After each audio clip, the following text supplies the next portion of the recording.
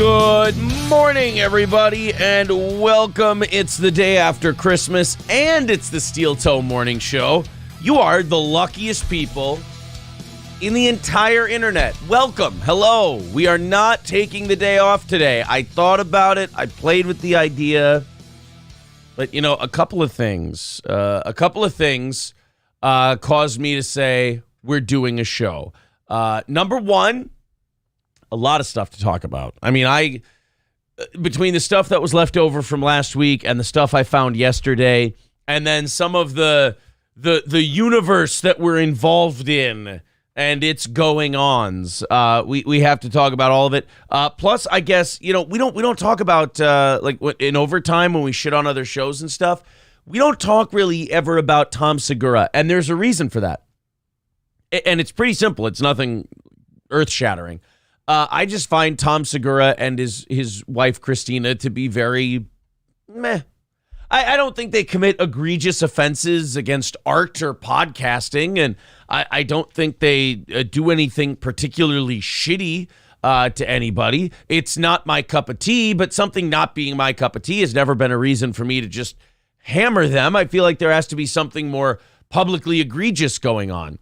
I mean, when we hammered Chad into a drunken stupor, there was a reason for that. He was delusional. He was projecting. He was like admittedly manipulatively terrible. And we're like, oh, we got to shine some sunlight on this guy. Then he starts breaking down after, and that part's just fun. Then there's someone like Opie who regularly lies and, you know, does all this like really weird, mentally ill shit. And it's funny to watch. And then, you know, there's 900 other people that we've made fun of. I mean, these are people who you can't just suck. I mean, first of all, sucking is relative to the taste of the person who's watching it. So taste isn't even something you can fall back on. You kind of have to do something extra, if you will. Delusion is probably the lightest offense you can commit that deserves our attention. But Tom Segura did something, and that kind of rattled his own audience. Tom, I guess, went after his audience and calling them losers and poor people, and he went on the Poors rant. And I just feel like the Poors rant should be something that's beneath an entertainer. And not only did Tom. When I think poor, I think Chad. You know, same thing with the word alcoholic or failure. But with Tom, he went on the Poors rant, which I think is beneath a guy of his success level, and then doubled down on the Poors rant. So we're going to talk about that probably during overtime today. There was a new Right On episode. You guys want to watch some Right On? They sent us T-shirts, which means they like us, but also I like keeping up with Kel and Bobby and their show and what they're up to and seeing if, you know, we've had people that we've criticized on this show, namely Alex Stein, who have come back later and actually thanked us for it. You know, they've said, well, you know, you actually, as much as I was mad at you at the time, you raised a good point, so I started doing this and that. And I'm not saying that my advice is going to make you, you know, do better, but it's just nice to see there's people out there who know how the game works. So who knows? Maybe Kel and Bobby, even though we've said very funny but kind of caustic things about their program, maybe they've taken that criticism and turned it into something. So we'll check in with them a little bit later today, plus a lot of other stuff going on for today's show. A quick program note, and I don't know if you guys like this or not. We're doing things a little differently this week. We have a house full of children's toys and gifts and all this other stuff that goes with, you know, having kids on Christmas. And I didn't want anybody coming into the house today. I didn't know if we were going to do a show today, but I know I didn't want anybody in the house. So instead of just telling Johnny, piss off, take a hike, don't come in today or whatever, I just gave all of the second mics except April the week off. I just said, you know what? Between Christmas and New Year's, I'm sure statistically there won't be as big of an audience as there usually is. So why don't you guys, you know, with the change to YouTube, we weren't as profitable. We're fine, but we weren't as profitable as we were last year. So the Christmas bonuses won't be as big as they were last year. It got out of hand for this show a year and a half ago. And so I said, why don't I give you guys, on top of your bonus we were able to give you, the week off this week. Heard back from Johnny. It sounded like he just wanted clarification. Are you saying nothing this week? I'm like, nothing this week. Didn't hear from the other two. But I just wanted this week for myself and to kind of do the show. And then April, I made a deal with April. I said, look, Monday, Tuesday, Wednesday, don't burn yourself out. Come down at like 7 or so. The audience and I will bullshit for the first hour. I'm doing my calculations. I'm reading the room. And I'm saying that I think a large portion of our audience this week is going to be waking up later than usual. So I said, why don't you give the audience and I an hour to catch up, hang out, tell some jokes, and then you come down and give the show a little steroid boost at 7 o'clock Central. So that's what we're doing this week. No Johnny, no Oz, no Corey. They're all going to rest. Oz hasn't been feeling very well anyway, so I figured giving Oz the extra week might be a little helpful. And we'll see how that goes. Let's catch up with you guys. Let's go into our chat for a little bit. Then we'll start the show. I see Kevin Dumbfuck from Why Do I Podcast is here. Kevin and our buddy B Dabbler, both friends of the show, and both big in that Stuttering John dabblerverse. They got into it on Kevin's show, and I was going to play some clips for you that I had, some timestamps that I had. It was very funny. It was very entertaining. It was a lot of fun. But Kevin felt that it was slightly embarrassing for him or something like that, so he took it down, which is funny because with my timestamps and what I have in the prep sheets, if he wants to think about unprivating it or just sending it to me to talk about on the show today, I can tell you this. I felt like a proud father watching Kevin from Why Do I Podcast because I remember when Kevin was starting out and he interviewed me and he asked me, he goes, what advice do you have for me starting this out? And I said, just be yourself with a shot of steroids in you. Go off, run your mouth, have fun, have a good time, lean into doing a show and this and that. And I thought his stuff with B Dabbler on Christmas Eve was, I couldn't move myself away from the computer. We started our annual viewing of Christmas Vacation late because I was watching Kevin from Why Do I Podcast and B Dabbler fight it out on Kevin's stream, and I thought you guys would be thoroughly entertained by it because I was. And I thought Kevin and B Dabbler did an awesome job. The problem I forget about, and I forget about it with everybody who's kind of new to this game, is they're not as hardened as I am. They haven't been doing this as long as I have, so they think that all of this stuff is real. They think that when you fight with a guy on your podcast, that it has some kind of real-world implications that's going to affect you. I can promise you it's not. You might see some things on Twitter for a day or two. You might see some things on YouTube for a day or two. But it's the cost of making great content. I have a drunken psychopath still rambling at me all hours of the day. I don't see 99% of it. The stuff I do see, I want to use to make fun of him. So it's not a big deal. It doesn't affect you. It's a show. One person can't harm your real life at all unless you let them. So when it comes to Kevin and B Dabbler and all this stuff, I know Kevin wrote me yesterday and he said, I'm going to private the video. You can call me a pussy, this or that. I'm not going to call him a pussy for privating the video. I'm going to call him wrong for privating the video, but that doesn't make you a pussy. And he's allowed to be wrong. He just started doing this.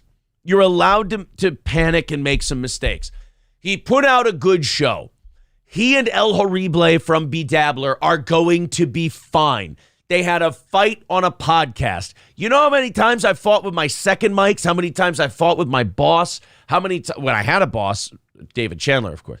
How many times I fought with coworkers on the air? I had our sports guy who weighed like 375 pounds come and belly bump me on the air because I was talking about what a complaining little bitch he was. And guess what? We were fine the next day. We're performing. It's a show. You guys will be fine. So I would encourage Kevin Dumbfuck to put that show back up have it up there. It's wildly entertaining. I've heard from multiple people that they had a hard time just, going about their day on Christmas Eve because they were stuck watching that. But, we'll see. Maybe he changes his mind. Maybe he doesn't. But I can tell you as a professional, it's not a big deal. It's not embarrassing. It's not anything like that. I promise you. Let's go on and see what's going on here. Did you see Banshees of Inisherin? Let's go into the chat, see what you guys have, and then we'll talk about it. Jimmy I says, I guess this guy has no custody of his kids to be doing a morning show. Right, because there's no way that someone has custody of their kids after their show's over rather than before. I mean, Chad sock account or just basic retarded guy? I don't know. I'm not sure. Ooh, watching that level of failure is tough. Wydad says, my dumbass drove into work this morning, but we were off. Oh, why?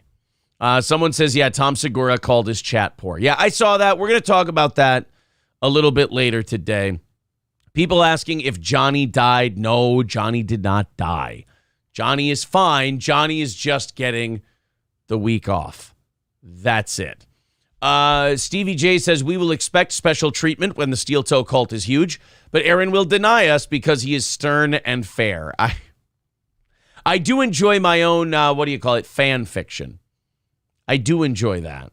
The Mood says Johnny made bank last week so he can afford it. Oh, everyone gets, everybody gets paid vacation here at Steel Toe. Z Kyle says everyone is fired. No, everyone is not fired. I promise. Nobody is fired. More money in Steel Toe pocket. No, again, everybody gets paid time off here at this show. Wydat says, so Aaron gave his employees the Jelly of the Month Club for Christmas.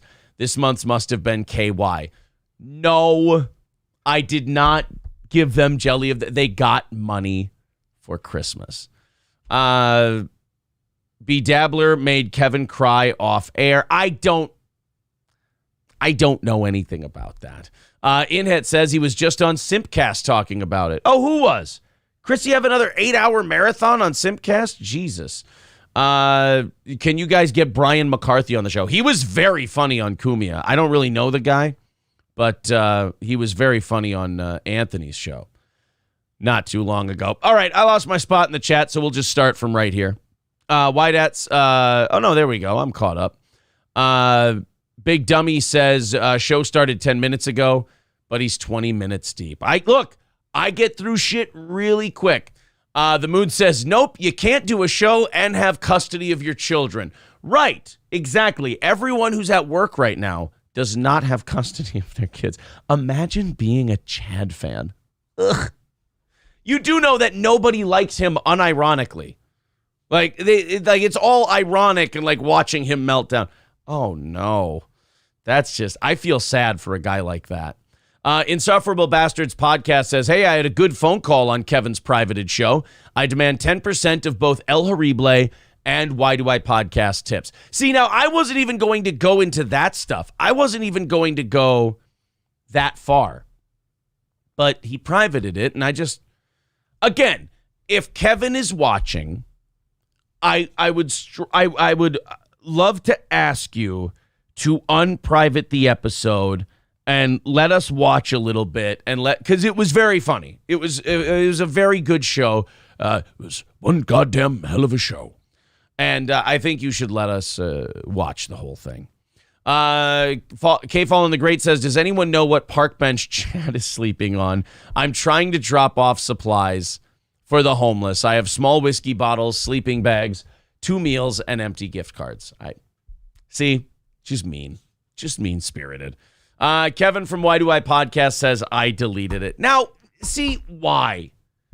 I would really like Kevin to either call in or have Kevin, if he wants me to open up a Zoom for him, I will.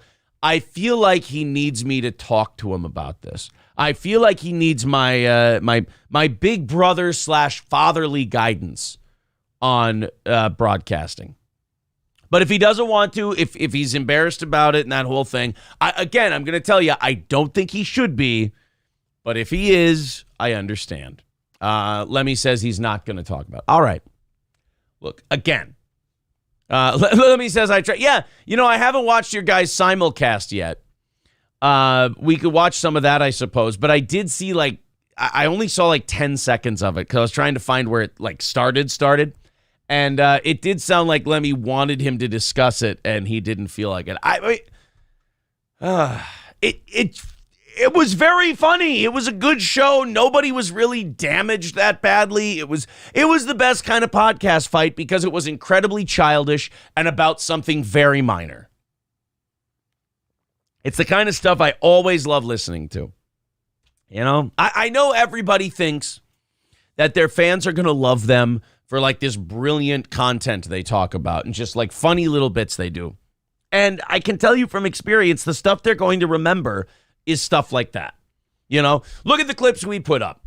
We have people who watch only our clips and they go, all you guys ever do, you just do a show making fun of this guy, that guy, or the other guy.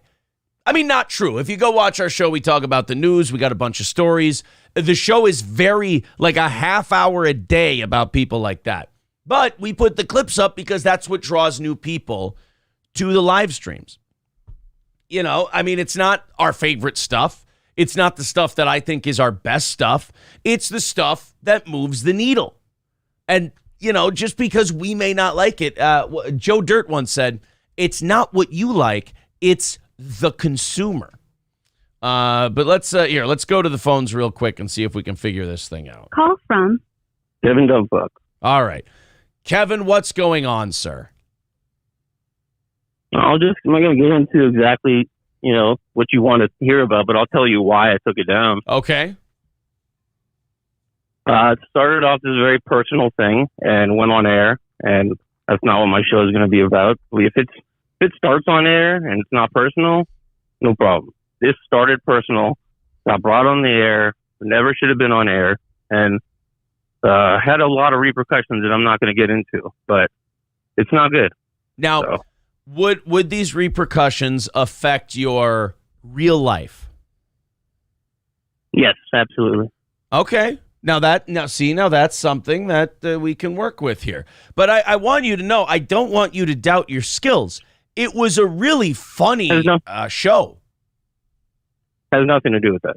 Okay. Zero to do with that. Because you also handled it in a very humorous way. You weren't upset. You didn't look, I'll tell you, you didn't look bad. It has nothing to do with that. Again, you guys, you're just reading it wrong. It's just a personal thing that should have never been on air, and that's not what my show is going to be about. I know people love that, but that's just it's not who I am. Well, I mean, it's got to be not the kind of stuff that I talk about. Well, it's got to be part of who you are. I mean, that came from somewhere. No, it's not for air is what I'm saying. I'm not saying that was me. That was definitely me. That was a real situation, but that's not the kind of stuff that I feel comfortable dealing with in public. It was a small friend. I won't give out too many specifics, but it was a small, friendly spat about money. It wasn't something that should crush the two of you. Well, I'm just going by what I watched on the episode. It was it was an argument about money and donations and spreading the wealth around and stuff like that. I think it digs a little bit deeper than that because it's more about how somebody perceives me and they see my actions and they see what my intentions were. And that's more what it comes down to. But if you're going to do a show and stuff like that, and I tell April this all the time, there's something you have to get ready for. You're never going to be able to control that. Well, I can control to a point. Yes and no. You kind of have to go with, you got to have the Eminem attitude of I am whatever you say I am. And then there's people that matter to you. And then there's people that don't matter. And if people don't matter, then whatever they say, you just own it and you don't care. Again, I think you're looking at this the wrong way. I don't care what people think about me and talk. It's really that it started as a personal issue and was never for air. Okay. Again, if we weren't friends first, If I wasn't friends with B Dabbler first, then that would be a different story. But you were friends before, and you will be friends after. You guys can't put too much weight on this kind of stuff. Well, I beg to differ.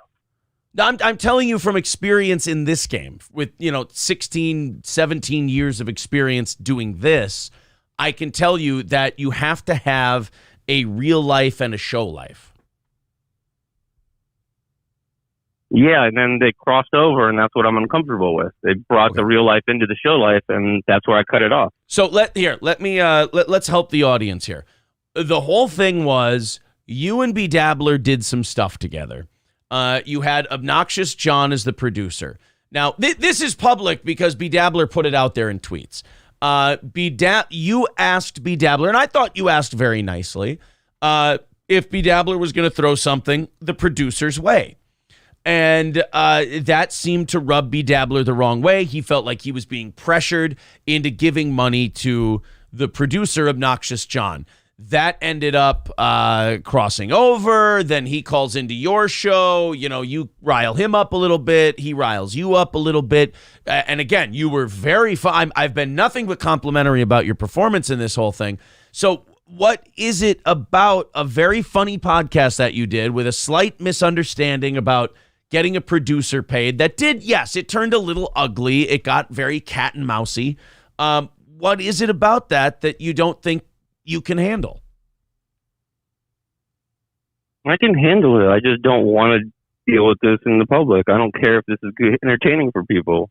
I choose to not deal with this publicly. But are we talking about a matter of like $20-$30 here, or? It's nothing to do with money. I mean, a little. That's kind of what the whole thing was about. It started off with that, but that's not what my problem with it is. Well, now, okay, so help me understand and everyone else understand, what is your problem with it?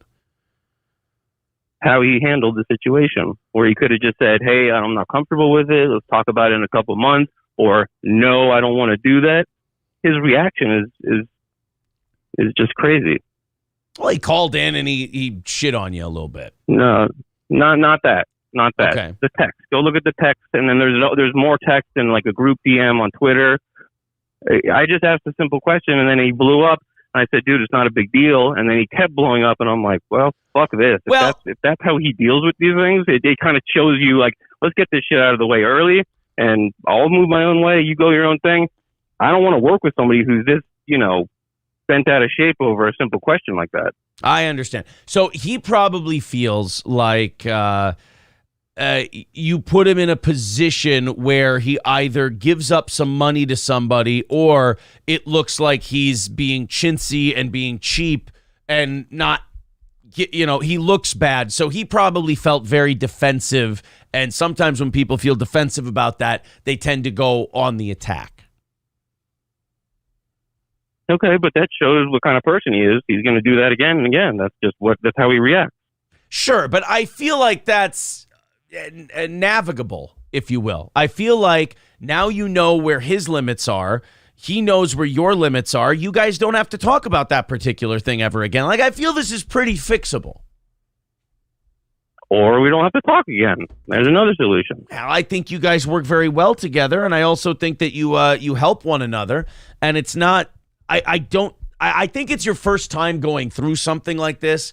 And I think if you could fast forward 3 days, you would see that this isn't that big of a deal. No, I think you're looking at it from the wrong perspective.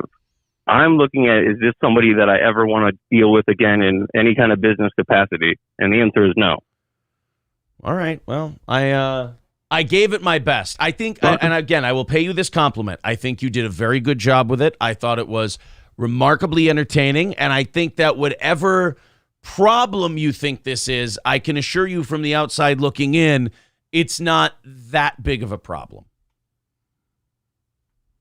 Yeah, well, I mean, there were some personal things that were said on both sides that I just don't want out there publicly, just for fodder. Again, it's not the kind of, you can laugh at me, you can make fun of me, that's fine, that doesn't bother me, but if I can control some of my personal stuff getting out there, also some things I said that I shouldn't have said, then that's what I'm going to do. Maybe in the future, if I still have the episodes, locally. Maybe in the future I upload it, but I don't want to deal with this anymore. I want to move on, move away, just continue progress. I feel like this is going to drag me down and hold me back, so I'm just going to move on. I will ask you this final question before we let you go and let you move on. Would you like to take this opportunity now to call B. Dabbler a filthy, disgusting anti-Semite? No, I think I did that enough on the show. Do you think there's some anti-Semitism in all this? Well, I mean, the first thing he goes to is this guy's a conniving Jew. So, I mean, I don't know. It sort of seems that way. He got really angry when I even joked about it, which it was a joke. It was a funny. That's when he called up and he got really angry. Can I say this? It was a funny joke. I thought it was. It was a very funny joke. It must have struck a nerve because he got really angry about it. So I'm like, whoa, maybe there's something to that. He was. He definitely thinks I'm conniving. Maybe it's not the Jewish part that he thinks is the reason for my connivingness, but see, like now you're kind of you're playing the game again now. See, you're kind of going back in a little bit. I like it. It's good, and it's yeah. It's I look. I think this is a very solvable thing, and I think you're running away from your own talent on this one. Maybe, but again, I see it as more like, oh, okay, that's how this person is. I accept it. I'm not going to try to change it, but I don't want to work with this kind of person. If they're just going to handle a simple question this way, that's as simple as that. I mean, I don't know how many times I can say it. All right, this is the last thing I want to ask you because it's coming up in the chat a lot. Is this Talmudic trickery? There's always Talmudic trickery. All right, so this is Talmudic trickery. I knew it. All right. Well, Kevin, thank you very much for calling, sir, and I'm sorry I couldn't sway you to put the episode back up because it was very entertaining. No, I appreciate the kind words, but, I said my piece. All right, now go to Temple. I'm going to work right now. Temple. Have a good show. All right, bye. Well, that's too bad. Oh, well. Everybody wants to do this shit. I dropped my pen, and I was going to use it for narration. Everybody wants to, do this right here. Everybody wants to do it. It looks so much fun when you watch somebody else do it. And then you get in there and you go, oh, there's lots of weeds and there's lots of, boulders in the river to navigate. And there's a lot of icebergs. And, I feel like I could talk to all these people. I feel like like E-Rock, I should start a consulting firm. And I should talk to all these podcasters and I should help them. I should tell them, like, look, if you're very entertaining and you leave your podcast life on the podcast, you're going to be fine. But, what do you do? What do you do? Now, we have to ask this question. Is the entire dabblerverse going to collapse in on itself before DabbleCon even gets here? Oh, my God. Well, it would seem B. Dabbler is taking Shuli's advice. Wait, the Jew? I thought he didn't like Jewish people. What the hell's going on here? I have no idea. Well, I like that kind of stuff. I wish we could have played the episode, but what do you do? I don't think we need to play. Sorry, Lemmy, you're not going to get any press out of this one. I don't think we need to play the Kevin Dumbfuck Lemmy thing now because I think Kevin kind of said his piece on that whole deal. And unfortunately, nobody wants to take my advice. I mean, look. I'm also engaging, I guess you could say, in a level of Talmudic trickery myself. I do have a Hebrew first name, so maybe it's bled into me. I don't know. But I also want that episode put up, not just because I thought it was very good, but because also it was a big chunk of show prep today, and I was really excited to go over it. And I asked April, I was down here last night just laughing out loud at the whole thing, so I feel a little slighted by that fucking Jew. No. Oh, they got me again. Look, I never said Kanye was right. I just said you people made him look like he had some points. And then all of a sudden, I can't watch a podcast. Oh, God. Kanye goes off about the music business, and it starts a butterfly effect that leads to me not being able to watch a show. Unbelievable. Let's go to Ice Gutierrez with $2. Thank you very much, buddy. He says, did you see Patrick Starr roast Russell Wilson last night? Russell Wilson. I mean, at what point are you just whipping a corpse if you're beating up on Russell Wilson? I looked at his numbers yesterday because, the Broncos are in the AFC and we haven't played them. I just knew that he was struggling and the Broncos were terrible. I didn't realize how bad he's actually been personally. Has he been awful? Matt Grove says, why do I podcast proves that dabblers come from all sides of the sexuality spectrum. Lemmy says to Why Do I Podcast, a person who chooses to earn clout rather than chase it is more successful in the long run. Well, I don't think he was chasing clout in that episode. I thought he was just doing a really fun show. That's all.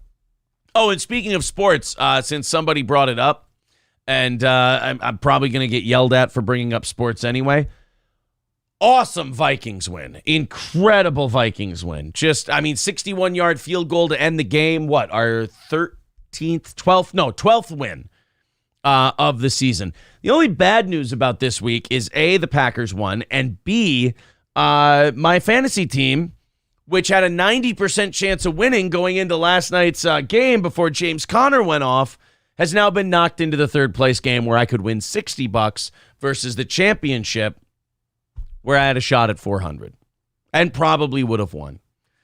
Just a shitty deal the whole way around. Oh, well. Well, we got a lot of stuff to get into today. I'm very excited about all of it. Let's start with the Mall of America. Here, for those of you who don't know, this show emanates from Minnesota. And over the weekend, I think Christmas Eve night, which is it the 23rd or the 24th? That's like the biggest shopping day of the year, or one of like the 2 or 3 biggest shopping days of the year. At the Mall of America. Now, I don't know about you guys. All my Christmas stuff is done by Christmas Day. Christmas Day for me is like putting all the kids' new toys away, resting up. It's kind of a home day. Whereas the 23rd and the 24th is like a 2-day Christmas celebration with the kids and the family and the whole thing.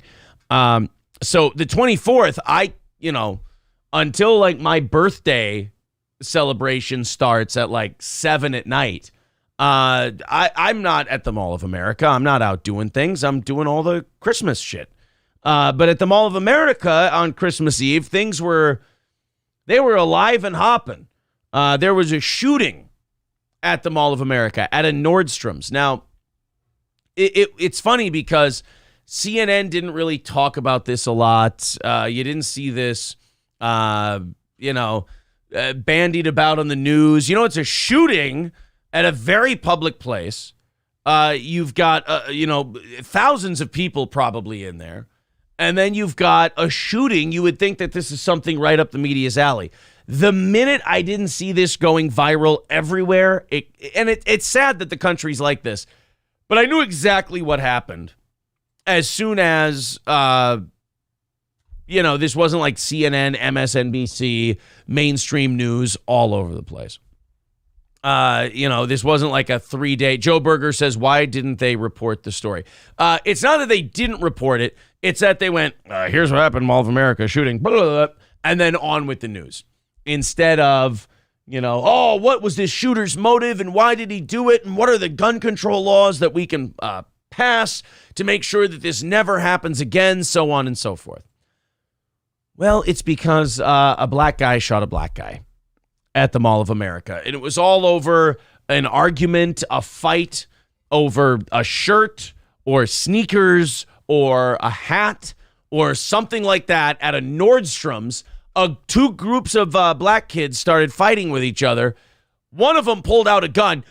As you do, 2 groups of people are standing there yelling at each other, being bitchy, being snippy, calling each other motherfuckers, whatever they're doing. The only reasonable thing that a normal, well-adjusted member of society does is take out a lethal weapon, point it at a person, and unload it on them.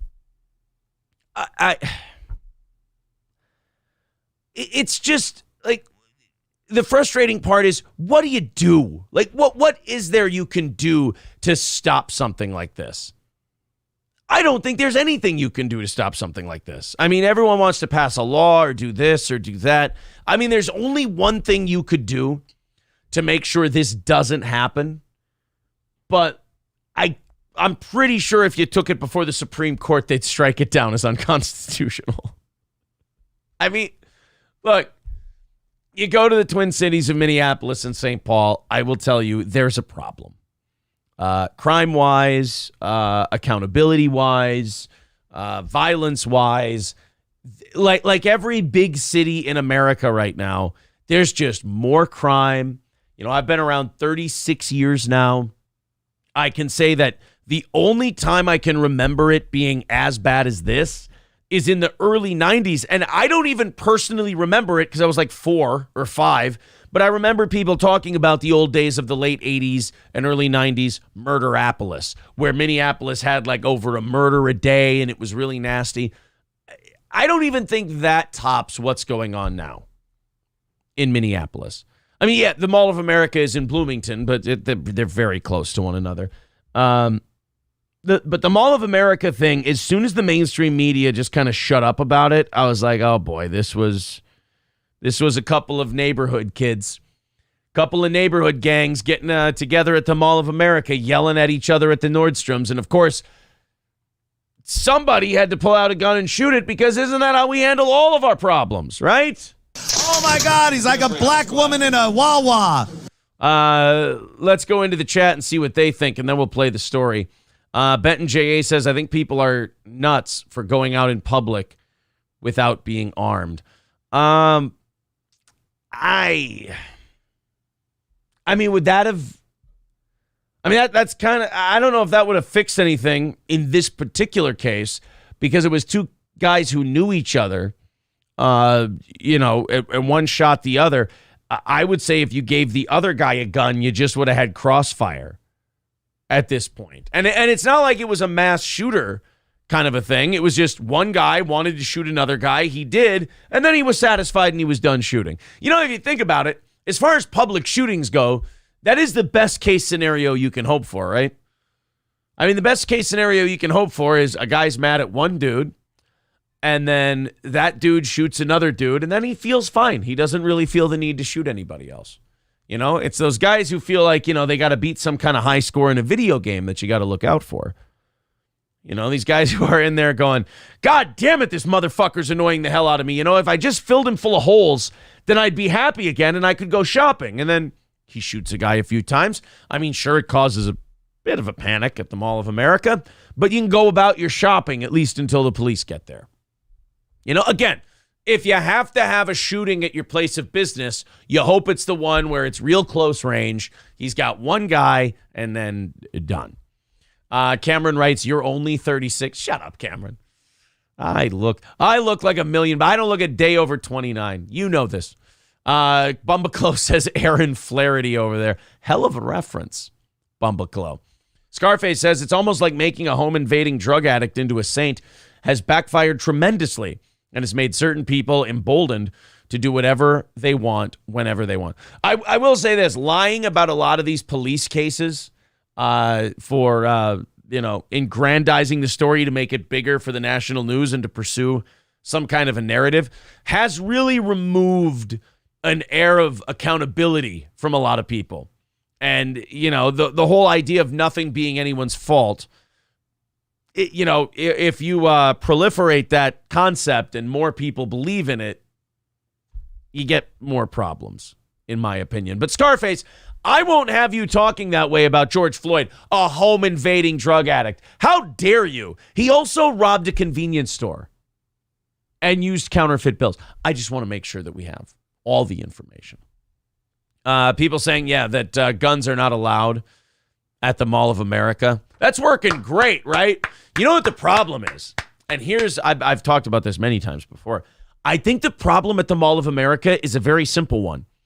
You just need to hang more signs. Think about it. What if this guy would have actually saw a sign? Could we maybe retrace his steps from where he entered the mall to the Nordstroms and see if maybe there aren't that many gun-free zone signs, and maybe make it bigger in picture form rather than word form, because maybe he's not a strong reader. He probably went through the Minneapolis school system, so, put some bigger signs up there, make them more picture-oriented, and then maybe he would have felt shame and left his gun in the car. It's possible. He wouldn't have tucked it into the waistband of his sweatpants, which, by the way, I'm guaranteeing there was no holster involved in this whole deal.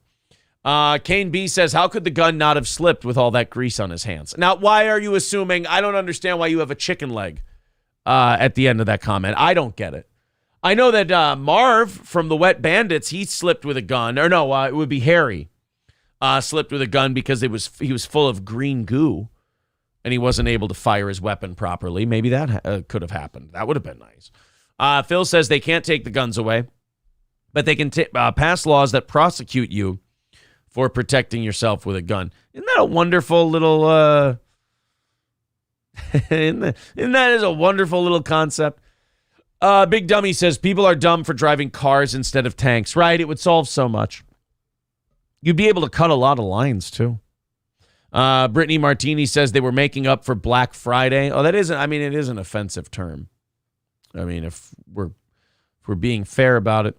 Redbeard says no one wants to fight it with fists no more.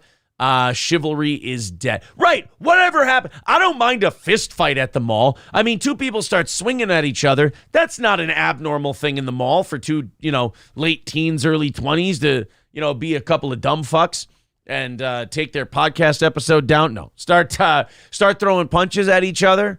That's within the realm of acceptability once in a while, but shooting each other, Jesus. I mean, the fear of something affecting your future being completely thrown out the window like that is remarkable to me. I mean, even hitting a guy in public, you got to think, boy, I got a lot to lose. Is it really worth jacking this motherfucker in the face? Like, is that something I really, because that's a hassle. Like, it is a big time hassle to punch someone in the face. That's why if I ever want to fight someone, I try, I'm like, hey, why don't you put on headgear and gloves and we'll get in a ring and we'll do it. Because then you don't have to worry about the legal ramifications of punching a guy in the head. You punch a guy in the head, it becomes far more trouble than it's worth. There's paperwork, there's arrests, there's potential lawsuits, there's all kinds of problems. Ask Pat Dixon. When he hit Gino Bisconte, he's still dealing with the ramifications of that shit. Because he was mad at a guy for having his girlfriend on a podcast, so he punched him in the mouth. You've got to have so little to lose that you don't even think about that before you shoot a guy. I mean, and we're just talking about punching a guy. And now we're talking about fighting or shooting. We're not talking about fighting anymore. We're talking about shooting somebody and the troubles that cause. Jesus. What the fuck is a Nordstrom, says Granny. It's like isn't Nordstrom's? Okay, I'm going to fuck this up. Is Nordstrom's more like a Marshall's where it's like discount stuff? Or is it more like a Macy's department store kind of a thing? I don't know. When I hear Nordstrom's, I just think like gay. And so I don't really go in there. But let's continue on here. The more pressing priority is gun control. Someone says, oh, yeah, you gotta get these waistlines in hand. Kraken Slappin says, shooting someone over a pair of shoes is totally worth going to jail for. Right, I know you're kidding, but like that's what I'm talking about. But whatever he shot the guy over, it was a words fight. It was something about like, arguing over disrespect or clothing or something like that. And you shot a guy. Do you have any, again, punching a guy in the face is a huge pain in the ass. Shooting him is 1,000,000 times more of an inconvenience than that. They're saying Nordstrom's is higher end like Macy's. Okay. Nordstrom is, they're telling me Nordstrom is higher up. Triple N, however, saying more like Nerdstroms. Am I right? That's that post-Christmas humor I'm looking for.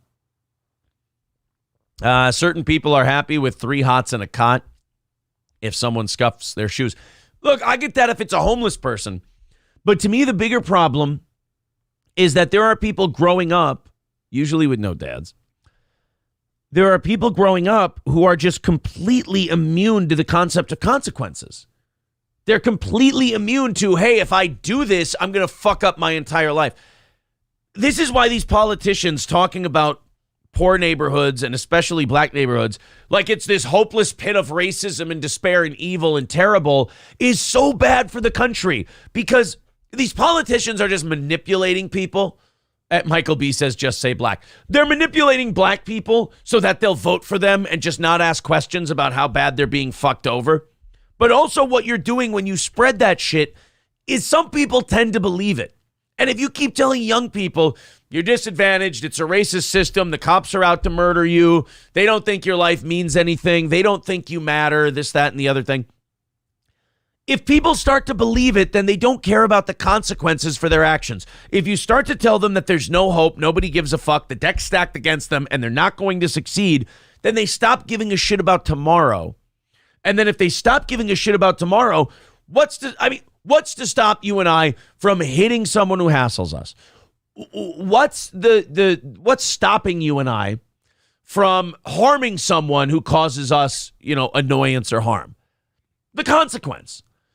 If the consequence doesn't matter to you because you've got nothing to live for anyway, because all these politicians have told you that it's all bullshit, everyone's against you and this and that, then what's to stop you from dealing with your problems that way?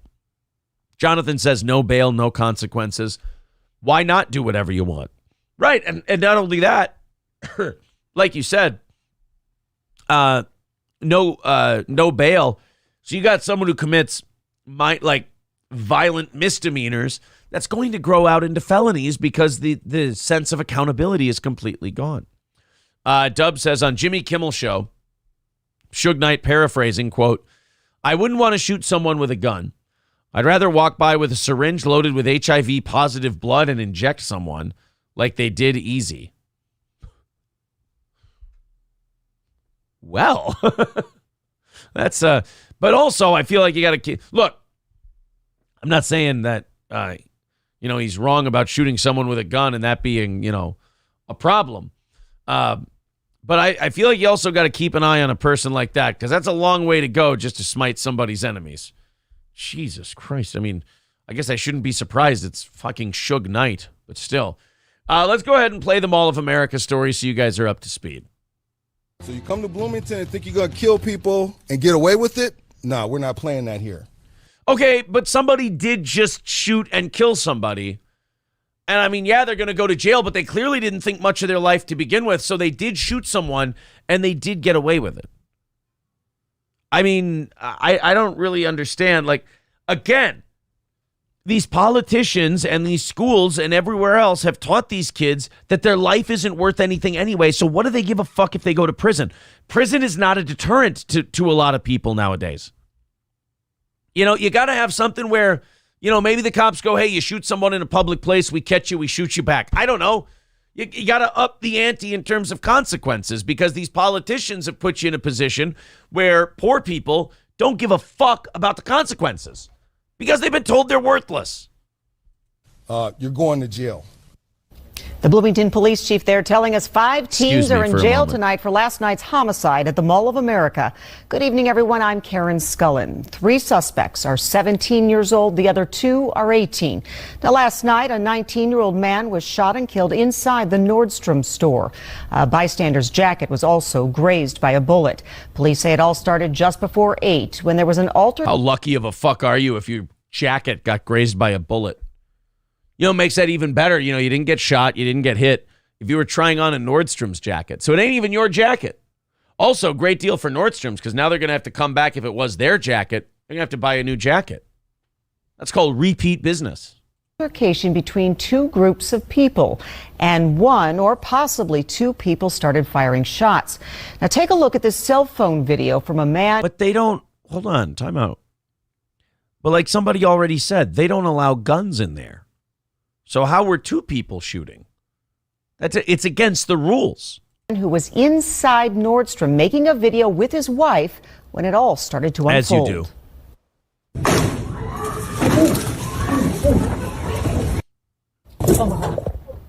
You can tell that he maybe came from a rough upbringing because like suburban people hear that noise and like, I wonder what the hell that was. That was really loud. You can tell, like, people's reaction to gunshots is a good telltale sign of, like, how many gunshots they heard growing up. Like, if you're an outdoorsman, you're like, what the fuck? That was a 40 caliber handgun. What the hell? You grew up in the ghetto, you hear the gunshot, you go, get the fuck down right now. They can't aim for shit. And you're a suburban person, you walk towards, you're like, I wonder what the hell that sound was. Today, Bloomington Police Chief Booker Hodges announced 5 teens were arrested in St. Louis Park at this apartment building. All of them are... Mall of America shooter, we coming for you. Oh, sorry. They shouldn't have made Booker T. Hodges the police chief there. He's just so aggressive. Expected to face charges of second-degree murder. It's believed one of the 18-year-olds actually fired the gun, and it's possibly there is a second shooter there. Now, still a lot of questions, and the chief says the suspects aren't talking right now. The why here is the thing that we still don't understand because I'll tell you what it was. It was probably a stupid fucking argument about something nobody gives a shit about, and somebody got shot to death over it. And I'm sorry that happens. I don't want Bumbaclo calling me Aaron Flaherty again, but it happens a little too often that people are shot and lost their lives over stupid horseshit. Something has to change. And it's not the cops. It's not, the politicians could stop talking like this place is a hopeless pit of despair for everybody from which there is no escape. We could cut out the nihilism in certain parts of this country. That would be helpful. But I think what's frustrating most about this is it has to be a cultural change from the inside. It's not something we can it's like alcoholism or drug addiction. You're not going to be able to change somebody unless they want to change. Until young 18-year-olds in Minneapolis don't want to shoot each other over a small disagreement about clothing or the neighborhood or something like that, have all the after-school programs you want. Elect all the politicians you want. Put in whatever police chief of whatever color that you want. It doesn't matter until you change the way people think. And you don't change the way people think by telling them that their life is hopeless and nobody gives a shit about them. No one is cooperating with us. We believe that... Wait, hold on. Go back. What did he say that surprised me? This is the thing that we still don't understand because no one is cooperating with... Oh, another great cultural touchstone. No snitching. Isn't that wonderful? Look, no snitching is great if your friend stole a Snickers bar, okay? Tee-hee-hee, you didn't rat out your friend, you got to split a Snickers bar. Cool. He fucking killed somebody. He fucking killed a guy. You can snitch now. Somebody lost their life. There was a shooting at a fucking mall. Yeah, a lot of words coming to my mind that I'm going to chew on for a little bit. That no snitching thing, though, this goes back to the radio days. Some of our old school people will understand my take on this. I hate that no snitching shit. You know what? There is no honor among thieves. So there is no code to no snitching. You know what no snitching is? No snitching is always said by the guy who's guilty of something. It's a manipulative woman tactic. Hey, don't you snitch. Snitching is bad. Why? Because it could get me in trouble for something. Not because there's some ethical reason why you shouldn't do it, or there's some decency attached to not informing the authorities when a murderer or rapist is on the loose in your community. It's because the murderer or the rapist doesn't want to be caught. No snitching is one of the dumbest fucking things. The fact that became cool is one of the worst things that could have ever happened to crime rates or anything else. So now you have the police, who the politicians have told the people in these communities are completely untrustworthy and actually very racist. Even if they're black, they could be white supremacists. This is the kind of bullshit they spout. And so then when some guy fucking kills somebody inside of a mall, they still look at the cops as the bad guy and suspect, and you shouldn't talk to them. Not the bad guy is the guy who would pull out a gun in a fucking shopping mall. It's obviously the police you can't cooperate with. I mean, on one hand, the neighborhoods where this happens, they fucking deserve to be that way. But on the other hand, it affects everyone else too. With us. We believe that this is some type of long-standing feud, that's been going on, but no one is cooperating with us right now. This is just the latest fire. And by the way, nobody's going to communicate with you. I promise nobody's going to communicate. Oh, this is the best part. This is where they tell you how many times guns have been used at the Mall of America in the last year. This is really nice. Related violence at the Mall of America. According to our data, this is the third shooting at the mall in the last year and the fourth gun incident. On New Year's Eve, So basically, if you're paying attention to the numbers there, once a quarter at the Mall of America, there's some kind of shooting. It's good. A good quarterly, a quarter quell, if you will. 21, 2 people were shot. On August 4th of this year, shots were fired outside the Nike store in the mall. A few weeks later, on August 26th, the man walked in with a rifle and robbed a store there. Then on October 18th, the mall announced metal detectors at some entrances. Great. Now stick with us as we learn more on this developing situation. So shots fired outside the Nike store. What do you suppose that was about? Man, I got a red mark on my shoes from you stepping on them. You scuffed my Nikes. God. Michael B says, robbed with a rifle. Good move. Right. What a cumbersome object to rob a store with. Like SEAL Team 6 in there trying to get, give me a button-up shirt, asshole. Someone says, Ryobi says, holy fuck, what a shithole. Yeah. I mean, look, we won't go to the Mall of America with the kids anymore. We used to bring them there a lot. They like Crayola Land and they like the amusement park. But it's like, look, man, once a quarter, someone's getting shot in there. And it's not about like of all the people there, I think, me, April, or the kids are going to get shot. You don't want to expose kids to that, even if it happens on the other end of the mall, because they lock down the mall for an hour. It's a very scary situation. You don't want to be a part of it. You don't need little children being exposed to that shit. So there you go. Mall of America, Christmas Eve. Fucking shooting. And of course, no one's cooperating. Let's go into the chat a little bit. Citizen M says, can we start a GoFundMe for Kevin's producer to encourage Kevin to unprivate the Christmas Eve live stream? # release the tape. I do wish the tapes were out there, but what can you do? You can't make someone do that. Someone out there playing Call of Dickies, says Druzilla. Is that going to be the next Modern Warfare? Call of Duty? It's going to be based in Bloomington, Minnesota. Call of Dickies. I like it. I think we get, you pitch that to game developers. I think you might have something on your hands there. I wore a backpack in there once, says Obese Lemonades, and had these undercover dudes following me around the whole time. Look, we're not going to talk about the benefits of profiling today, because I feel like we get into that topic and we'll go down a long rabbit hole. I'm just saying, if you go to the Mall of America, there are certain people that you could follow around who have a backpack on that you could go, guys, you're wasting your time following that guy. They're nerds. There's no reason to follow Obese Lemonades. He's a fat guy with a backpack. It's not a big deal. Guinness says, hey, it's Perry's Squeeze. April is here, everybody. Good morning. April, of course, we released the clip from one of the shows yesterday of Perry Caravello. April thinking Perry was just being nice, everyone else informing her, no, Perry's a giant pervy hornball. Hey, I learn. Should we show them the clip of Perry lusting over Blair White?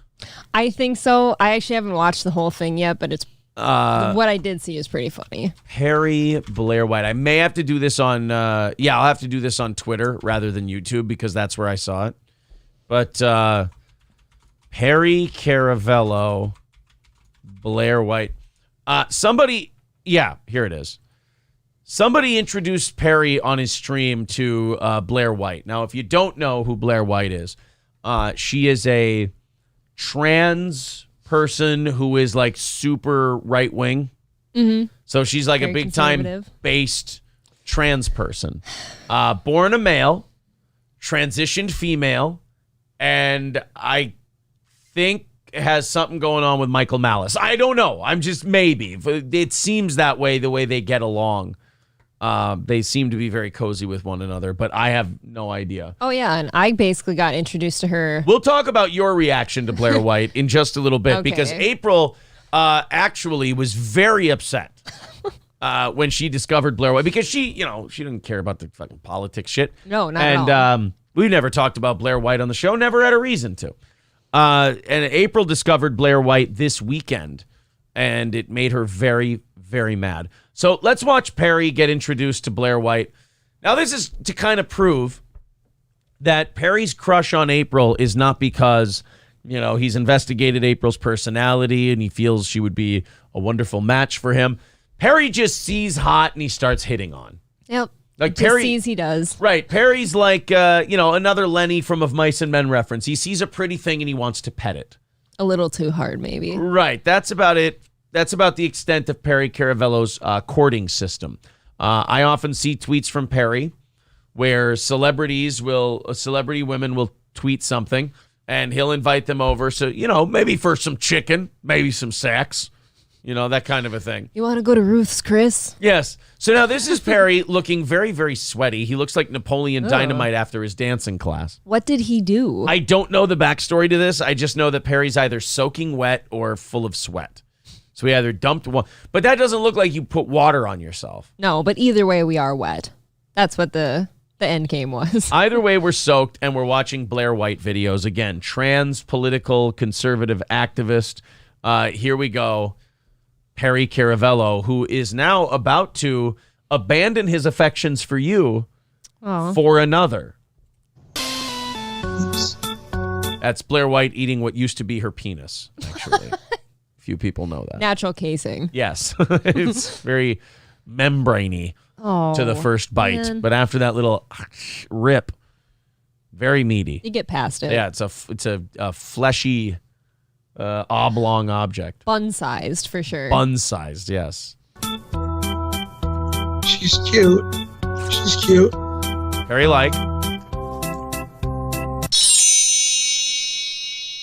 So what up, guys? Welcome back to my channel. My name is Blair White, for those of you who are new, and we're talking about some explicit stuff today. If you want to talk. Okay, so this is Perry's reaction to Blair White. By the way, a little trick Blair's doing, she does the makeup contouring on her tits. Yeah, I find that to be a bit of a dirty trick. Makeup contouring everywhere, really. Yeah. A lot of it on the face. Putting a lot of peaks and valleys where they really aren't. A lot of optical illusions. We got a lot of... Actually, her makeup artist is going to be filling in for David Copperfield at the MGM Grand this summer. Makes sense. Yeah. I'm actually very shocked by her voice, too. Like, she sounds very feminine, but not in a... Well, we're going to get to what you think about her, because you are not... I wouldn't put April in the Blair White fandom category. I'm not pleased. Explicit stuff today. If you want to talk, we talk privately, not here. This is a stream that is way too popular and way too explicit, and I don't want our private life to be explicit. You know what I love about Perry is the confidence, not only that at how big his stream is, he has no idea how big of a deal Blair White is in political circles. Not at all. But also the fact that he can sit there a sweaty mess with some kind of wig or Santa hat on. Wig or Santa hat on. It sounded like I said wig or Santa hat on. I don't even know what that would look like. You don't want to know. Yeah, he has some kind of wig or Santa hat on, drenched in sweat, in his 50s, obese, and being like, listen, Blair White. Like, he's not only is he thinking that Blair White wants to chat with him, but he makes the fucking rules. Oh, yeah. Perry's an old school man's man. I do appreciate that he wants to keep his private life private. Not only that, like that. Not only that, he's not going to let some dame tell him how they're going to communicate. Nope. He wasn't saying, I'd like to talk to you off stream. He's like, we can talk if you want to talk, but we do it off stream. This stream is way too popular. Like, look at Perry pulling his dick out, not knowing that Blair White's got a bigger one. Look at this apartment, too. He really does think who the hell he is, right? I do. I like that about Perry. Yeah, he's got a North Korean flag. I know. And all these garbage bags in the corner, the boxes of garbage. He's never going to run out of garbage bags. Oh. All right, it's private. And the question is, if I'm interested in you, the answer is yes. Oh, no. Perry, no. Perry, leave yourself a little wiggle room, buddy. Don't just go right. I mean, that's a soundbite now. You are an attractive young lady, and yeah, I am interested. But if you're in town, thank you, and I look forward to hearing from you. Uh-oh. Privately, thank you. Oh, and he blew her a kiss. I didn't get one of those. Oh. Blair White could blow her a kiss and blow her dick. He could do both of them if he wants to. Does she still have hers? That is, look, that is something she doesn't answer. Why wouldn't you? She wants to maintain some of the... Because if the answer is yes, people will be like, oh, well, then you're just a guy in makeup. Like, especially, okay, think about it. In conservative circles, you can't say that. Because she's really popular in conservative circles. So she wants them to kind of forget she wants the trans thing on the peripheral. I can also see it this way. Like, it doesn't matter if anyone knows what we do or don't have because it's pretty obvious. But, like, for her, I feel like there'd be more of a mystique about her. And if she told people one way or another if she has one or doesn't have one, now she's, like, cutting off half of her audience if they don't like that. Right. Also, have you ever, in the classic Chappelle sketch where Clayton Bigsby, the blind black white supremacist, takes off his hood, Yeah. And then the guy's head explodes? She's worried that with a conservative audience, if she shows them that she has a dick, their heads are going to pop off. There might be a chance. There's a possibility. And that's going to, if you've ever seen Marvin in Pulp Fiction, that head exploding makes a giant mess. It's pretty gross, actually. It's pretty bad, yeah. A lot of goo everywhere. Yes. So Perry Caravello, unfortunately, April, already moved on. You didn't answer him quick enough on the, do you live near Reseda, California? Or maybe he didn't like my answer. He may not have liked your answer, and Perry doesn't bother with asking twice.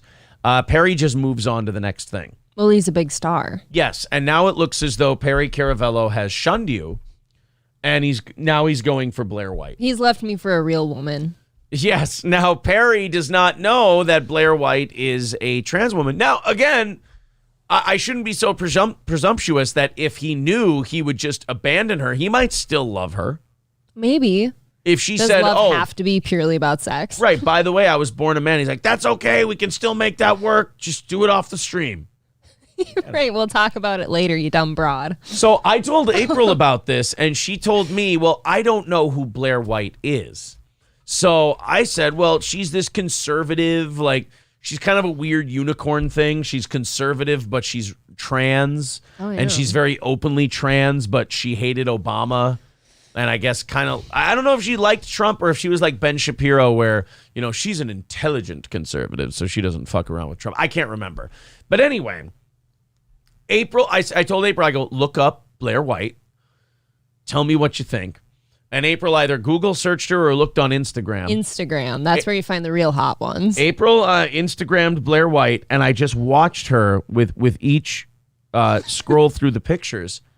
I watched April get angrier and angrier and angrier. I watched her get so upset that Blair... I heard April say at one point, this trans person is hotter than I am. That was the whole angry part. Yeah. Dude, okay, so I think, by the way, I want to excuse myself. I think I'd had a couple drinks at this point. Okay. Where we discovered her. It was after dinner, I believe. All right. And I'm flipping through this chick's Instagram. I'm like, this is a total trap. Like, good, you have Instagram. You should pull it up, yes. She's a total trap. Like, if some dude is looking to pick up a girl at a bar, like, this is it. She's a total smoke show. She's way hotter than I'll ever hope to be. And she wasn't even born a woman. Hello. Now, my problem with your assertion that, she's hotter than I'll ever be It's true. Is simply this. No. I don't know what you look at. We could obviously be looking at different things. I think her face gives away the fact that she was born a man. See, and I don't. I've seen some women with, like, to me, she just has like a round looking face. I feel like I've seen women with that face. In relationship to their height, Blair White's head is the same ratio size as Joe Rogan's is to his head. I hear you. She's got a dude's head. Does not have a dude's body. Well, at all. That kind of surgery can be done over the weekend. I'm just saying, like, that's why Joe Rogan is dead. He found Captain Winky. I wouldn't even put her in like a butterface category. She's just hot. Look at that picture. To me, I see that maybe it's because I know. Yeah. But I see this and I go, that's a Twinkie guy. That was part of my argument to you is what if I brought you this person and you had no idea? You'd just straight up say that's a hot person. Okay, so right here, yeah. I don't know. You don't know. It's hard for me to take that part out of it because I do know. But there is part of me that believes that even if I didn't know, this would be a red flag to me. I don't see it. The cheekbones would be a red flag to me. The jawline would be a red flag to me. I've seen women with the round face before. Plenty women cake their face with makeup, so that was no surprise to me. Like, that just looks like a hot chick. And there she is hanging out with Tim Pool. Hey, look, it's GrifterCon. And then on top of it... there she is getting ready for her date with Perry. It's very nice. Yes. On top of it, I hadn't heard her voice until right now this morning. She sounds hot. Like, she's got everything going for her, and I don't like that she's far hotter than any, like a lot of biological women could hope to be. Okay? That was my only reason I was angry about this. Yeah, Jonathan saying you wouldn't know. Exactly. If you didn't know. She is definition of a trap. Like, you're getting home, and you're like, oh, my God, I've never had a woman this hot. And then... But Bumbaclo is saying, get under there, at least Bumbaclo is saying what I said. Bumbaclo says the face is slightly masculine. And I feel like if I had to be single in today's world, I do think for me, she would be a red flag. I really think you only think that like because of the makeup if you didn't know any better. Like you just see a really made up woman, you're like, oh, she's probably a lot of work. Like, I think you guys are being very nitpicky if you think that's well, most people are not. Big Dummy says 6 beers in, I'm making a move on her. Yeah. Just saying. Oh, yeah. You have a vagina and she doesn't, you silly goose, says Benton. I mean, you got her there. Look, I've got her beat there, yes. But Gravy Show says her voice gives it away. No way. I think her voice is fine. Like, shit, Cher sounds more masculine than she does. I mean, that's fair. Come on.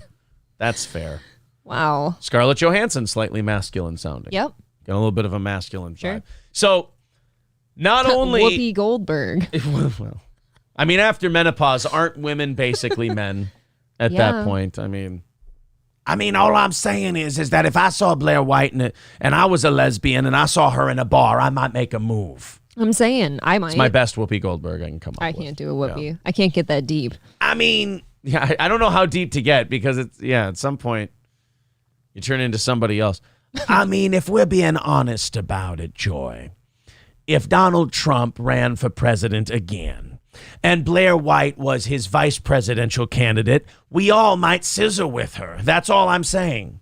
I've got to say that was brilliant. Was that I feel like I'm talking to Whoopi. That's a pretty good Whoopi Goldberg? Now, you just need a few more props to, pull off the whole gimmick. I mean, at one point, I was talking to a man in Reseda, California, and his name was Perry Caravello. Oh, I've heard of Perry. And when I was talking to Perry and he had sent me pictures of his dangle, I was very interested. I don't blame you. I would date Perry Caravello. Now, I don't know about Joy. I don't know about anyone else here on the panel, but I find Perry Caravello to exude sexuality. And he does, but he'd prefer if you just DM him. But he also prefers that I have a penis. And I can't do that anymore. Anymore? Well, that's best Whoopi Goldberg I can give you. There you go. Steel Toe, that voice is too black, disgusting. Look. That was really good, though. I don't know if you know this. Whoopi Goldberg is black. So it's kind of hard for me to avoid that part. He gives me the full, show off there. So you lose Perry Caravello to Blair White. Is this a problem for you, or do you understand? Look, Blair's probably more deserving of Perry than I am. He's a big star, and she's clearly a bigger star than I am. Okay. Very hot. I understand. I get it. Now, you were saying, and again, you had a few drinks, but you were saying during my birthday celebration that Blair White should almost... You were intimating that having sex with her should almost be outlawed. Did I say that? Yeah, you were saying that it should be illegal. You were comparing it to not telling someone you had AIDS before you had sex with them. You were saying that it should be illegal, like it should be against the law to because you thought it was a trap and it was tricking people if a guy has sex with her. No, I think you're going a little farther than I did. I mostly said, if you're a man and you take her home and you're thinking she's got all the inner workings of a woman, right? And you find out that it's not that and things go down that you're not okay with, is that put in a new category of a sexual experience now? I don't know where I can put this, where I can say this on YouTube. I think it deserves more of a conversation than this country's willing to have. I think so too. Yeah. I think that's really screwed up if you bring someone home thinking they're a certain way and then suddenly they're not. I mean, what is it called? Transphobic? I mean, there was a time, April, and I want to tell you this, that I had brought a man home. And I thought he was a very cute guy. And this was just after Sister Act came out. Oh, sure. And I was very, star. very famous. I was a huge star. And child, I brought that man home and he had tits and a vagina. And I'm not saying that that's something that I should have reported to the police department. But I did anyway. Oh, and well, see. It turns out he had a gun in his truck and he went for it and they killed him. See, I think that got out of hand. But he was white. I don't know that you necessarily need to be reporting things, Whoopi, but... Well, I'm sorry. Just tell him you're not interested. I will fully admit, child, that I panicked. Yeah, it sounds like it. And that's my fault. I think we can just say, no, I'm going home. All right, so Perry's going to date Blair White. He's moved on from April, and April seems to be very well adjusted about the whole thing and seems to have taken it in stride. I took it hard this weekend. I'm better now. You're welcome. The Mood with $5 over on PayPal. Thank you, buddy. And also Mr. Nobody with $5. Thank you. Says she has a better hairline than both of you. New Boot Goofin, your hairlines are looking nice this morning. Oh, thank you. I must be trying to hide mine. Thanks. Are you? No, but was that like an admission? Maybe I am. No, maybe it ended up that way. By the way, if you guys want an update on where we are goal-wise for this show, we are $150 away from next Wednesday morning's show. So you got not this Wednesday morning. We're good there.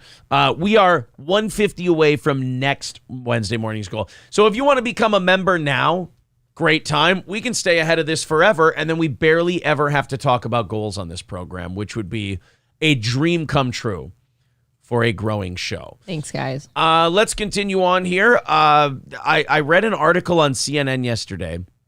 I had gotten through, with the exception of the Mall of America story, I had gotten through this Christmas, pretty good. For my birthday, I sat next to some really shitty blackjack players when I was up quite a bit of money. But, that's my fault for not getting up. Look. I wasn't going to talk. Yeah, I was really crossing my fingers for none of this. I wasn't going to talk about this today. Okay. But every year for my birthday at night, after we drop off the kids and all our Christmases are taken care of, at night we have adult time and we go to the casino for my birthday. And we get a comped room and, we go to dinner and then we play some cards. And I sat down and I got a little down early. But then I started playing and I was more than halfway back to even. Mm-hmm. And we're in the middle of the beginning of a shoe. We're probably 5-6 hands into this shoe at this point. And I don't know how much blackjack any of you play, but you can give me the ruling on this if you'd like. I'm up, again, I'm probably $65 from even at this point. And could have taken it and said, hey, I spent $65 playing cards. Not a bad night. What are you going to do, right? You're in good shape. Yeah. Some fucking guy, 20s?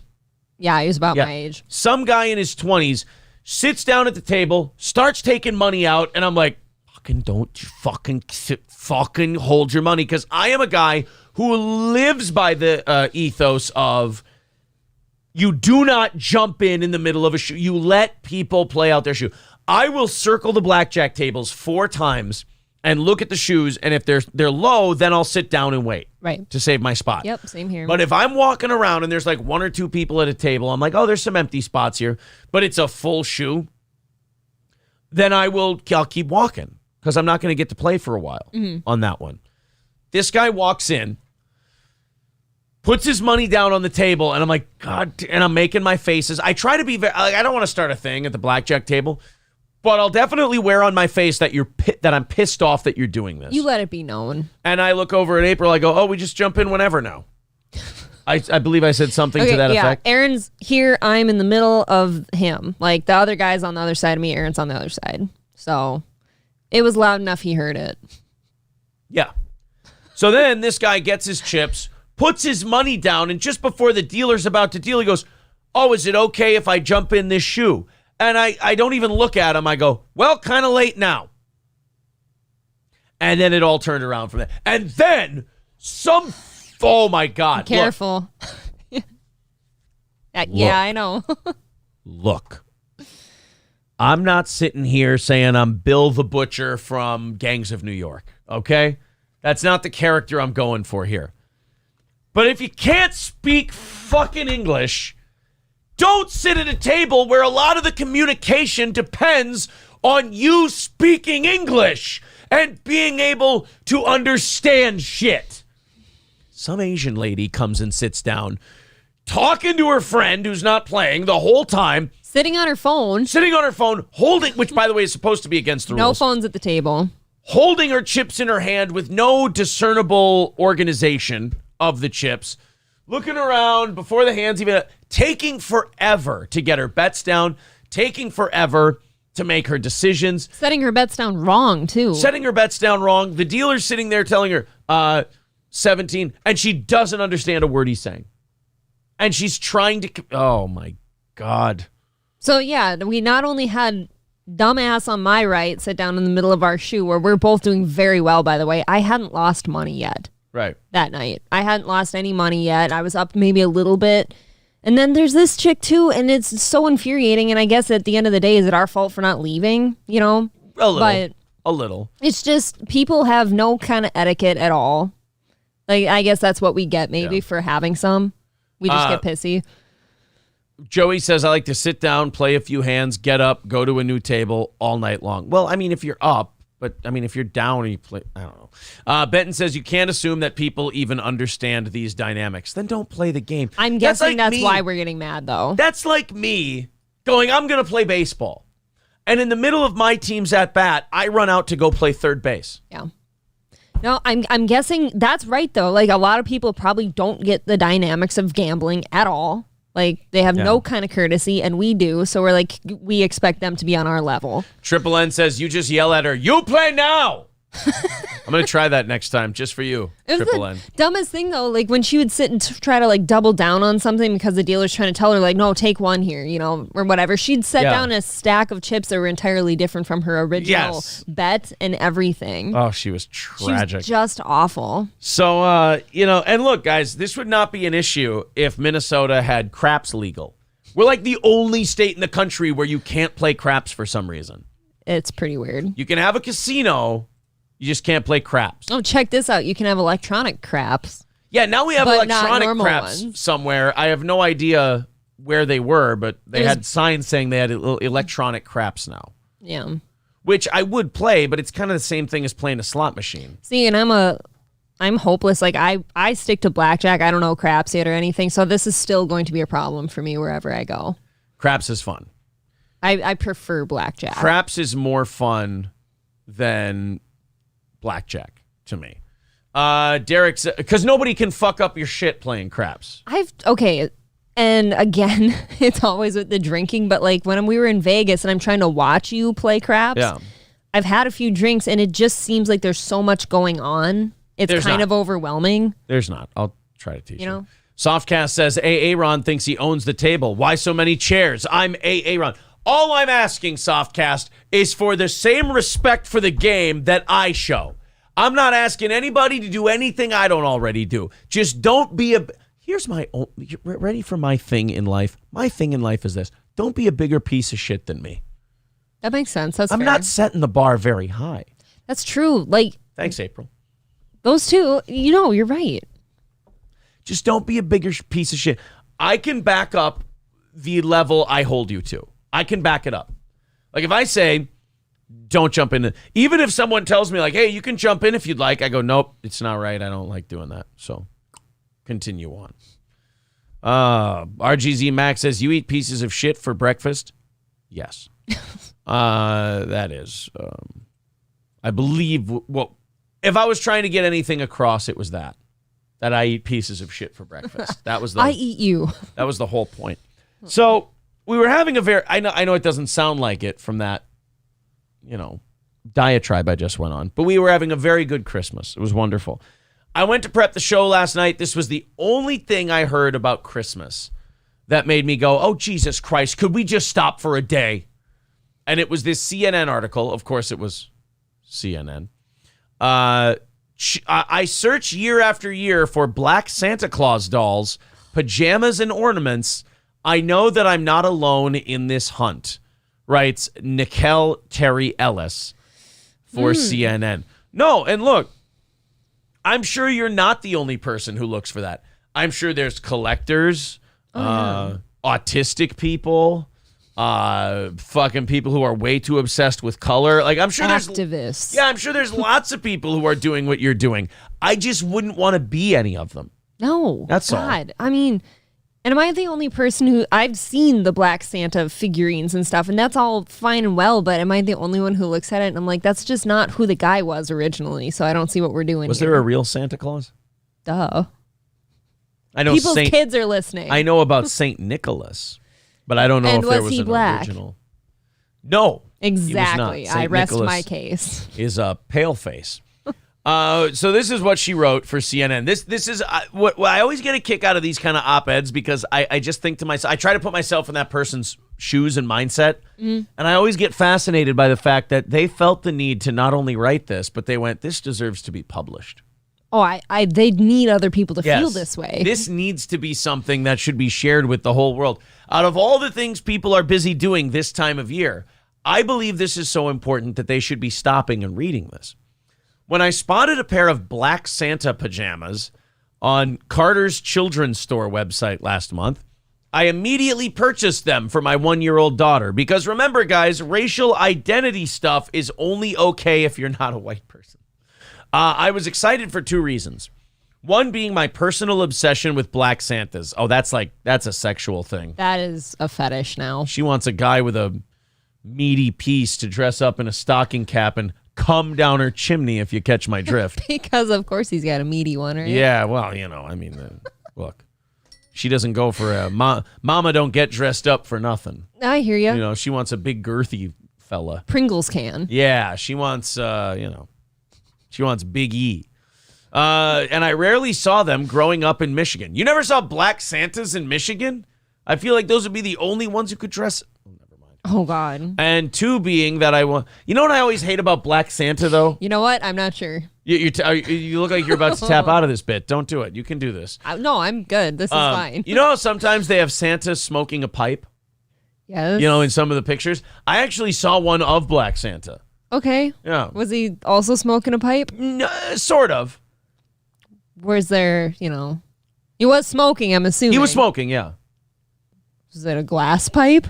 No, that's Meth Head Santa. That's totally different. No, this one just a Swisher Sweet. Oh, okay. Yeah. You know what? Santa probably smells better. It was a Black and Mild, or I'm not sure the brand. Jazz. I'm Jazz. not sure what the brand was, but yeah, a nice wood tip. Look, she likes Black Santa Claus because there are some differences between the old-timey European Santa and Black Santa. The only thing I always hate about Black Santa is when after taking pictures with the kids, every third kid he has to adjust to pull his Santa pants back up. And I don't understand it because he's always got a belt on, but they still come down to... I don't get it. You need some suspenders, damn it. I don't get it. Got them saggy Santa pants. The only thing I didn't like about Black Santa was that one time a kid stepped on his boots and he shot the kid. I thought that was a little too far. Jesus Christ. Well, he said, don't disrespect Santa Claus. I don't like that Black Santa Claus couldn't get a loan for a nice sleigh like the white ones. I know, I really thought, he called his sleigh his hoopty, and I thought that was really disgusting. I didn't that like... Santa had to be in that era. I didn't like that the rims looked better on his sleigh than the actual sleigh did. Oh, no, he spent more on his rims than he did the sleigh. God damn it. But it did have a nice sound system. Oh, yeah? It was really nice. You know what I don't like about Black Santa? What? Is that he tries to be really sneaky delivering all the presents, but all the kids wake up because they hear Andy Up by Bob Deep playing as soon as he lands on the roof. Well, the bass shatters the whole place. Yeah, all they hear is, kidnap that fool! And you're like, what the fuck is going on? He's always very yelly. Yeah. Always. Oh. Oh, you just, all of a sudden the kids are like, oh, I hear, is that reindeer antlers? Then all of a sudden you're, oh. It's like, nope, that's pit bulls. It's actually pit bulls. Those are pit bulls. That's not good. Oh, boy. Annie up is MOP. Fuck me. God damn it. I'm sorry. I'm fucking up all my, I should have just said bone crusher, never scared. I wish that was on me. MOP, Mob Deep. How did I fuck that one up? Do you ever think of a term and wonder if it's like acceptable on YouTube? Is this acceptable? You know how they call certain... No, you can't. They call certain pit bulls this. It could be that instead. I don't know. I don't know if that is. I'm not sure. Well, at any rate, this woman wanted a black Santa Claus. As I continue my search for black Santa dolls, pajamas, ornaments, and even a black Jolly Saint Nick at my local mall every year, I know I'm not the only one on the hunt. Santa employment agencies tell CNN there is an increased interest in diverse Santas, from black Santas and black Mrs. Clauses. Wait a minute. Why can't black Santa be with a white Mrs. Claus? Especially if she got a fat ass. What?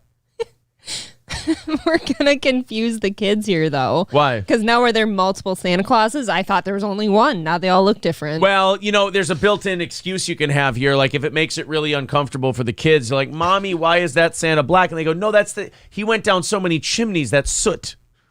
Oh. You know what? The original blackface. I thought it was...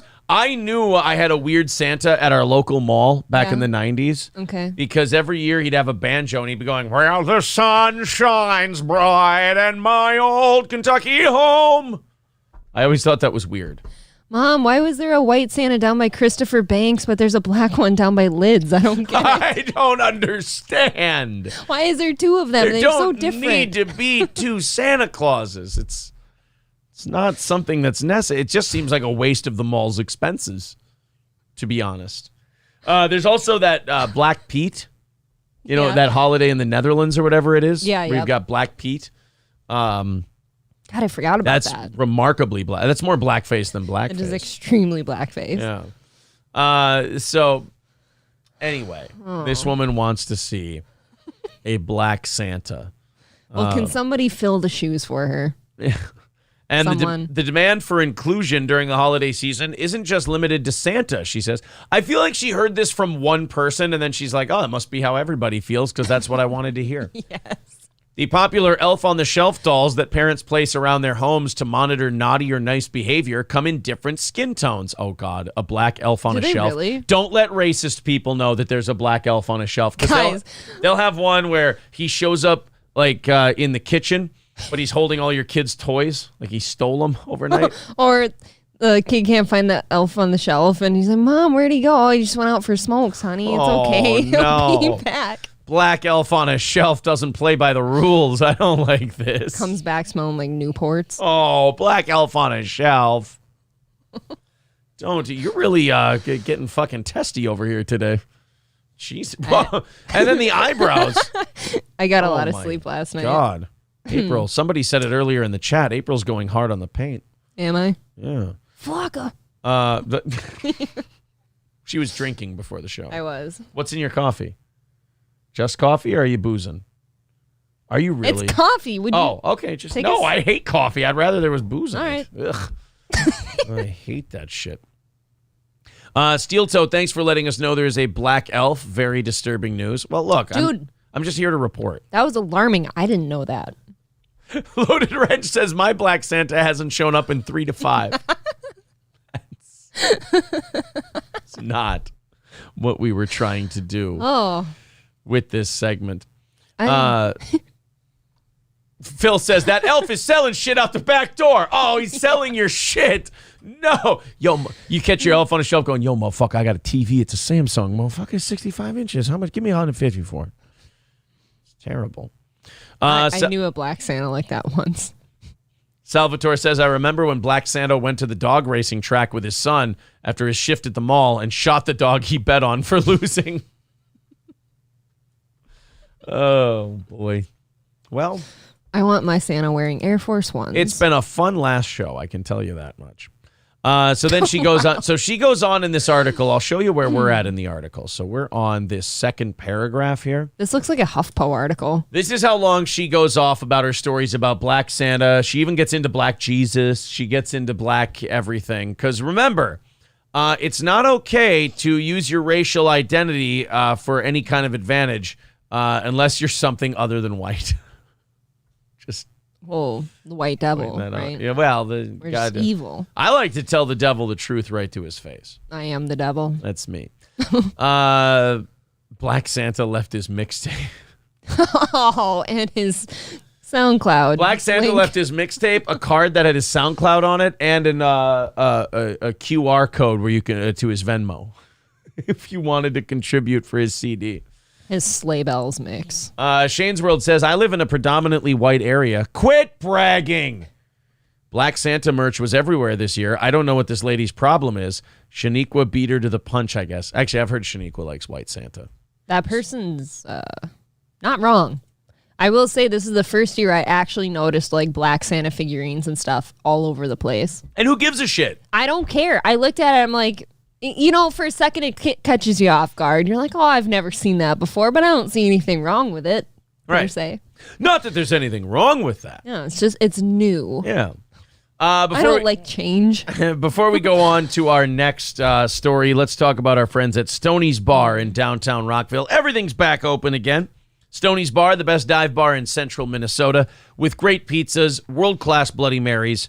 Grab yourself a cocktail, grab yourself a beer, and watch some football this weekend. They also have live bands every single weekend, every evening on the weekend at Stoney's Bar in downtown Rockville, Minnesota. And, of course, if you go in the ditch, if you go slipping and sliding, if you get in an accident, your car won't go, you don't need anybody but All Care Towing. If you're in central Minnesota, that's 320-253-5203 for All Care Towing of St. Cloud. That's All Care Towing, 320-253-5203. Rain, don't worry. The ad reads are not that long anymore because all of our advertisers that came with us from radio have abandoned us except for 4. So we are good now.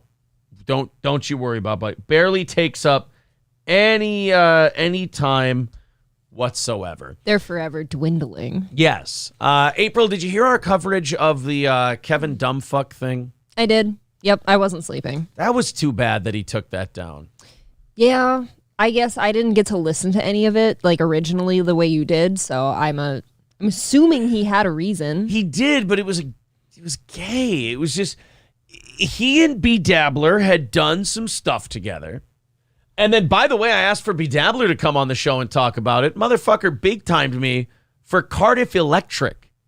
Look, I get that one. I'm not trying to start a thing with our boy Cardiff. I love Cardiff.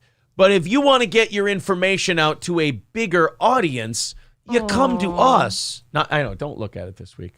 You come to us. I mean, what Cardiff's last live? 777.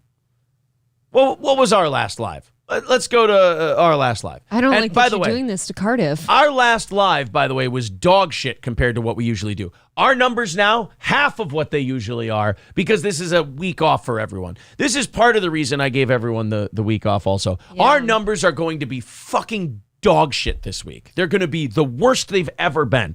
I think we were still in the 500s last week. We were. But by the day before Christmas, it was in the 400s. It's going to be in the 300s for today. Most of this week, I think, will be 4. I don't think we'll hit 500. Yeah, with the cold and shit, I don't see why the other guys needed to drive in for that. So our birthday show, which is one of our smaller shows because of the holiday and whatnot, 2.9. So about 3,000. I mean, it hurt my feelings a little. Look at this dick swinging contest with a potato. Look, it hurt my feelings that B Dabbler didn't want to come on our show because he said that, he gave exclusivity to Cardiff. That's maybe Cardiff asked him first. He did ask him first. But in this said, game, hey, this is just here. This is an exclusive. In this game, no loyalty. You go with the bigger stick. And that's the only advantage I have over this potato. I can't beat him in the charm game. I got a bigger stick. That's the only difference. You heard it here, folks. Aaron will drop you in an instant as soon as somebody bigger comes along. Phil says, at least you're realistic. Oh, God. You're going to, like, pound your head against the table if you think that this week's going to be a good week if you're streaming. Aaron and I think for the last 2 years at least, have had meltdowns over the holidays because it's like the numbers go so low. Yeah. And then we're like, I don't know if the show's dying because I don't want to have excuses and blame it on something because that's losing. You know, everyone has this week off. I think especially today. I don't know. Nobody's working. We thought about not doing a show today. Well, there's like Compound. What, they take 2 weeks off even? I think they're just taking this week off. Oh, well, either way, I think we're doing better this year with it. Drewzilla says, bruh, some of us are desperate for content to watch. Oh, believe me, I get it. Early morning, what I'm saying is this week, early morning live streams are not going to do well. No. Early morning live streams are not very popular. You know, people, look, if they have to work, they love getting up and listening to you. If they don't have to work, they ain't fucking getting up. They'll say, good luck, Steel Toe. I'll watch you later. A lot of people's kids, well, most people's kids don't have school at all this week, so then they take off work too, and then everyone in the house is sleeping in, and if they're not, they can't play it because there's kids up. All right, Check it out. Off to our next story here. A flasher who tried to pay for alcohol with his penis has been ordered to sign the sex offender registry. Look, it's brave. It's confidence in what you're packing. Exactly. You're like, must be good. You want currency for this this bottle of vodka here. I could be like Chad Zumach and steal the fucking thing, or I could show you my dick. I'll give you 12 for it. Yeah. Like, look, you want $20 for this bottle of vodka? How about I show you my cock? You get the pleasure of staring at my cock. I'll even let you look for an extra 15 seconds if it means this bottle of vodka. And then for that ungrateful liquor store owner, you could have just said, no, I'd rather have the money, go put that back. Right. But instead you contact the authorities and you get the guy in all kinds of trouble. Now he's on the sex offender registry. Look, you miss 100% of the shots you don't take. I agree. What if the cops look at your security footage and they're like, dude's got a nice dick. I don't see the problem here. Come on, guys. No harm, no foul. No harm. Did he touch you with it? No. You know what it is? You can't. Look. You gotta ask first. And if you don't get the yes, you can't pull the dick out. Well, hold on, though. If you ask first and they freak out on you because you asked them if they'd like to see your dick, like then you're losing too, I think. So you might as well just pull it out and chance them liking it. See, now these are that's the kind of attitude that's going to get you on the sex offender registry. Well, when in doubt, whip it out. Oh, if this stranger hasn't explicitly told me that he wants to see my penis, why don't I just show him it? This is why women can't have a dick. You'd be woefully irresponsible with it. Dude, if women had dicks, we'd have so much fun playing with them. That's all we do. Just fiddle around with your dick all day? Just be fiddling dick all day long. Those things are like little squishy stress toys. You guys don't know how to use it, though. You'd be trying to jam it in your own asshole. Like, it'd be so weird. Try to fuck ourselves with it, yeah. Well, no, you're not going to have a vagina anymore. Buttholes. I mean, if you want to just try to shove your own cock in your ass, I can tell you from every man's experience, it's not workable. Okay. It's not a scenario. Well, thank you for keeping me from myself. Not a scenario that is to be done. But yeah, you can't. Look, if you whip you should know this from Snapchats and text messages you've probably gotten in your single days. What? Or maybe now. Nobody likes an unsolicited picture of somebody's dick. No. It's off-putting. They're not good. They're never good, I promise. Right. Men have to realize this about women. It's traumatizing. Men think like men. And when men think like men, they go, oh, I would really love to get a picture of a woman's vagina or her tits. That'd be fucking hot. I would love that. So then men go, well, on the flip side of that, women must really want to see my cock. No. The answer is no. For women, for guys, the things they need for sex are incredibly aesthetically pleasing, and we like to look at them, and even if they won't fuck you, they'll jack off. For women, a dick is a utilitarian object. Thank you. A penis, you're welcome. It's very good. I've said many times, I am Hans Landa. I'm the Jew hunter. I am able to think like my enemy. No, you absolutely just took the words out of my mouth. Like it must have been while you were kissing me. Well, the heart was crying and the head was turning. I was sucking on a monkey's dick. I think that's how the song goes. Shall lie together in a silver lining by the light of the moon. You know I'm gonna burn the shame face. I can't remember the song as much as I thought I even could. know the words. You took the words right out of my mouth. Oh, it must have been while you were sexting me. So anyway, women see a dick as a utilitarian object. And they see it as a means to an end. They see it as, oh, that thing goes in my body, I can come. They don't see it as like, oh man, a nice hard cock, let me flick my bean and get myself off. It's not the same. You are completely stealing every line I've got coming to my head right now. It's freaky, actually. Oh, Crusher nailed it. I took the dick right out of my pants. Oh, it must have been while you were sexting me. I took a picture of my dick. Oh, and I swear it's true. I was just about to say I love you. Guys, there's like no angle. There's no lighting. It was a hot summer night and my balls were sagging. No. And my dick was just beginning to firm. Ew. Don't talk about it like that. I took my dick right out of my pants. Oh. So anyway. Yes. No dick pics. No dick pics. They're not cool. Guys, don't send women pictures of your cock. Because here's, as D. Gulag says, women just hate romance. That's all it is. Wow. Women just hate romance. Right.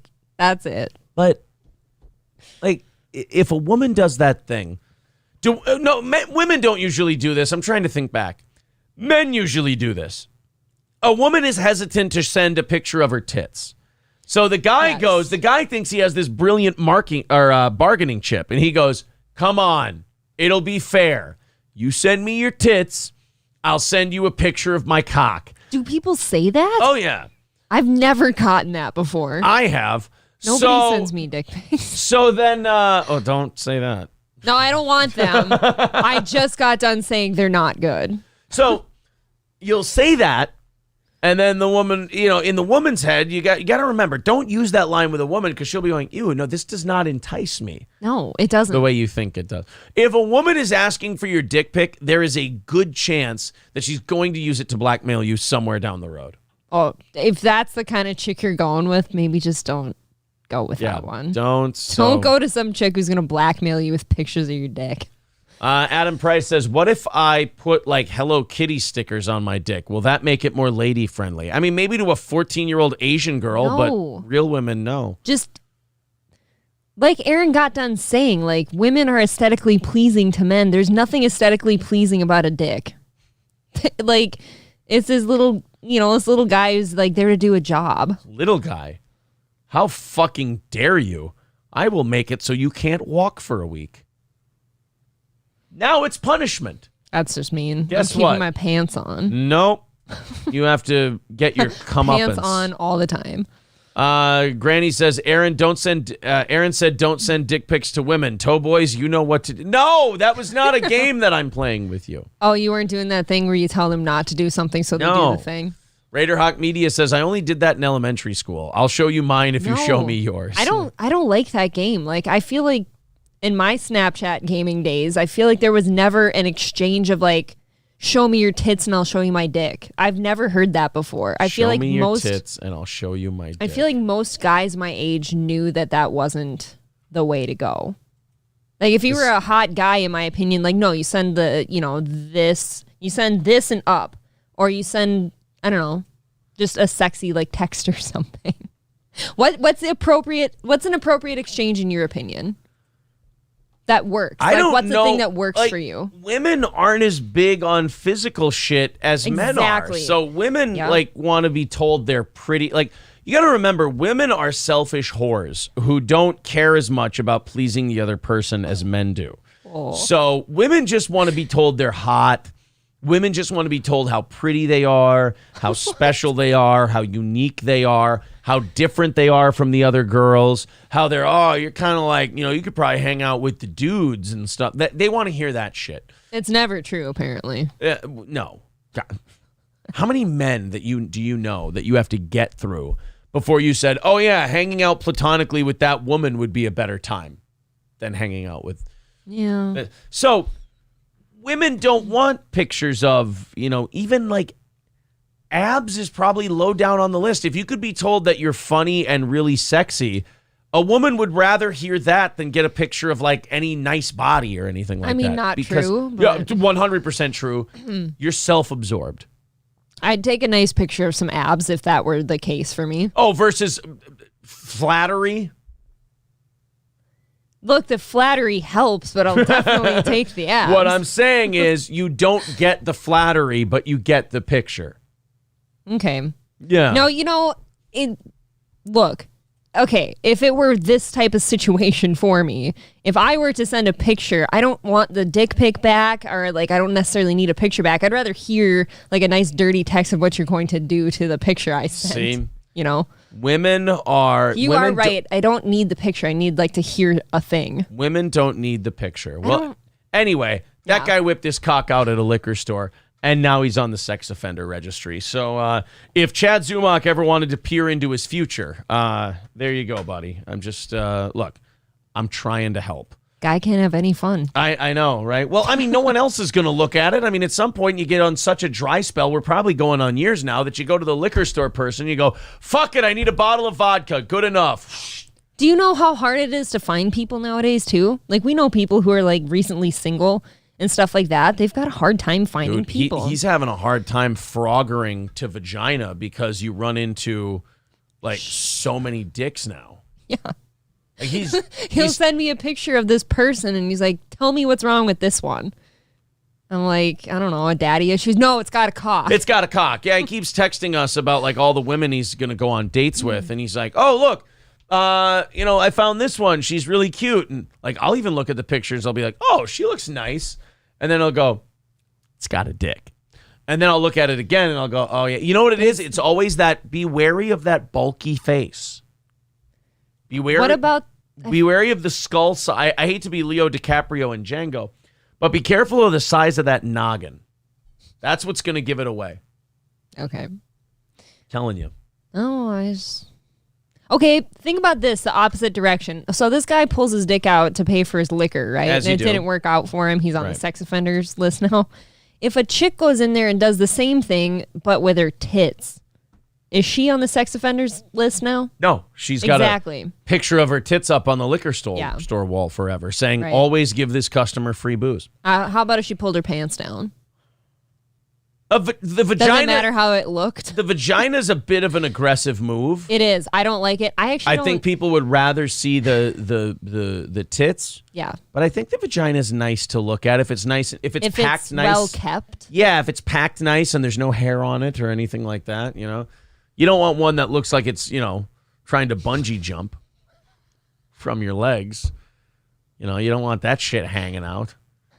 You don't want to look like you got vaginal mesh wired in there and that you got to call Schwabel, Getz, and Sieben to get a settlement. You don't want something like that. But if you got a nice, tightly packed, flowery puss, go ahead and throw it at the liquor store owner. I bet you'll get a case. Oh, my God. Yeah. Look, I'm just trying to be very specific in what I'm talking about. Wait, I'm getting a whole case if I pull it out? If your vagina's packed in nice. Okay. And again, it's not like it's not like you're a part-time sandwich artist just doing this before class. You might get a sandwich after this, though. Yeah. Not you, though. I never got sandwiches. You never got so much as a sandwich. And I never really felt bad about that until you pointed that out. Yeah. I like a nice shorn puss. Yep, exactly. Homeless people are fucking assholes. Oh, wow. Did I say that? I mean, this doesn't lie. Homeless people are fucking assholes. I mean, that's true. Wow. You did say that. Then you said this, too. Guys, the monkeys are attacking us. That was that was not me. Audio from the Mall of America at Nordstrom's. Guys, the monkeys are attacking us. What the fuck? It's a really bad weekend for them. Oh, no. Kraken Slappin says, yep, was in a relationship for 20 years, now single and started dating. It's such a horrible experience. That's what I'm hearing. I mean, the people with dicks also have this terrible, like, deceit to them where they don't feel it's necessary to point it out up front. Right. That's a different level of thinking who the fuck you are that you're going to get away with that almost. Yeah, exactly. Like, and hold on. Something that is confusing me when you go, and I would never do this. If I were single someday, he trades me in at 30. I don't know. I'm not going on a dating app. I can't do dating apps. I've seen you what have to happens. physically go somewhere and meet somebody. Someone. Yeah, but you don't have to worry about a guy having a pussy because it's not. If you're a woman, you can work with that. If you're a guy and you see a dick, you're like, I don't like those. I've heard horror stories about dating apps, and I don't think I could do it. And you're right. a woman, you got to worry about getting murdered. Yeah. Yeah. I've definitely got to meet a guy in person. But like with this friend that we're talking about that keeps running into ladies with dicks. Yeah. Don't you have to put like nowadays, like, isn't your preferences and shit on the dating app? I don't know. I really feel like it would be. I don't know. I met you in the real world rather than the dating app world. John says, you'll have enough followers from this show, April. Your landing will be soft. Do you want to go for the followers? Yeah, you don't. I don't think you want to date one of these. Oh, that's good. I don't know. She's seen the stuff you guys say. I'm sure plenty of you are fine. It'll be a lawyer or a doctor or a CEO. She'll, No, apparently I threw all those in the garbage already. Somewhere where she doesn't have to work, One of my exes is a lawyer. One of them is a doctor. I've totally just thrown those away for the podcaster. Congratulations. Now. Well, one of us is still fun. Tyler says having preferences is considered bigoted these days. He's not wrong. I agree with you. I just figured, and I've never been on a dating app. I just really figured that that's something that you have to fill in on there. Isn't it? I don't think you have to do anything. I don't like it. I don't like the idea of a dating app. It is weird that when you have any kind of app or you have any kind of thing, like I was setting something up for Louis, I think it was on the TV or on his tablet. A dating app? Yeah, I was setting up a dating app. And it asked gender, and it said yes, no, or non-binary. So, like, you're starting to see that pop up on everything. God. And that's definitely one of my old man moments where I'm like, I remember when you didn't have to answer the non-binary question. Do you remember when it would just say, instead of non-binary, it would just say prefer not to answer? Yeah. I'd rather Actually, have that. I'm old enough to remember where it said male, female, or freakazoid who should be caged forever. Those were the three options. It was a different time. Did we tell anyone yet?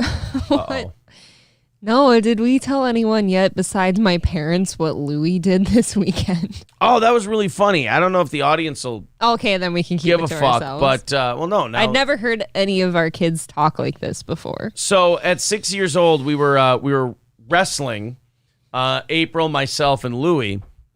We were wrestling, and Louis like jumped toward me. Like I was on my back and Louis went to jump on me and I put my legs up and he caught himself on my legs. And as he's wrestling me, he reaches for my head and then he goes, ow, my nuts. And Aaron and I both look at each other like, and we just lost, like we fell on the floor laughing because it's a little 6-year-old with that little 6-year-old voice going, ow, my nuts, like an adult would. Like the movie Idiocracy, ouch, my balls. Yeah, he was going, ouch, my balls. You're 6 years old. I want to object that this guy's not going to have enough money to pay me once he's done paying back the hospital. And I also want to object, Your Honor, because he interrupted me while I was watching Ouch My Balls. So anyway. He's gotten intense with his wrestling, by the way.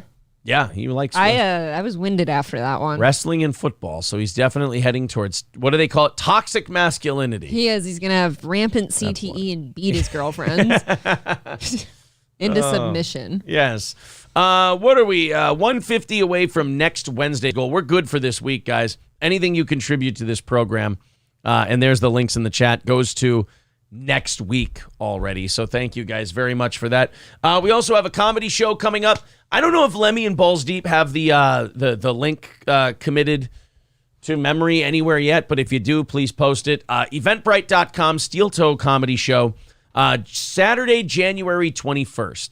We've got a comedy show coming up. If you're a VIP and you want to claim your 2 tickets, get in touch with April. She's already got VIPs contacting her about the show. We've also got people already buying their tickets. We're about a month away. This show will fill up. So go ahead and pick up your tickets at eventbrite.com. Just search for Steel Toe Comedy Show. Saturday, January 21st at Partners Pub in Sartell. Johnny, Jonah Maddox, myself, and others will be there live. One of my favorite venues for our shows, too. I like the setup of that room a lot. Partners is great. There's the link from Lemmy. There you go. I'm going to post that since we're a week and a half ahead in the goal. I'm not going to put the goal up there like usual. There's the link to our tickets if you'd like to pick them up. All right. Or if you're a VIP, remember, you get 2 free tickets to every show we do. Yes, but please message me so I can get a head count going. A 31-year-old man in Florida was arrested for allegedly holding a sewing needle to his neighbor's neck and threatening to kill him before nearly beating his roommate's raccoon to death with a hammer. What the fuck? So wait a minute. So he started lot to unpack with the sewing needle to the neck. Yep. Let that person go. Went back in the house, grabbed a hammer, and it didn't kill the roommate's raccoon, threatened it. Like, I mean, a very strange thing to not follow through on. Like, I'll bash your fucking raccoon's head in with a hammer. And they're like, first of all, that's not my pet. Who would have a pet raccoon? He's just he's in the trash. He's my little trash panda. Now, wait a minute. So, since this guy was arrested, I do have a question. Oh, which one? Since come on, I can't. I mean, it was a raccoon that he tried to kill with a hammer, right? Yeah, it was. So it was definitely a raccoon. So was it black on black crime? Since a black guy tried to kill a coon. No. I couldn't lean in. Sir. I couldn't lean in. This is a Wendy's. I'm sorry. Tevin Keeson Williams was taken into custody last week and charged with 2 counts of aggravated assault with a deadly weapon and 1 count of aggravated animal cruelty, court records reviewed show. Each of the charges against Williams are 3rd-degree felonies punishable by a maximum of 5 years in state prison. Holy shit. Is that Florida? Yes, it is Florida. They do not fuck around in that state. I guess not. I'm going to beat that raccoon to death with a hammer. Well, that'll be 3 years. I'm going to stab you in the neck with a needle. Sewing needle. A sewing needle. Those are big fucking needles, aren't they? No, Aaron. A sewing needle. I've got a pack upstairs. They're like this big, and they're tiny. Oh, I'm thinking of knitting needle. Yeah. No, a sewing needle is remarkably tiny. Wait, how the fuck then are you going to threaten someone with a sewing needle? I don't know. I'm thinking like, what? You're going to Oh, no. These are the needles I'm thinking of. That's an embroidery needle, but that's fine. That's not that big, though. It tops. It's this big. Yeah, but you'd shove that into somebody's neck. What, you're going to leak out damage. slowly? I mean, look, you're going to have to poke them full of a few holes. It took a while to get out. You're going to have to poke them full of a few holes, but it's like a prison shanking. You know, you're going to have to... Yeah, if it's the tiniest one in the world, look at that compared to that finger. Look, I get it, but there's some bigger ones out there that you could really do some damage with. I'm guessing this guy thought, if I go with a sewing needle, they can't get me on like a gun crime or something. See, now that, you take 2 knitting needles, you shish kebab your neck. Jam those into a motherfucker's neck. You could probably get some work done. Remarkably cheap. You don't have to pay for a gun. Okay, while a sewing needle may not be an effective weapon to threaten somebody with, a hammer to a raccoon will do the job. Yeah, but it's not to my head, so it's fine. You're right, exactly. Mr. Frosty says, it still hurts. Size doesn't matter. Oh, that's very sweet of you to say. Have you heard that? Have you heard that? Is that what the ladies say? You heard that size doesn't matter? Look. Oh, honey, that still hurts. You stab a person with a sewing needle or you stab a woman with a small penis. The result is the same. You're going to have to put a lot of extra work in to get the job done. It's not impossible, but you're just going to have to put a little extra work in. I mean, having the bigger sewing needle is just it's an advantage. And she might still tell your friends about it. Exactly. Or her friends. He's got the smallest sewing needles you've ever seen. All right, let's go to the phones here. Call from Brittany. All right. Brittany, how are you this morning? I'm good, but I'm a little concerned about April. You know, I was really flattered at She's first. fucking fine! Sorry, go ahead. Whoa. No, I used to be flattered when she would, call me hot or whatever, but now I'm seriously starting to doubt myself the more I see who April finds hot. It's a little concerning. What? I'm sorry. I'm not losing. What do you mean? What did I do? I am not losing out to Blair White. Are you fucking kidding me? Oh, she's behind Come in the on. chat. She said. No, I'm more of the. She says that you being attracted to Blair White that hurts her. I'm not attracted per se. I just think that she's, that's a trap for somebody because she's remarkably attractive. Uh-oh. Look, I agree. The first time I ever saw Blair, this was years ago, I didn't know at first. My husband knew right away, so he agrees with you, Aaron. But Thank you. I was fooled. But no, look, think of it this way: she had to pay thousands of dollars to look that way. Yeah, that's No, true. no. And if I spend thousands of dollars, I'm sure I could be that hot too. But Brittany is You're really much more attractive than she is. Brittany has been really kind of affected and harmed here by your categorization of Blair White. I know. I feel kind of bad. Like I feel like I hurt Brittany. Somehow. You've hurt people with your commentary. Oh my God, I'm not that much of a sensitive bitch. You haven't hurt me. I worry for you, but I don't know. Oh, that's kind of passive aggressive. See, This is turning into be Dabbler versus Kevin now. When she started with, I'm concerned for April because of who she finds attractive. I thought she was going to go with you. Oh, that's very sweet. Well, okay. So Brittany, did your husband think that she's hot? No, and I'm sorry. I'm more in the Royce and Merch camp on this one. I've heard what they have to say about her, and that's kind of right. So I don't know, but I haven't heard what they've said. Oh, they said 20. Oh, I feel like though, I will say this: I feel like a lot of guys go in hard after Blair White, so that it's kind of virtue signaling. Like they're doing a thing like, oh, I just don't want people to think that I want to fuck the trans person. Like I feel like a lot of guys who go in hard after Blair White, because it's not really necessary to go hard at Blair White. You can just go, not for me. I can tell by the face that she's a little, that's a dude.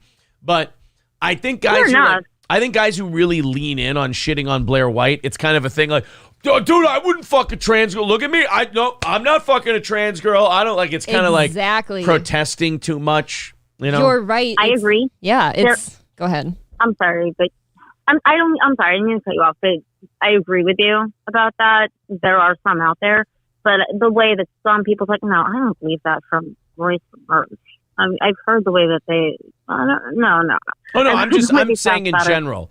I'm saying I've seen a lot of guys get unnecessarily hostile towards Blair White when for me a simple, I'm not interested, that looks like a dude will do. Right, because see, it seems like if you get unnecessarily hostile about it, it seems like you're being scared of Right. You're giving assuming that you would. Yeah, you're giving too much away. Yeah. All right, well, Brittany, you guys are absolutely right. Brittany, I'm sorry that April's taste for trans female tits has shaken you up a bit today, but we'll straighten her out. I'm sorry. No, look, and just one last thing, and I'm sorry. Look, I don't want to come off sounding like a truth or anything, but it's just, I don't know. It's this, and you brought up that Dylan Mulvaney thing a while ago. It is slightly offensive. I don't want to be cast aside for a chick with a stick. Oh, I'm not going to toss you aside. You'll get the last laugh because once that dick comes out, they'll go, "What the fuck?" and then you're back in business. So it's a very temporary. It's a temporary L that kind of gets reversed afterward. It's like in pro wrestling, it's a dusty finish. There's a winner and then it gets overturned, and it's a whole big thing. But also, oh God, you and my husband get along so well. I don't want to hear about. I don't ever want to hear a comparison of Blair White to Dylan Mulvaney ever again. As they say, there's levels to this game. I agree. No. I wasn't comparing them. It's just it never ends. I mean, all I just say. You are really stressed out by this. He's upset. You are very stressed out. You and I are going to talk this out later. It's all going to be okay. You're still my number one lady. Look, we'll go to Rochester. We'll figure it out. And we'll try to avoid anyone who looks like they might have a penis. All right, I'm sorry. I didn't mean to bring the show down or anything. No, you're fine. This is fine. Thank you very much for your bringing your trans hatred to this program. Oh my God, damn it! I just don't want to hear that I don't look as good as someone who paid that much money to have a waxy ass face. But it's okay. Still love you, April, and Aaron, you kind of as well. Thank you. I appreciate that. I think we still love you too. Right now, I just have to wait for your bigotry to subside to let you know how I feel. I hate you. All right. Well, I'll talk to you later. Not that bad. All right. Oh, my girlfriend's upset. God, you've really... Jesus Christ. I mean, look, I'm going to say that a good 43% of that was Brittany. and her hang up over trans Well, Blair she White. loves me. She doesn't want to hear me talking that way. Oh, boy. I didn't realize your take on Blair White would be so spicy. I can also see why people don't have side pieces now. They go crazy sometimes. I'm just kidding, Brittany. It'll all be okay. April's side chick is losing it a little bit because April found. I listened to April's Blair White rant, and I went, "Oh, that's interesting." It's always nice to see a fresh perspective, like someone you've been exposed to and known about for years, to watch someone else kind of discover them. You're always interested on their take. I was remarkably happy that you and I were the only two around for my rant that night because I feel like I got a little hostile. But it was mostly just because, I'm a real woman, right? And I could never get to those levels of attractiveness, like at least body-wise. Like Somebody's a TERF. She had that. What is that?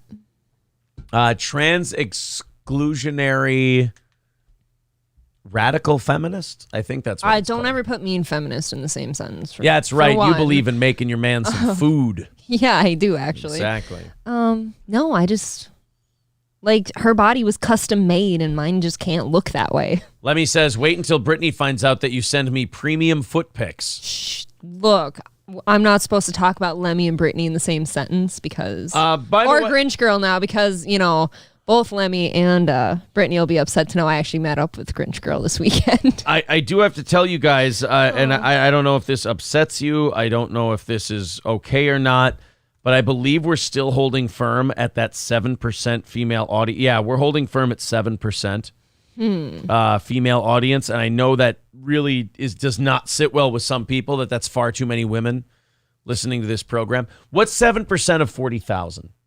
That's about 3,800 people. So 3,800 people who watch this show are women. That's still quite a bit of women. That's way more than you ever had on radio. Yeah, every month 3,800 women listening to this show. That doesn't necessarily sit well with a lot of people. Can you imagine if they all synced up? Ugh. Thank God I don't have to be around them. Terrible day. A South Florida man facing a second-degree murder charge told police that the reason he killed his mother was because he was, quote, possessed by demons. It's a pretty good. You know what? I like that. In a world that's going crazy, in a world that's going through all this shit that's appropriate and okay that didn't used to be, it's nice to see someone go back to the classics. I like this one. I think it's not only a great story, but a good excuse. And I'm sure he believes it. Yes. I don't think he thinks he's lying. What is a lie? Ooh, we're getting deep here on Monday. Can you lie? Can it be considered a lie? Is a lie just saying something that's not true, or do you have to know that it's not true for it to be a lie? I think you have to know it's not true. I agree. I believe it's possible for someone to say, oh, you were lying, and you go, no, I wasn't lying. I just didn't know I was wrong. Right. I actually believed this thing I said. Exactly. So I think with this guy, Stevie J says it's not a lie if you believe it. But that's what makes crazy people so dangerous, is they can convince themselves that the lie they're telling is true, so they'll never admit to you that they're a liar. Isn't that why some people are deemed too crazy to stand trial? Because they legitimately, you couldn't go through the trial anymore because they don't believe that they were wrong. Right. Exactly. Phil says intent separates the difference. I agree. If you say something you know to be true to try and get out of something, that's a lie. Yeah. If you say something that turns out not to be the case, but you believed it, I don't think that's a lie. RGZ Max says you missed everything. Aaron put a screenshot of his testicles up on the green screen. I have bad news for you, RGZ Max. Did you really? Oh, yeah, this is silk. Not a green screen. I can touch it. Not a green screen. This is the same thing they had up in right field at the old Metrodome. So you have your testicles on it, though? I don't think I can put my testicles on. Why would you do that? Police say 54-year-old Calhoun Tucker III was John Calhoun Tucker III. I apologize to the Miami Tuckers. Was arrested for killing his mother on Tuesday evening in Miami's The Rhodes neighborhood. You know, usually I hear about a guy murdering his mother, especially if it's a guy and he murdered his mom. I definitely, while I go, look, he needs to be punished and whatnot, I go, she definitely set him off, though. I think in most regards, you can assume, if it was the mother, they're overbearing. They can overstep their boundaries. I think in many cases where a man kills a woman, he can be wrong and he can be legally accountable for it. But also we can say, look, she could have played that differently and he might not have killed her. That is usually my first go-to is, but what did she do? Right. Because somebody doesn't typically just kill someone out of nowhere. And also, what she did doesn't matter. Like, he should still go to jail for murder. But at the same time, I just want to know how he got there. Because I don't think this guy, who's never murdered anyone before, just all of a sudden develops a taste for murder in his 50s. You do if you're possessed by demons. That's true. He did say he was possessed by demons. So that could be the case. Yeah. According to police, a woman received a phone call from the victim's daughter, who couldn't reach her mother or brother, identified as Tucker, via the phone. In the words of George Carlin, fuck Tucker. Tucker sucks. The woman went to Tucker's home on the 200 block of Southwest 21st Road, knocked on the door several times before entering the unlocked home to find Tucker's mother lying on the floor, unresponsive and cold to the touch. She did. That bitch did. While Miami police investigated the woman's death, a noise was heard coming from outside of Tucker's residence. Police found Tucker outside of the home and placed him under arrest. When questioned by police, Tucker told officers that he was possessed by demons from earlier that morning and that his mother began preying on him before the murder. So the demons didn't like that. So they acted out. So they acted out and made him murder his mother. Okay, I see. See, this gets tricky because when you bring religion into a crime like that, I feel like it's a lot quicker to be thrown out or something of that nature because religion's a tough one to dispute. They're not going to, don't worry. They're not going to let this guy go because he says that a demon was in him and that's why he, murdered his mom. I don't think they're going to let him go on that one. That bitch was trying to save me. I liked that demon. Exactly. Or he could do he could pull a primal fear. And the demon could show up on the stand. Like, she was trying to pray me away, so I had to make sure she died. And they're like, 3 years in an exorcism factory, and then he can go. It was Patricia. Patricia did that. Exactly. It was the demon that possessed him. All right, let's watch that 90s show. It officially came out with their official trailer. Now, we saw a teaser trailer for it not too long ago. Yes, we did. And I don't know how people feel about this, and you can't gauge how people feel from the YouTube comments because they always delete them. They just get rid of... delete the negative ones. Yeah, they delete all the negative ones. Well, you're promoting a big show. Netflix wants this to go well because Netflix is not having an easy go of it right now. So you want it to go well. You're going to get in there. You're going to start editing comments and doing all of that happy horse shit. Well, I know that the teaser trailer that we watched, I was not very impressed by. No, not even a little bit. I don't like this idea. No, it's not necessary. Again, I was watching, what was I watching? It was about, there's some cartoon universe that they're expanding now, and they're doing another movie based on, everything is universes now. We can't create anything new. We've got these franchises. They're massive. Avatar and Puss in Boots. I was going to say it's the Puss in Boots, right? Yeah, so they're doing a new Puss in Boots, and I'm watching the preview for it yesterday during the football game, and I just go, it's all franchises. It's all universes. They're just cranking out McDonald's French fries for movies and TV shows. And same thing with Netflix. Netflix didn't get really awesome and really good because they kept finding these existing properties and adding on to them. They made new shit like House of Cards, Peaky Blinders, Narcos, Ozark, all of this original programming that they have. They're originals. Right. And now they just grab onto, and let's be very honest about that 70s show, it's over. Oh, yeah, that type of day has passed. At least with, say, Puss in Boots, there's been some DreamWorks Shrek-type content being released every few years. Mm-hmm. And with, what's the other one I was saying? Avatar. It was made 8-9 years ago, and it's the highest grossing film of all time. That 70s show is a show that was on for a while. It was done. And then people just kind of forgot about it. The difference between Avatar 2 and that 90s show that they're now making is that somebody asked for Avatar 2. Yep. Like it's probably a great payday. Right. The studio went to James Cameron and went, dude, you need to make a sequel to this. We'll give you however much money you need. We're never going to be able to spend what you made for us on the first one. Right. Go ape shit. Nobody was going to the creators of that 70s show and going, God, American entertainment just hasn't been the same since that 70s show left the air. I mean, lest we forget, they already tried this. They made that 80s show, and it bombed. I think it got like 6 episodes, and they pulled the plug on it before the first season even got. It bombed so bad, most people didn't know that happened. Right. People forget that 80s show ever existed. So now they're going to take something. This is like doing Ghostbusters Afterlife after Ghostbusters 2016. Like, how much of this is just trying to wash the taste out of people's mouth from the last thing? Or trying to redo this shit without Masterson. Yeah, you got to think about that. And now you got to do it without Danny Masterson because even though he hasn't been convicted, he hasn't been acquitted. So you got that whole thing still hanging over his head. Let's go ahead and check this out. It is the trailer for that 90s show.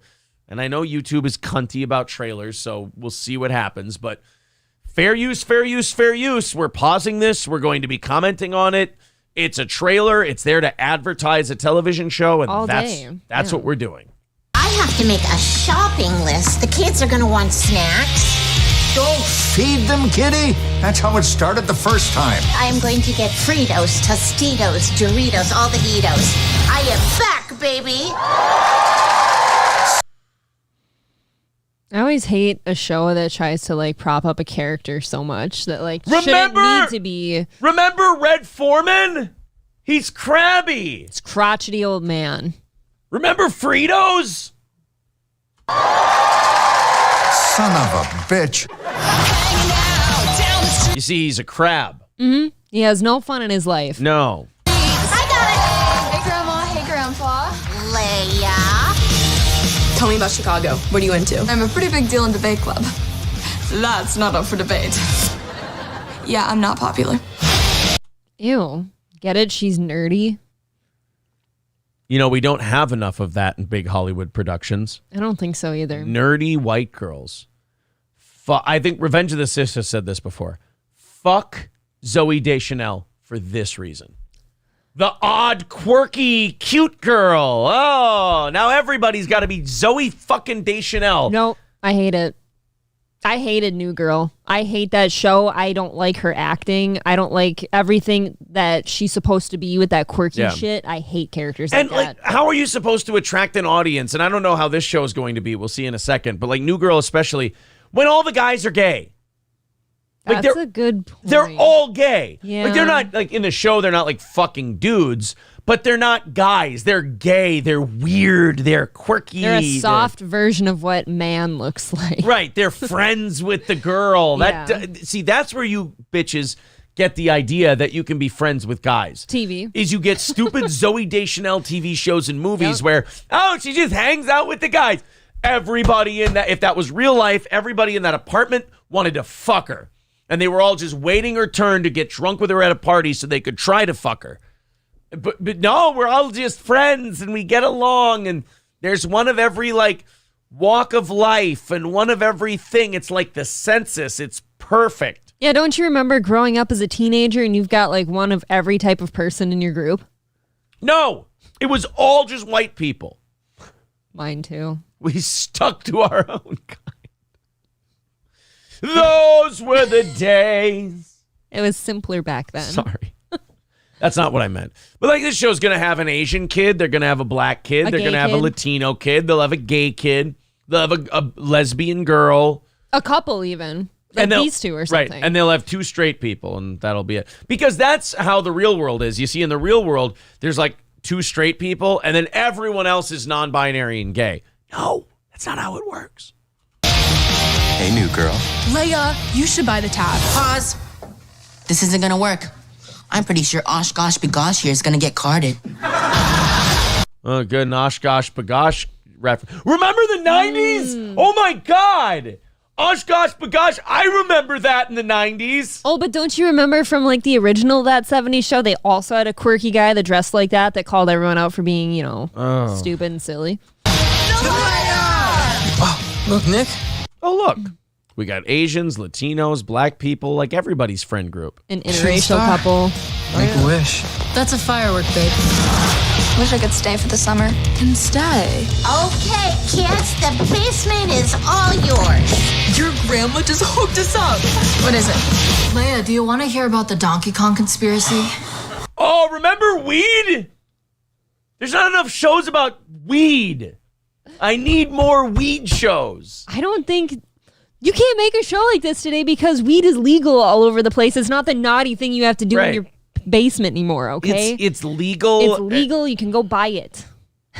Oh, and God. everybody does it. I feel about weed and people who smoke weed or consume it the same way I feel about trans people.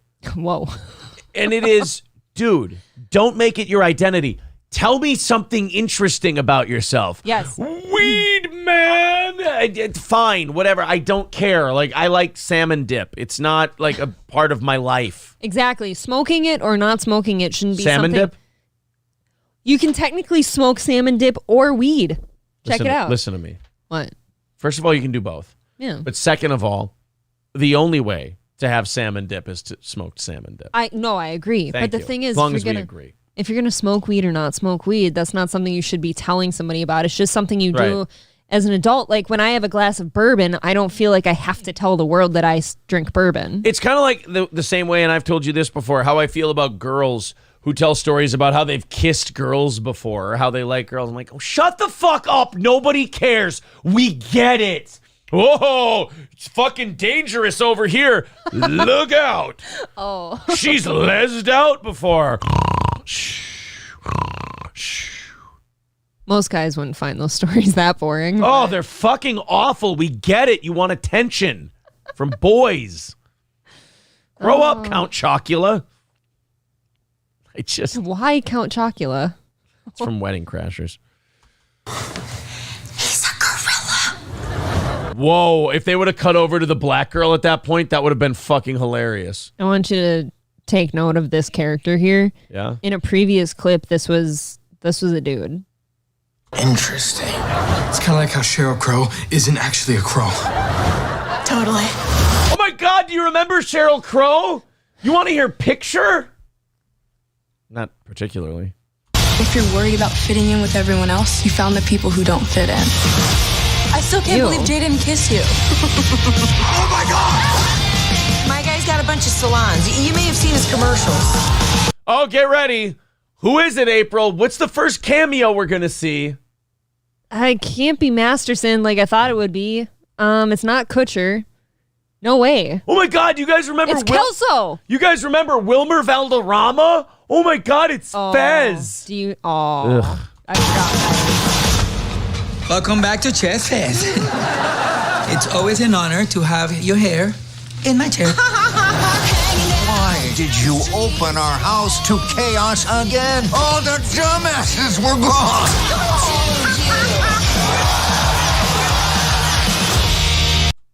I bet you we're going to see the 3 seconds that Ashton Kutcher is in this show at all. No, he's definitely. And do you think him and Mila Kunis's character are married? Yes. I love having the house full again. Oh, it's Chong. There they are. Oh, there they are. Hey, guys, remember that 70s show? I think we can make a whole show around it again. And these guys will show up for, hey, remember all the things you loved about that 70s show? We've got that for you for 30 seconds. Then you have to watch these really uninteresting Gen Z kids who are completely racially and sexually ambiguous, and we really have no idea what they are, and they're all just kind of malleable and everything, so we can appeal to every market. I mean, because fuck making a creative show, right? Let's just try to hammer out every identity because that's what the country is now, and they'll all give us our money. Let's try this for the 940th time and hope it's the charm. We're all fluid now. Oh, I want to excrete my fluid all over this show. And it fills me with joy. Oh, Laura Prepon and fucking Topher Grace. Oh, they're back. I don't too. like that you know their names. I know her name, I guess, but Having a hard time with Leia. But all I know is that I'm going to love her and stand behind her no matter what. That is a great idea. Because when you stand behind your kids, it's easier. To put your foot in their ass. Yeah, we got it, Dan. Thanks. Get it? Red formula. Like they've heard this all before. Then why are we doing it again? Because they're older now, Aaron. Guys, this isn't 1830. You can go and watch the other one. This isn't necessary. You can go, like, I have something to tell you. Patrice O'Neal is dead. Yeah. I can still go back and watch Elephant in the Room, and he's as alive to me as he ever was because I didn't know the fucking guy. That's very true. Oh, man. If you miss the It's Raining Stuff song, you just sing it. Please let me see a clip of this show. If this show had any balls at all, I want the cameo of Danny Masterson in an orange jumpsuit being talked to through a prison phone. I would love it. Oh, get it? Remember the original show? They said that then on that. This is remarkably, infuriatingly uninteresting and unnecessary. That's what I don't like about most stuff. It's unnecessary. Right. Again, there was no reason to do this. You can just go back and watch the old show. That very much felt like The Big Bang Theory to me. It's not something I need to spend my time on. You know what? I never thought I'd say this before. It's worse than The Big Bang Theory. And I'll tell you why. They're putting one of everything on the show. Okay. They're boiling America down to a series of identities and going, well, every black person will watch this because there's a black girl. And every Asian will watch it because there's an Asian kid. You're right. And every nerdy white girl will watch it because there's a nerdy white girl. And there will be some about lesbianism and trans and all that shit. It's not even like Hollywood actively trying to brainwash people. It's Hollywood just being soulless, manipulative bags of garbage who are looking to grab an easy buck by playing to every identity. But thank God this country isn't stupid enough and all this shit always fails. It's true. Do you think that show will do well? That 90s show? Yeah. No, because it doesn't matter. Because they don't release the numbers anyway, because it's Netflix. I suppose it's Netflix. You're not going to know. But you'll know that it didn't do well when they don't make a second season. Correct. Yeah. Yep. Fair and Balanced with $5. Thank you very much. Says Thank there is you. absolutely zero creativity today. It's like how they've made every movie into a Broadway show. Mm-hmm. Also, Merry Christmas and happy belated birthday, Aaron. Thank you, Farron. But I believe it's bolted. It's a bolted No, birthday. mine was bolted, and everyone forgot about mine on Tuesday. Gino Bisconte, of course, coining the term bolted. Happy bolted birthday. Thank you, Farron. Because he's a fucking dumb Italian. I like Gino. I didn't say that. Didn't Foreman's girlfriend get MS? I don't fucking remember. Jonathan Todd says maybe Hyde will kill off the show literally. That'd actually be interesting. Yeah, would you flip around on it if they brought Masterson back in there for a cameo? No, from jail? But again, they're just bringing the cameos because if you're going to do cameos of all the old characters from the spinoff, that's just you admitting that your show's dog shit and needs help. Yep. And you can't afford to bring those people in to do whole episodes. So, therefore, what you're going to get is you're going to get a dog shit show. Nobody's going to give a fuck about the cameos, so it's going to hurt the original characters a little bit. People will see, that 90s show, they're going to make that? Oh, cool. I'll go back and watch that 70s show. I would too. I don't like extensions of originals, typically. There's obviously there's been sequels and stuff to movies that are good, but typically especially when a spinoff has already failed. Yes. Imagine failing at something once and going back and thinking, man, I should really throw more money and time at that, and it might go better this time. I might try harder. I mean, in fairness, Chad Zumach does it every day. Lemmy says it would be fun watching them address where Hyde is. Again, I think they should have a scene where they go and visit him in prison, and he was running like a sex cult. Now, would they be shaming him when they go see him or laughing? Pick one. They would have to call him like a toxic white male. Yeah. While they do it. Yeah, I mean, they got to be toxic tasteful. Masculinity. Exactly. We got to get rid of all that from what I've heard.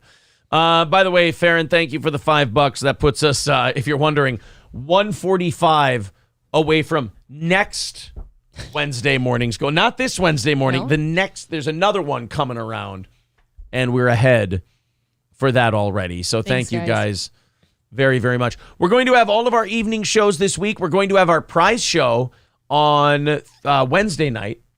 Wednesday evening will be the prize show. So be sure to tune in for that, especially if you're a member or a VIP. They need to reboot White Shadow. No!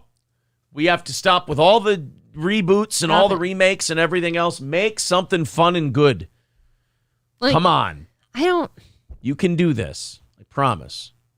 Just imagine, like, I don't know, rebooting something like Law and Order too, but like with new, younger situations. I feel like I'd hate that too. I feel like they've already done that like 7 times. I know. And I feel like the original is always the one that people hold near and dear and will go watch again. Do they, or is SVU seen as the best one? SVU is seen as the one. So not Law and Order. No, SVU is like it. Yeah, the spinoff is the bigger one. Law and Order, like, to me, Law and Order, like the actual show, the original one was like way too many old people. Like Sam Waterston is in there and shit. I didn't even pay attention to the original. Yeah, like it's old people, and I'm like, oh, this is boring. This is about a courtroom drama, basically. But Law and Order SVU, it's like there's somebody getting sodomized to death with a beer bottle. And then you're like, oh, let's see how they solve this one. It's always the sex sells thing, like weird sex crimes. Like suddenly that's more interesting. She was raped and left for dead behind a dumpster. Let's see Christopher. Giraffe. Yeah, let's see if Christopher Maloney beat up the wrong person and then have to apologize to them later. That'll be fun. I kind of want to watch that now. Do you remember his write-off of that show? Like when he was done with that show, how they wrote him off?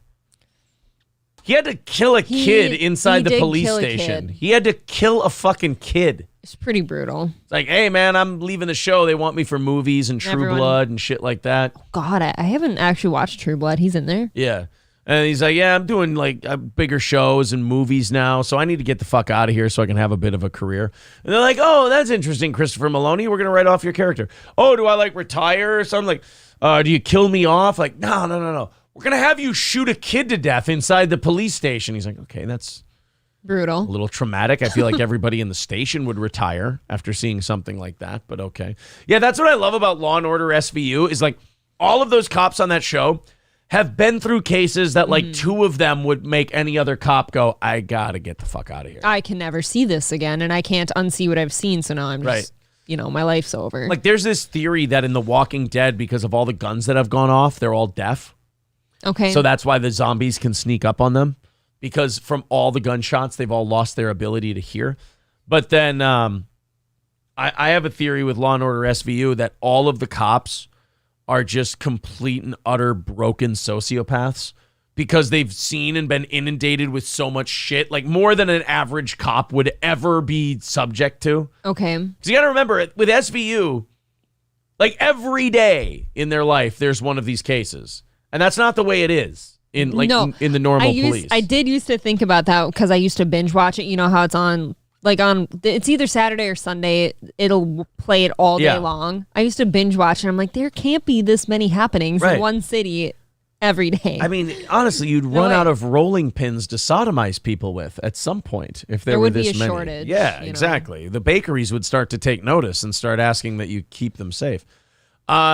So, yeah, I don't remember where the fuck that came. Oh, yeah, that 90s show is going to be atrocious. So, I have a gift for you guys, a little late Christmas gift. Our friends at the Right On Show have released episode 2. Oh, finally. Called Empty Bottle. Fun. Now, you guys may know the Right On Show as the music show with Kel Marie. Mm-hmm. And she, writes songs, and then her husband interviews her about the songs, but she's also kind of the host.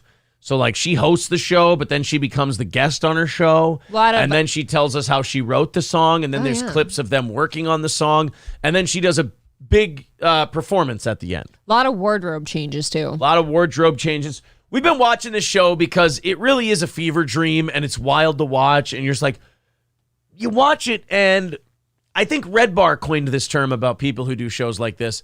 There's a lot of nerve involved. Yes. Most people won't do this. Most people won't do this because they go, I don't feel this is something that the world would care if I shared or not. No. But that doesn't pop into Kel Marie and Bobby's head. They're just like, you know what? Full steam ahead. Let's go for it. I want to share this with everybody. Exactly. I want to share this with the entire world. It's not about whether or not the world wanted it. Yeah. My favorite is how they advertise their merch, too.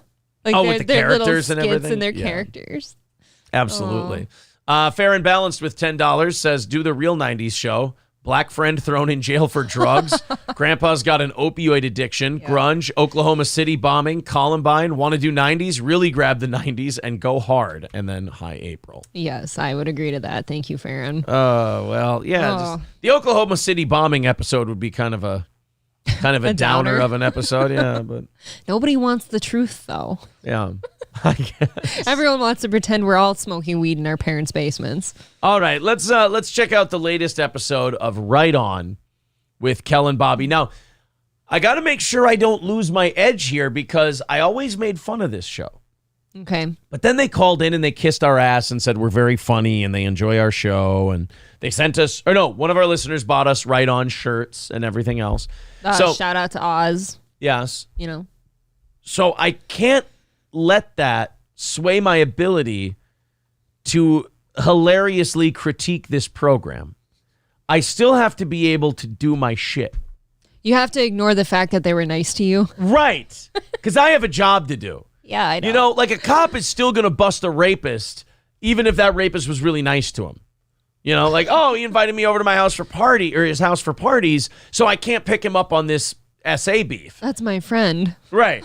You still got to, put down the rabid dog, so to speak. Yes. So let's see if I can keep my teeth about me. All right. In the latest episode of Right On. Of course, there's always the bottle of Windex, the vacuum. They are, by the way, Windexing and vacuuming a green screen, if you guys didn't know. Will you stop telling people that? This looks beautiful. I'm sorry. I apologize. But they're all, they're cleaning off the green screen, getting ready for the show, and this is their big, because every great show needs a big intro. Hold on for a second. Yeah? Look at the images in the windows. Do you notice anything? Here's the sky. Yeah. Here's the sky over here. So they're like in a high rise, right? Super high rise, right? Yeah, because you're like in the clouds. You're in the clouds. How the fuck did this palm tree get there? Both of them. That one's got sand under it.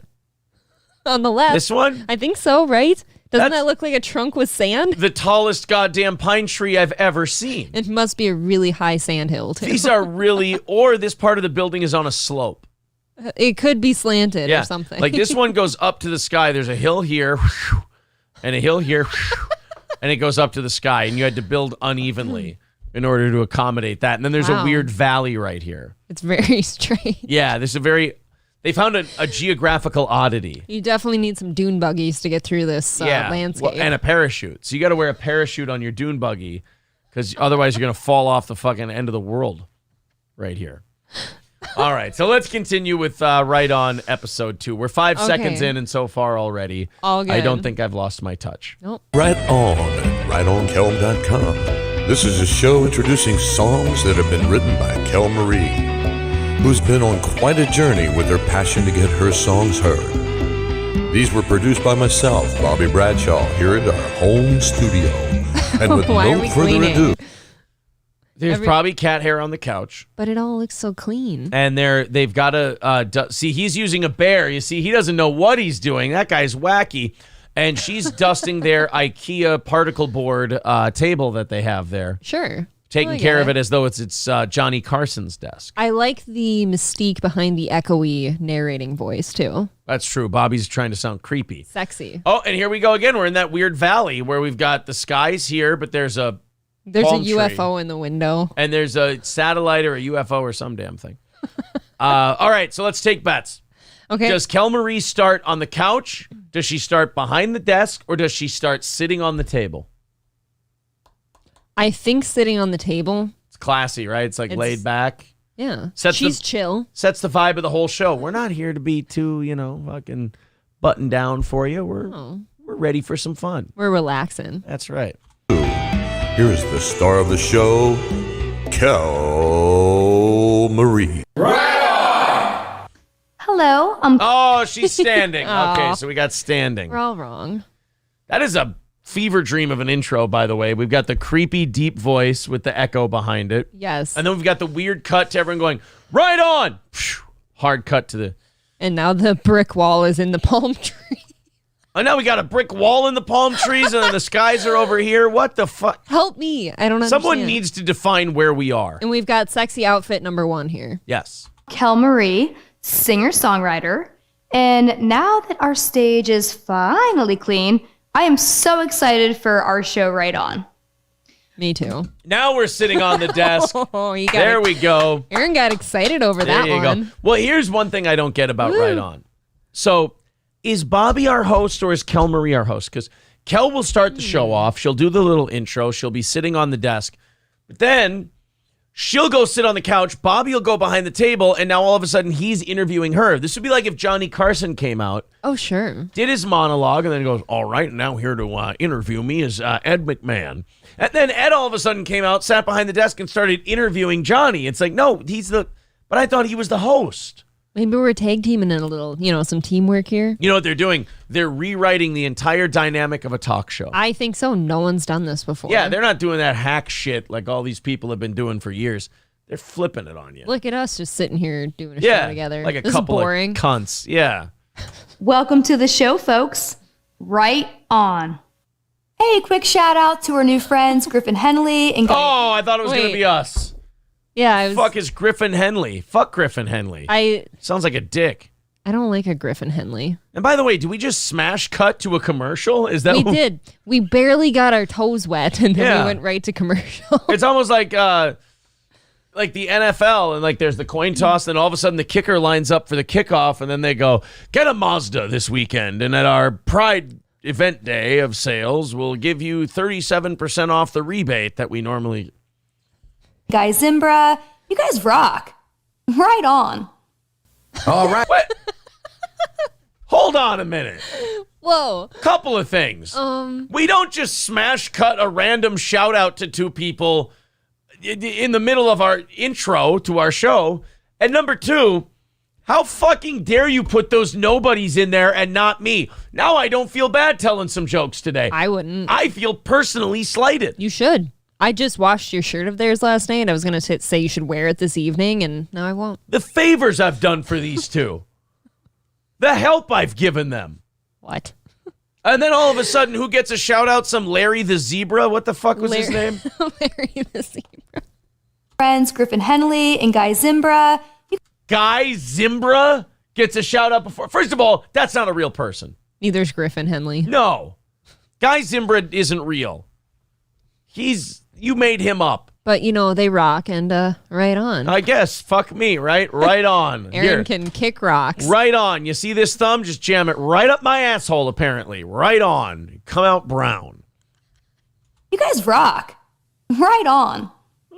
All right, welcome to Right On. Steel toe. Hold on. Fuck you.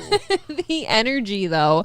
What is what do you call that? It's like awkward, like, right on. What do you call that? It's called having the nerve to do a show without training to be a professional broadcaster. The lack of charisma, I think, is really troubling. On at rightonkel.com. And Bobby with his Rolf from the Muppets hair. Can I tell you something? What? That looks like our kind of dear friend Raleigh if he were to take a different turn in life. Okay. Hey, it's episode number 2. We got a brand new song, one called Empty Bottle. Kel Marie, how you doing today? Hey, Bobby, I'm doing great. When my agent Big Kev called me and said you actually invited me back on the show, I was just thrilled to death. It's your show. It's literally your show. You came out and started the show. You did the whole intro. Hey, Bobby, thanks for inviting me back on your show. Well, I kind of have to, Kel. You're 15 years younger than me, and you won't show me your tits and sit on my cock if I don't invite you on the show. And what else am I going to do? Ask some other transient broad with a guitar to come in here and tell me stories about her singings? No. So you and I are going to keep writing these songs, and we are deep-rolling pigeons who are bound to do this until our inevitable fall right to the pavement. Oh, my God. And wardrobe change number 1, by the way. And all that got me to turn on him was shouting out Guy Zimbra instead of me.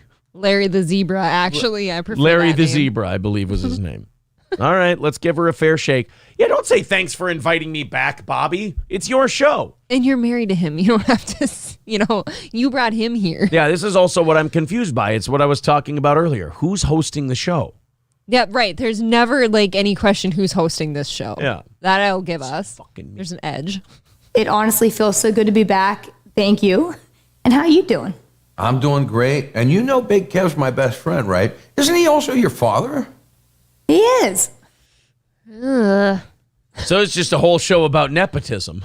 That's kind of what I'm getting. This is like, he's not your manager then, he's your dad. Like, you're not Serena Williams. Don't be best friends with the dad. Isn't your dad giving us money to put this show on? Indeed he is, Bobby. That's an astute observation you just made. Plus, I love that, like, their whole show starts out with, like, a polite conversation. Like, how are you? Oh, I'm pretty good. How are you doing? Well, I'm good, too. Well, that's riveting. Do you ever ask anyone how they're doing on this show? I don't care. I think That's real life, by the way. Aaron could care less how anyone is doing ever.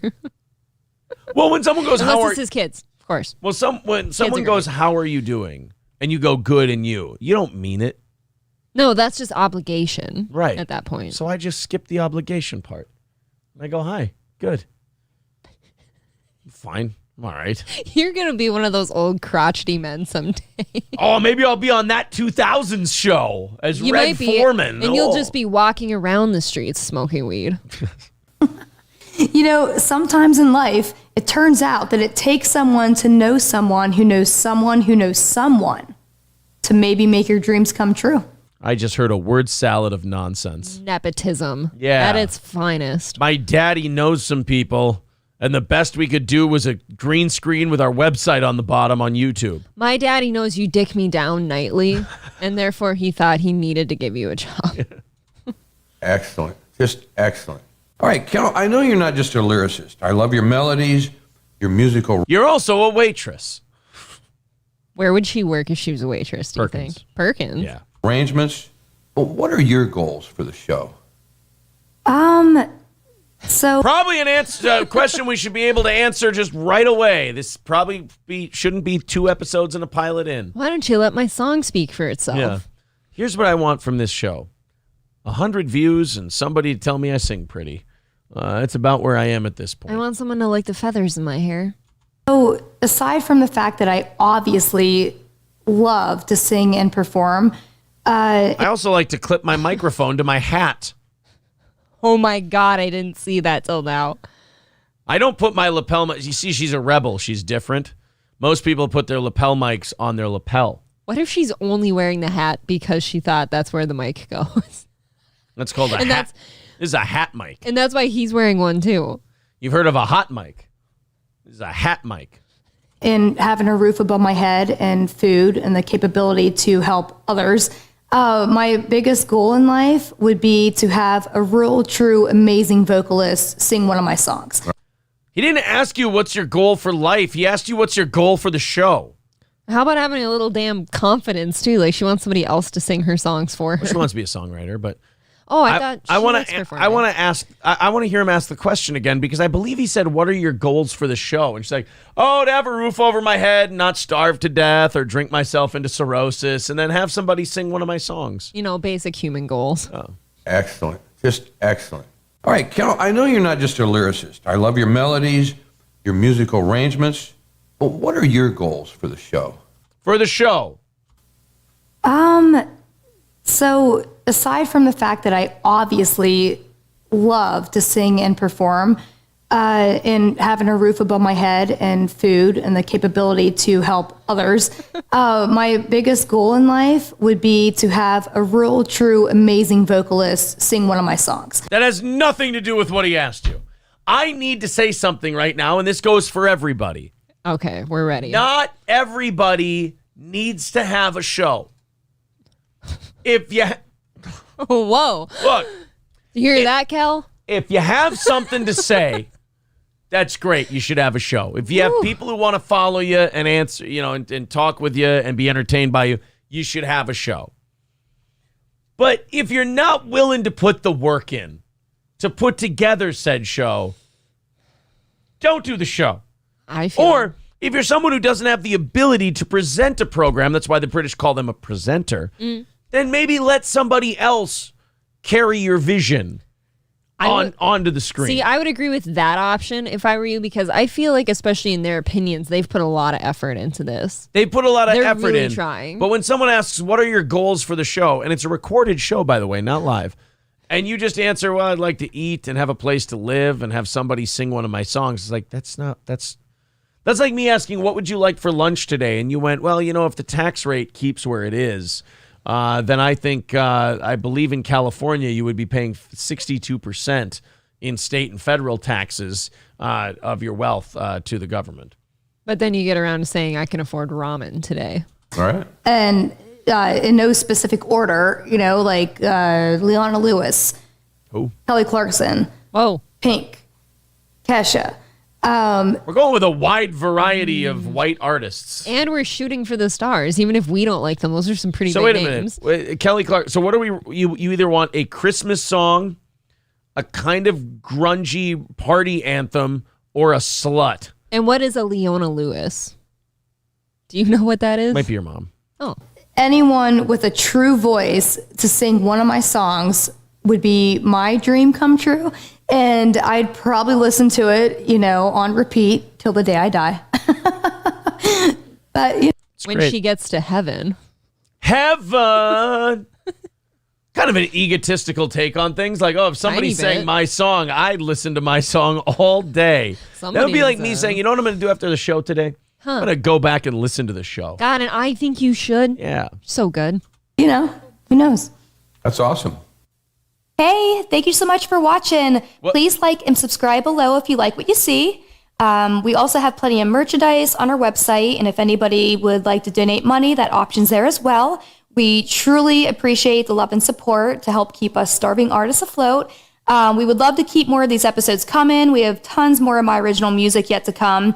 And seriously, thank you guys so much in advance. We love you all, and God bless you. We're 3 minutes into the show, and I've already seen 2 stops for commercials. That's definitely a wrap-up segment, isn't it? Yeah. Where you don't need to cut to a new outfit and stuff. You just say the thing on the couch. And I haven't heard anything about the new song yet.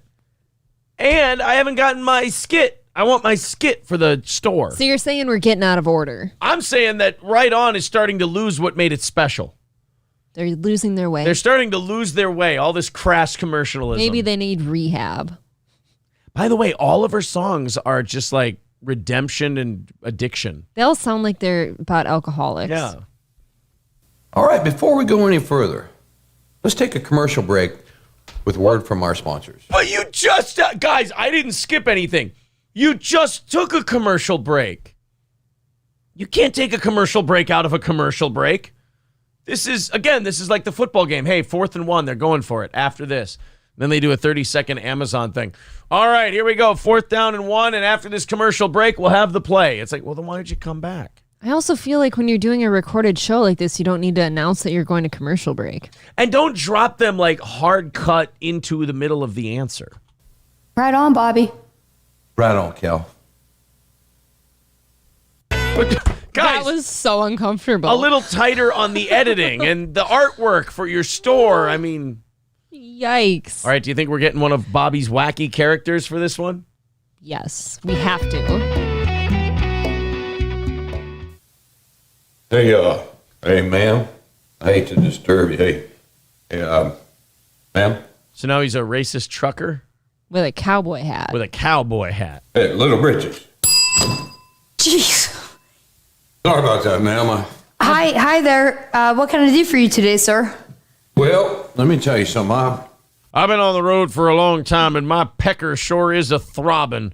I could certainly, if you're out of mouth lozenges, I could certainly help you, and you could help me at the same time, because it's busting out of my trucker trousers at the moment. See, how much more interesting would that be? I feel like, first off, I bet she was really sleeping, and this scene, he's being too dramatic for looking for a shirt. Well, this is his big chance, too. I mean, Bobby, look, she may be trying to get a breakthrough on her music, but he's trying to launch an acting career. I was going to say, I think we need to pick one. I think you need to focus on, do you want to be an actor or do you want to be a singer, songwriter? He can focus on acting. She can focus on singing. They split the thing. They cover more ground She's that acting way. like she's sleeping. Got me a new cabin out in the woods, right? And I just got this one place on one of my walls. And it's just, just a little place, a little bitty spot like that. And I watched your show the other day, and basically what I'm saying is I bury all of the bodies of the children behind the walls. And I got holes that would certainly give it away to authorities that I'm indeed burying dead bodies in my wall space. So I need a painting that'll look inconspicuous and cover up my crimes. Also, I watched your show the other day that I definitely wasn't on. What's that guy's name? That Big Kev, right? That does paintings. And he had a new painting. It's her dad. And I thought that new painting would look good on my wall. Hey, Dad, if you give me some money for us to be able to do our show, we'll promote your paintings on it. It'll be like an advertising deal. They turn out to be like fucking finger paintings. Yeah, is this the one? It really is. That's what we just... Okay, our oldest just got that for Christmas. That's like paint pouring art, where you just pour paint on a canvas and let it drip off. Crayola paint pouring, yeah. Oh, help us. That's it, man. That's something. Should we get Charlotte's artwork on the Right On store? Do I think we should? I'd like to have on my wall. Well, you were in luck, my friend. Well, all righty. Oh, yeah, that's it. Oh, my goodness. Thank you so much. Hey, I got to get back to my show. Right on, Bobby. All right. Wait, you took a break from your show to serve one customer in a store? Can't you just keep it closed until the show's over? You were sleeping standing up. Yeah. Seemed like you'd been there a while. You're going to get back to your show after you were just taking a nap? There's no story continuity here. That's what I mean. Like, we need like an order of business. Yeah, come on, guys. Something. We need some kind of agenda for this program. An itinerary. Right on, Kel. Oh, they disappeared. Thanos. It's merciful. So we're supposed to look to that pillar for all right, welcome back. Right On at rightonkel.com. Don't say Right On. Today, we got a new song from Kel Marie, one called Empty Bottle. Kel Marie, what is Empty Bottle about? Let me guess. Yeah, what? Well, it's about child porn, Bobby, and my addiction to it and why I had to let it go in the last 365 days to make sure I was in a more mentally clear space. I plead the fifth. All right. No, okay. So I wrote it in 2013. I remember sitting on my bed, and it was like a 10-minute songwriting session for myself. And as we all know, and I was the best songs written in 10 minutes. You know, where it just comes to you naturally. You don't really have to think about it. Yeah. And just some of the verse words, which includes the night that I held the moon. That was actually me holding my hand up in Fort Myers, Florida, with taking a picture with my cell phone that looked like I held the moon. Cool. And that's like saying I took a picture of me holding my pup and then I got a song. April, one time I wrote a song and one of the lyrics, "Crush Your Head," was because I was standing here with watching you and I was going like that and I was crushing your head. Oh, dude, that's so deep. And that's one of the lyrics about crushing the head. It's always good when you're talking about a song to quote one lyric completely out of context and then tell people an anecdote about that line. And then the See Past June, that was a reference between two of us that recognized that the relationship had to end when June 1st came along. And why? Did your lease run out and you weren't going to live together anymore? Rent was due and he didn't want to pay his half. You can't just quote lines from your song out of context that we haven't heard yet and then tell us what it means. I have no idea what the fuck's going on. So you're holding the moon, but you've also set a tentative breakup date. And then the song's called Empty Bottle. Well, and hold on. He asked a very broad question, like, what is your song about? Like, and you're going for specific lyric lines. Well, you know, I'm taking some cell phone pictures, and I'm not paying my lease. I'm breaking up. Yeah. And the chorus has the tuck me in at night phrase. And that was actually a metaphor with someone texting me the word good night, which we called that tucking me in at night. That's not a metaphor. That's literally what they did, was they tucked you in at night. I think he's going to get a little upset hearing about the ex here. Yeah, what are we doing talking about the ex in front of Bobby? Yeah, why are we writing new songs about exes? Yeah. Why are we singing a 9-year-old song about an ex we broke up with a decade ago? Why can't we talk about Bobby and his big old swinging cock? Why can't you why can't you make a song called Hittin' Bottom and it's all about Bobby's big old schwans invading your downstairs? Why do we got to talk about the old boyfriend? Let's talk about what Aaron wants you to talk about. That's right. He wants the dirty Kel Marie, details. if you're watching this right now, I want you making a song called Hittin' Bottom, and it's about how, Bobby really, gives her, makes it hurt. How deep does it go? Hittin' bottom. Big dicks, he's got them. Whoa, multiple?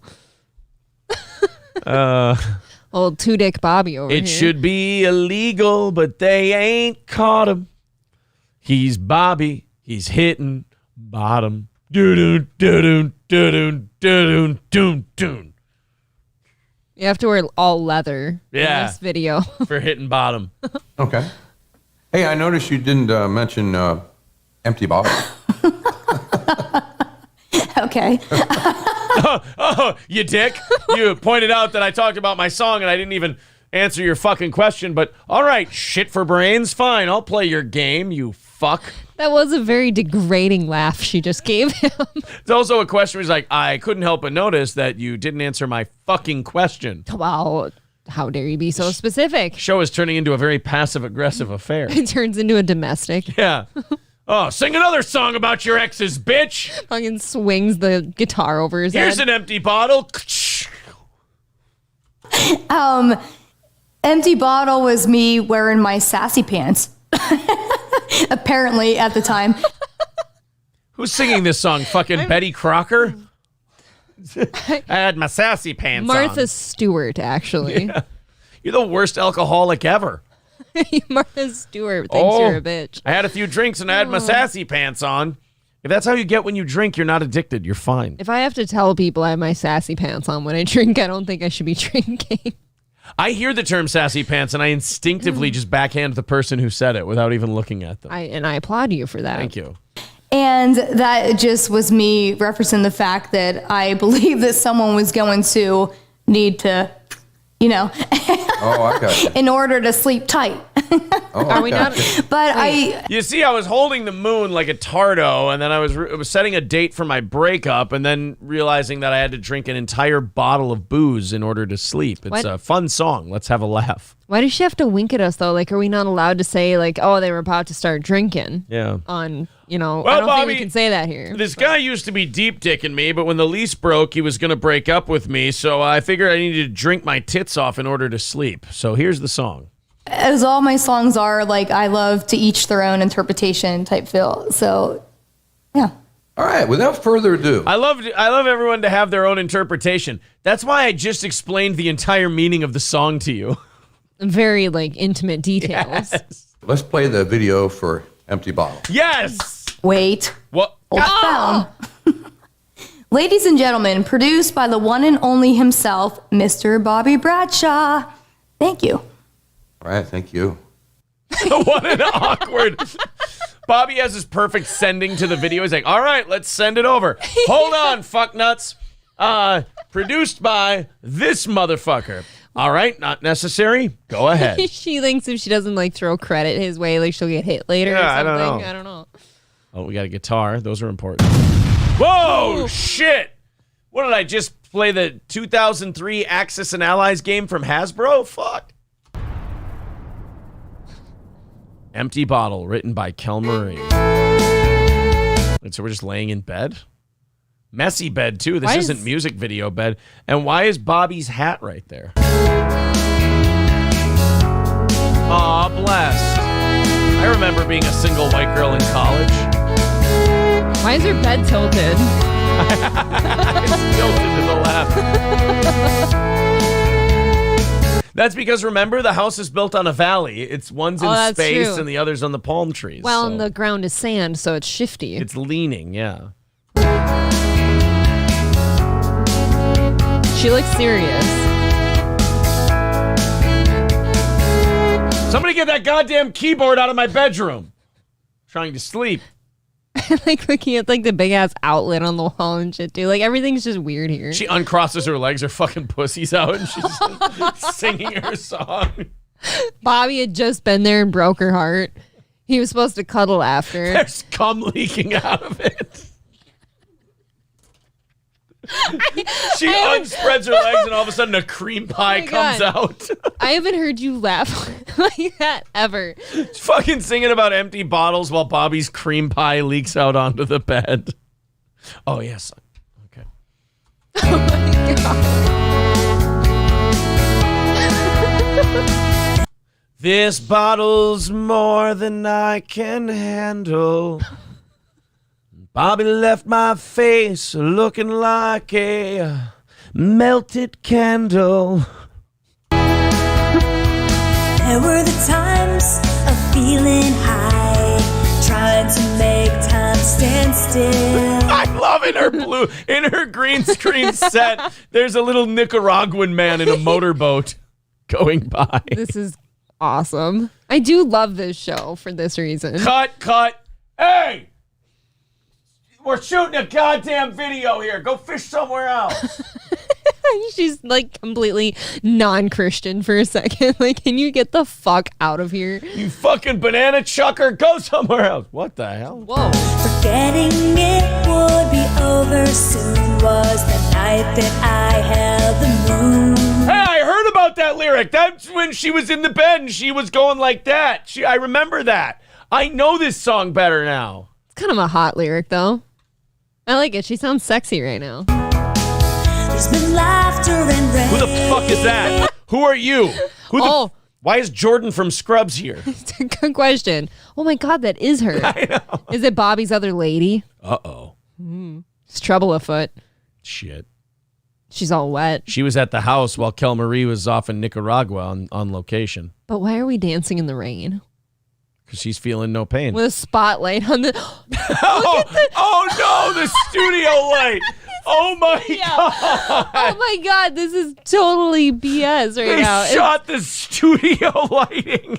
This is not good. Guys, you got to turn the camera a little more. You got to turn the camera. You got to put something on the screen here, and then you got to do your shower effect. You don't leave the filming studio lights. Nice catch. That'd be like if we had our lamps in the shot right now. Welcome to the Steel Toe Morning Show. Yes, we're lit by a little Walmart lamp. There's a fly swatter on it. We bought like expensive lighting for the studio, and these fucking Walmart lamps ended up working better. So we went, well, fuck it, put them in storage. Literally $12 lamps. All right, everyone, welcome to the show. It's the Steel Toe Morning Show. We've got a great one for you today. And we got Kel Marie coming on the show. She's going to talk about putting the moon in her hands and some other shit. And it should be a really awesome program for you.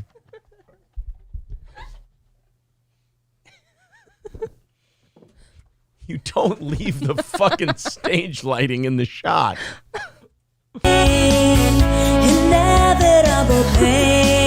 the fuck? So it's just a guy losing his surfboard. She was thinking about, how excited she was about this guy she's about to break up with. Okay. Still I was afraid to see past June. Oh, she couldn't see past June because remember, they agreed to break up in advance. On the 1st, I thought, though. Why are we on the 5th? Oh, when you break up, you still fuck a couple of times after? Yeah, but usually that takes like half a year to get out of your system. Well, maybe for some of us, April. Some of us, it's a couple of weeks, and then... Some of us can't pick up on cues, I guess. Low self-esteem. Yeah, I understand. And all that. Yeah. Have you ever wondered what it will be like? Just a guy reading his texts. When you don't get to talk me in at night. Oh, there's an empty bottle to help you. It's just a drunk bitch reaching for her phone and knocking over all the wine she drank last night. Just labelless bottles. With a perfectly clean glass, so she drank right from the bottle. Oh, she chugged it, yeah. Sleep time, but you don't get to talk me in at night. I don't think that's the own you want it to be. That's right, I'm a 2-bottle lush, and you don't get to say nighty-night. Literally, we're talking about a text right now. This could sound sexy, but it's about a text message. Right. When I'm with you, it feels right, like it's just How is that boat moving without the oars going? no other. They went out on a windy day.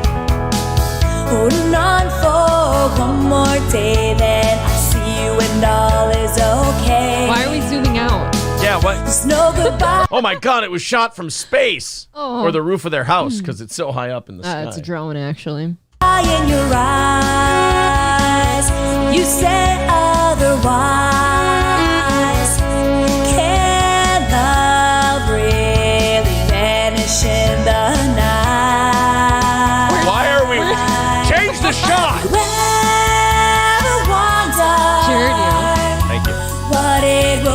Oh, the same Nicaraguan scooting by. They made a laugh. You don't get to tuck me in at night. Oh, there's an empty bottle to help you sleep tight. Alcoholism. Yeah, that's You good. don't get to tuck me in at night. You know what? Okay, divorced dad. So, Yeah. You know what this video's missing? Where's Bobby playing his 5 instruments or whatever? That's what I always looked forward to. I look forward to that on that little stage. Bobby would wear different outfits and he'd play like 5 different instruments. I think she's starting to worry that Bobby's getting too much of the attention for his music skills and that he's the real power behind the throne. So she's cutting Bobby off at the knees. Well, and another criticism I have of this video, like, if you're going to do a story about like a romance between the 2 people that fell apart, you got to stick to those 2 people. They've got like 6 different extras in here and none of them stick with the story, right? Like, you need characters. Well, they didn't film this, babe. This is all B-roll footage that they took. No, I from got other- that too. I'm just saying. They don't have a budget. I mean, for Christ's sake. Thank you, Aaron, for pulling the curtain back farther. They kept the stage light in the shot, for Christ's sake. I was giving them some credit. I know better. Have you ever wondered He just got caught with a what trans. it will be like? He just saw Blair White's dick. You have to drink after that, right? A lot of empty bottles. When you don't get to tuck me in at night. Oh, there's an empty bottle. Jesus. He looks by your stressed. bedside. Why are we lingering on these shots so long? He is stressed, Aaron, and she wants us to know how stressed he is. I get it, Okay. but God, standing outside the fire didn't even focus on the bloody-nosed retard when he fell in the track this long. God. We call them cool. The dad's being a dick because his retarded kid's going to embarrass himself. But then the little Phoebe gets up at the end and runs across the finish line. Good for him. I feel like these are scenes cut from Whiskey Lullaby. Oh, I hope it ends that way. But you don't get to tuck me in at night. No, you don't get to tuck me in. That fucking Nicaraguan just keeps riding by. I know. No, you don't get to tuck me in at night. It's a Somali pirate ship. You see them boarding They the start- Maersk, Alabama, and they just start offing people. They start storming the beaches behind her. I am the director now.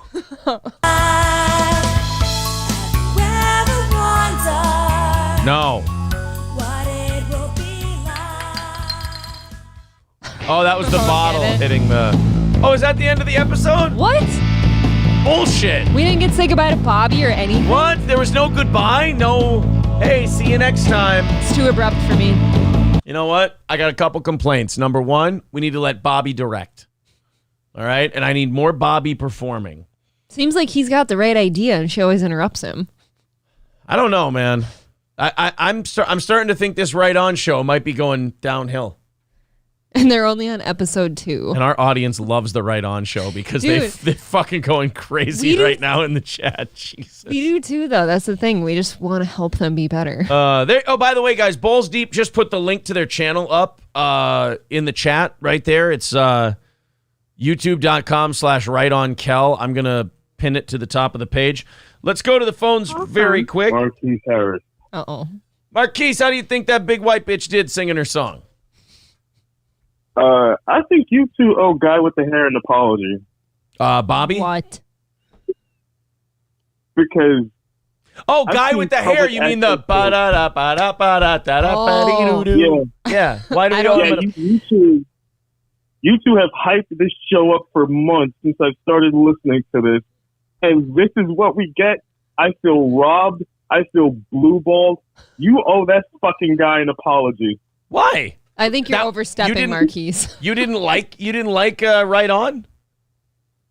No! What? Wow. Why? What would you have done differently? Dude, you're a tough sell. Yeah, what would you have done to make that show better? Besides fucking lyrics. besides yelling Allahu Akbar with a vest on.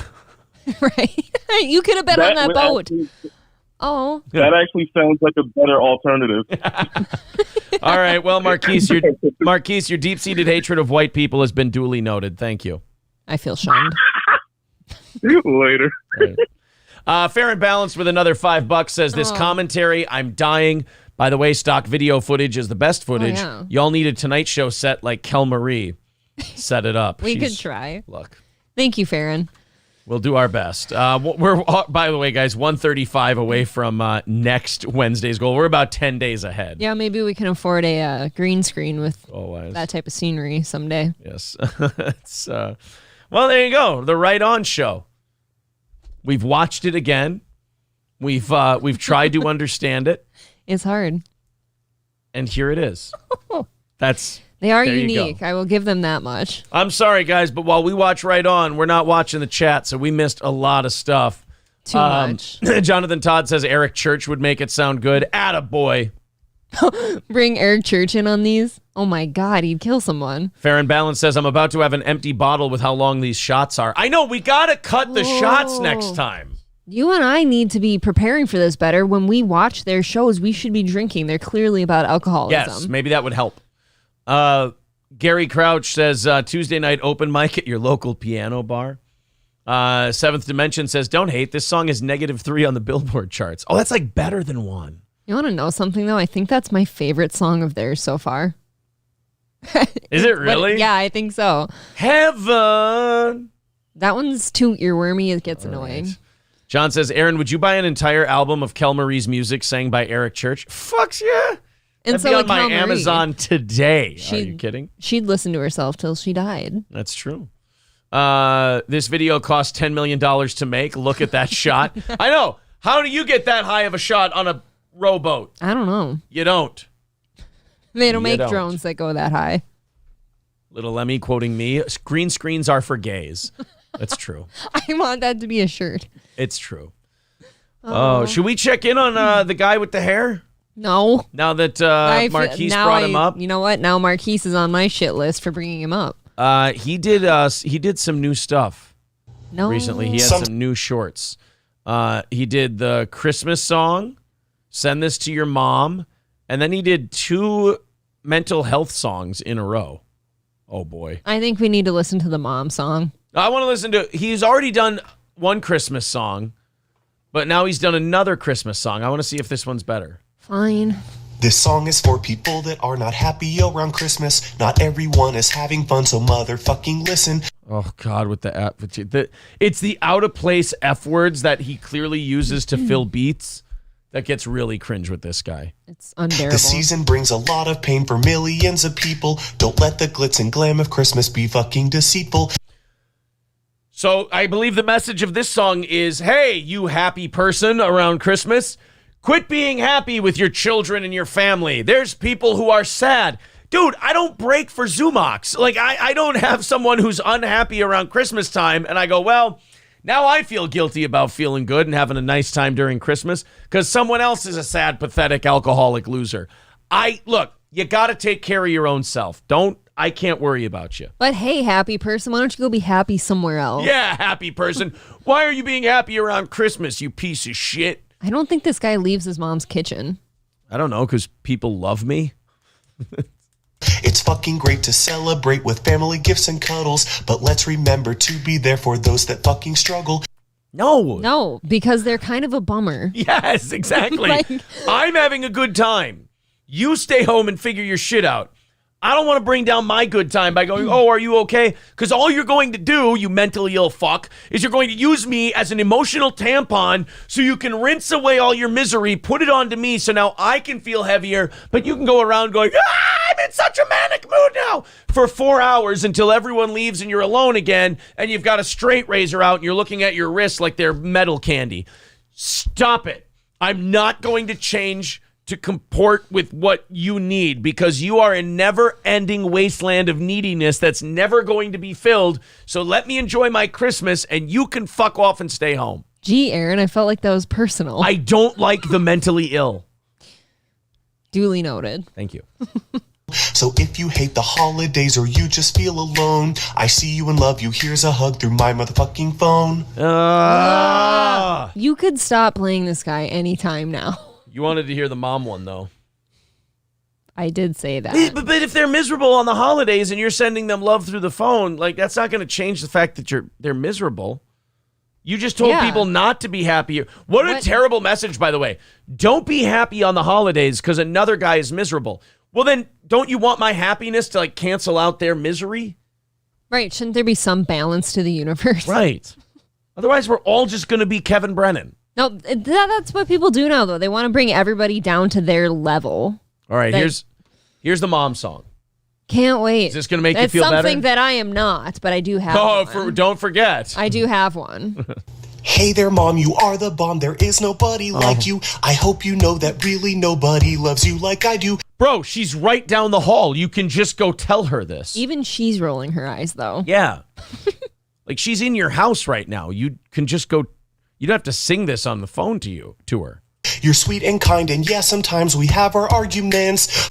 Like whether or not I should move out or pay you fucking rent. Yeah, I was going to say, where's he bringing the F word into his mom's song? But I don't care, because in the end, Mom, you are my best friend. I believe that part. That's probably true. It's kind of a one-way street, though. She really wishes you'd branch out. By the way, tell me you don't have a dad without telling me you don't have a dad. You're a guy whose mom is your best friend. Oh boy, mommy coddled somebody too close. Aaron, are you saying you wouldn't call your mom your best friend? Are you just lashing out because you don't have that? Yes, it stops a little bit short, I guess, for me. Yeah. Buddy, it's going to be okay. Short, yeah. My lucky stars, you love me unconditionally, because without you, I wouldn't truly know how to be me. So thank you, Mom, for all the talks and sacrifice you made. No F words. I hope this little love poem will somehow make your day. Wow, no F words from the guy with the hair. Wow. You know why? You know why? He won't curse around mommy. He's got some respect for his mom. Yeah. He won't. Where's the dad song? Well, where his dad is, just dust in the wind. I'm waiting for there to be one about the cat or something. Oh, that's coming. He did two So is the cat. He did 2 mental health songs in a row. Could we project a little harder, please? I think we could do 3. I think someone writes in and goes, hey man, I'm mentally ill too. I just wanted to let you know this totally feels like it's for you because I'm not as bad as you claim I am. Oh yeah. John says, bravo, sir. That's called range. Mm-hmm. Roachbait says dads is just cuss words. Yeah. I don't know. If he put his dad one out here, it'd be really angry, I feel. I think so too. Do you think it'd end with one of these? He'd be no. Like the him UFC holding a ring dagger. girls? Yeah. Guinness says dad ran away when he started doing this. Yeah, you know what? Possible. His mom's pissed now because you ran off the only good thing in my life. now all I have is you. Now she's resentful. I gotta play this. I want to do this Tom Segura thing. So I guess Tom Segura is one of these guys on the internet. Now he's part of the Rogan family. Is Tom Segura, and Tom Segura occupies to me what is a very interesting space. And that is the space of a guy who I don't think has many detractors. Nope.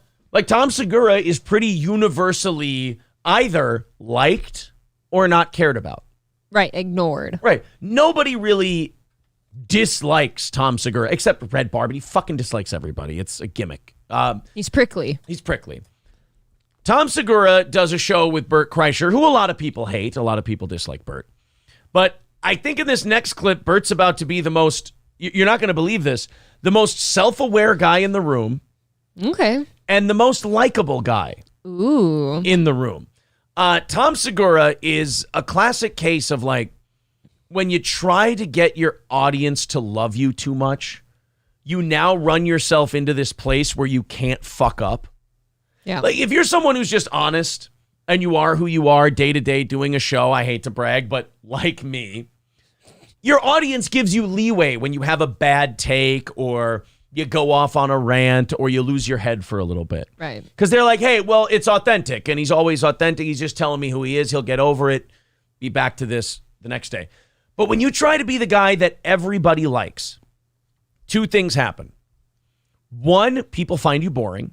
True. Which is not the worst thing in the world because that's the biggest criticism I've ever heard people have of Tom Segura is that he's boring. And that's easy. Like, that's easy to get over. Can get so much worse than that. Right. That's a pretty mild criticism. And by the way, that would be my criticism of Tom. I don't listen to any of Tom's stuff. I find him to be a little ambient. He doesn't catch my attention. Right. But he doesn't need me to like him. But with Tom Segura, he's set himself up now where he can't shit on his audience because he's talked about how awesome and trolly they are, and my audience does all this fun shit, and he loves it. When they go and they harass somebody or they play a joke on somebody, Tom Segura will talk about it on his show, and he'll laugh his fucking balls off. Well, now I guess his audience is kind of trolling him back. Really? And he doesn't like it. Fun. And to me, this can be, if you don't handle this right, this can be the beginning of the end for a podcaster. Because, like, let's take, for example, I told that story on the show about the cranberry walnut bread. Yes. And now my timeline is always full of people making loaf piggy jokes. That's very fun. Loaf piggy memes. It's fucking hilarious. Texting me, April, hide the bread. It's really, really funny. Yeah. But if you're going to be a guy who laughs when their audience fucks with other people, you have to then be okay with it when it happens to you. Otherwise, you just look like a bully. It's true. You just look like a guy who, and you look like a hypocrite, which people hate. Mm-hmm. So Tom has run into this point where it could be do or die for him.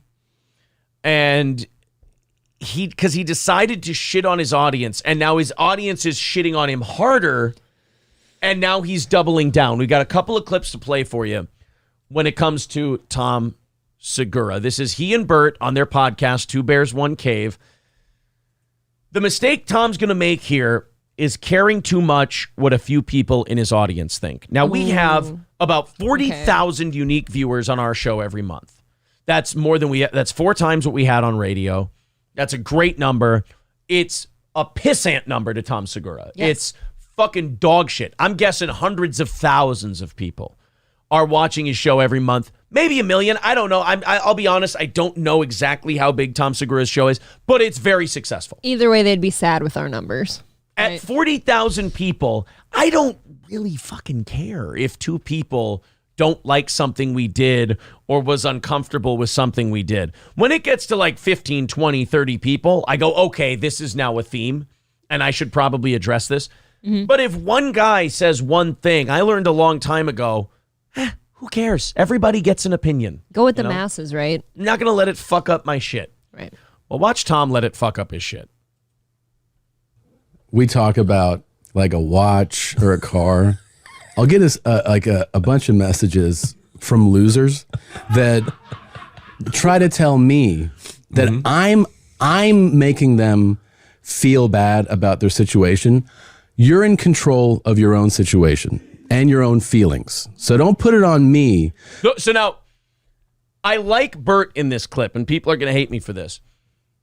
Bert is realizing that Tom's going down a bad road right now. Yeah. And he's like, whoa. Don't call the audience fucking losers.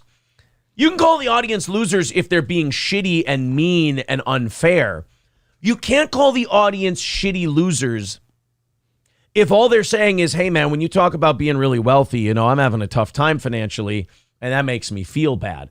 I've got a bit of a reputation as a guy who can be kind of an asshole sometimes, right? Say it ain't so. If an audience member wrote to me and said, hey, you guys talked about playing blackjack on your show. Yes. I don't play. I like to play blackjack, but I don't play anymore because times have been really tough for me, and so on and so forth. I would say to that I would actually respond to that person. I go, hey, man, I wasn't thinking about that. I'm sorry that made you feel that way. I'm going to take that into consideration the next time I think about talking about this, because, it's not that important to the show. It's not a big deal. It's kind of a stupid aside. And the goal of my show is not to make people who like me feel like shit. So, all right, something to consider. Or let's say I thought that guy was being way too sensitive. I would just like the comment, move on with my day. You forget about it. Thanks for commenting. I'm not going to go on my show and go, let me tell you about the fucking losers that pay for this show. These fucking losers who buy our advertisers shit, who become members of ours on our YouTube channel, who feed us millions of dollars every year. Let me call these fucking people losers because they might be struggling, and me talking about the new sports car that I bought might make them feel like shit. A little bit biting the hand that feeds them. I'm going to tell Tom Segura what Dave Chappelle told Kanye West. What you're doing right now, and we got still a minute left in this rant. What you're doing now is fine to think it. Yes. Yep. Doesn't work very well to say it out loud. When you've got an audience full of people who are working for a living and they financially support you, you don't get to call them losers and poor poors and poor people. Like the poors bit we do is like very much tongue in cheek. It's sarcastic. It's funny.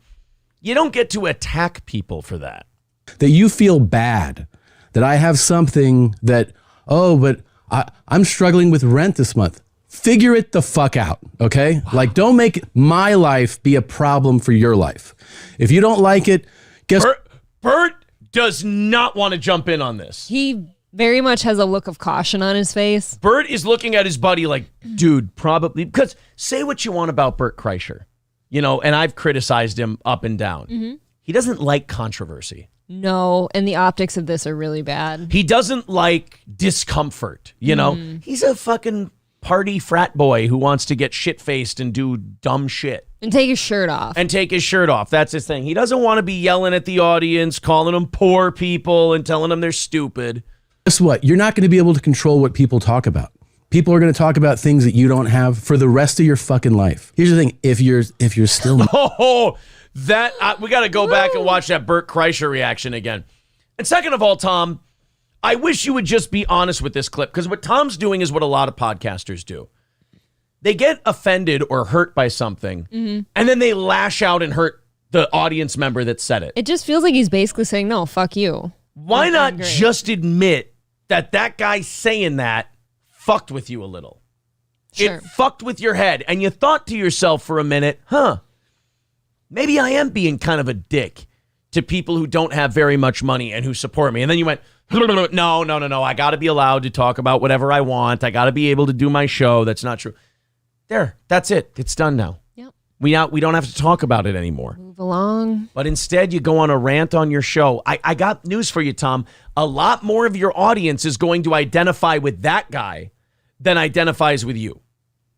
That you don't have for the rest of your fucking life. Here's the thing. If you're still mad about this, just know that it's your mindset and you're thinking like a fucking loser.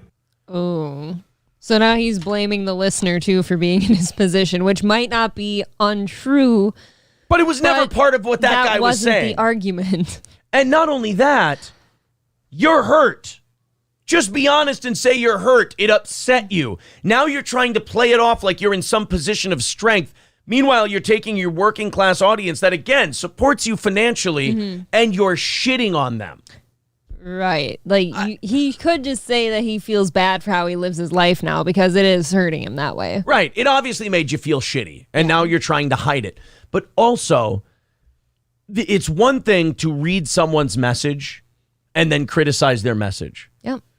But when you went, hey, all of you people who are struggling with rent this month, or all of you people who identify with that guy, the only reason you're feeling that is because you're a fucking loser and you need to figure your shit out. Right. He just placed a lot of blame on the listener. That is a bad move. And the reason I came across this clip is because on, I don't remember what subreddit it was. I believe it was the Fighter and the Kids subreddit. They said, hey, what's going on with Tom Segura? His whole audience on his Reddit page is turning on him. Okay. In the last 24 to 48 hours. Well, and then I found the clip and I'm like, oh boy. This is one of those things, like it's weird to watch these podcasts get big and then watch them possibly get undone by one thing. It's what you said about like more people are going to identify with this listener than him. That was so correct. These people support you because they usually go to shows like us or him or whoever to like get them through part of their day, you know? Yeah. And look, I mean, if you can, if you want to turn off memberships and make it and turn off whatever Patreon or whatever you might have and tell your audience, look, I don't need your money. I'll just do the show and I'll do it for advertising dollars or whatever. Then, okay, that's fine. But if you're financially dependent on these people and they're telling you that they're struggling, if you do a network show and your audience doesn't have to give you a dime, it's just free to consume, then okay, talk however you want.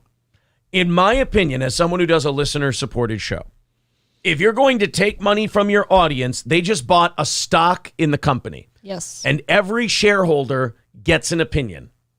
You don't get to pull this shit where you go, you're a fucking loser and your opinion doesn't matter. Well, yeah, it does, because there's going to be a lot of people like him hearing you talk like this. There's plenty of people that hop in our chat sometimes and don't like whatever you brought up to talk about. Right. But they did pay, they've contributed, and they get an opinion.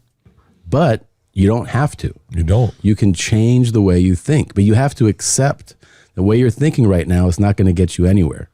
Now, that would be fine if you were giving advice that they said, oh, I'm just very sad about my life in general. You're not doing that, Tom. You're telling them that them hating you for talking about something is because they're a fucking loser. That their opinion about what you're doing, you're now deflecting it and saying, well, it's just because you're a poor, bitter loser.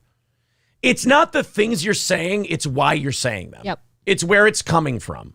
You're being bitter, you're being petty, you're insecure, you're not confident. If you just sit around and you know what?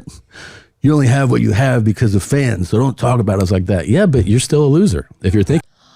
But you just needed to stop after you only have what you have because of your listeners and your fans. That's it. The end of sentence. It's 100% what it is, but you're still a loser. Tom, again, Tom Segura has never been seen as a tough guy. He's not a tough guy.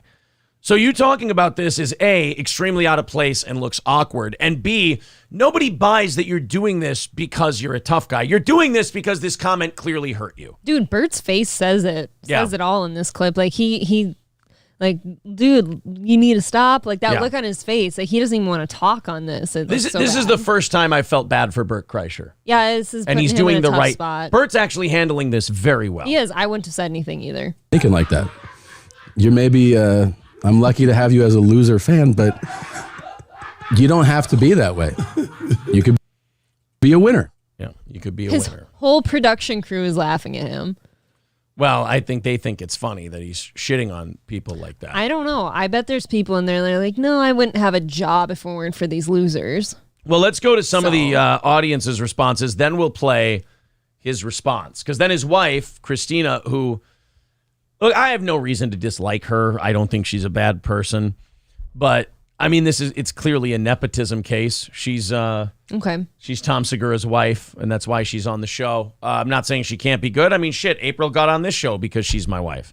That doesn't mean she's not good at it. I have to stay here for a reason, though. I have to be good. Yeah, she brings it up to Tom, and he has a chance to make things right. And... Because, you don't bring shit like this up to the host of the show unless you are concerned that it's hurting things. Right. Like, if you saw a couple of people give me shit about something, you wouldn't bring it up on the show unless you were like, hey, do you think this is going to fuck us up? I know better because typically in this realm, if you're not worried about something, I shouldn't be either. Right. That's kind of what I've learned. I've gone through real problems in terms of broadcasting. I've been through a few controversies. I know when something's a big deal and when something should be ignored. Stevie J says, Rogan has a few dozen nipples and Tom Segura suckles at one of them. Tom definitely borrowed a lot of his audience from Joe Rogan. There's no doubt about that. A lot of people are actually saying they're glad that people are turning on Tom Segura. I never got that. Like to me, Tom was just boring. I didn't really feel the need to like him or dislike him. That's why I don't watch him. Shane says Tom has accurately identified with his audience. He can only embrace his fans for so long before he will start talking some truth. His fandom has been clearly exposed by Tom, which shows his fakeness. Right. If you've thought this way about your audience for this long, and you're only letting it out now, then are you a phony piece of shit all the rest of the time? Right.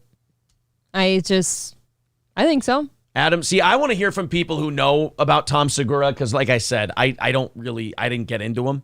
Adam Price says, Tom never shows emotions like this. Yeah, something got to him. Yeah, that bugged Somebody him. made him feel shitty for doing something a little bougie, and he doesn't like the guilt. Which is fine. If you're a wealthy guy, and you got wealthy because you have a lot of audience members and they all chip in $5-10 a month to you or something, and it made you a millionaire. That's great. That's wonderful. but you do now owe those people. Much like if you work for it. One of the trade-offs of not having to work for a network is you can do any kind of show you want. But if you're on a network, you have to kiss the network's ass. Yep. If you're not on a network, you don't have to kiss a network's ass. But you do kind of have to kiss the ass of the people who make your show possible. They get an opinion. Right. Farley Birdzone with $50 says, Happy Merry Christmas, belated Christmas. Thank you for a wonderful year. You two always make me laugh, smile, and think. I appreciate you two. Thank you for being so kind to me. Love, Farley. Well, Wow. thanks, buddy. That's Thank you. very nice of you. Merry Christmas to you too. Christina P. was actually more famous before Tom, says Fair and Balanced. Then she had her kids and she stopped. She had a special first. Oh, okay. Well, Interesting. then I'm wrong. I don't know anything about her. Thank you, exactly 6 million with $5 says Tom does a show with his wife. What kind of hack does that? Right? Exactly. Here's my opinion. A lot of times, like, being the significant other will open the opportunity for you to be there, but you've got to do something to make you stay there. Right. It'll get you in the door. I wouldn't be here at all if this show wasn't growing with me on it. Fair and Balanced says, I feel like they were all nervous laughing Right. at Tom. Okay. That's how I felt. Possible. So now Tom has a chance to put this all to bed. His wife's going to ask him about the controversy about the fucking losers thing. And this was on Friday, I believe. Okay. On Your Mom's House, their podcast.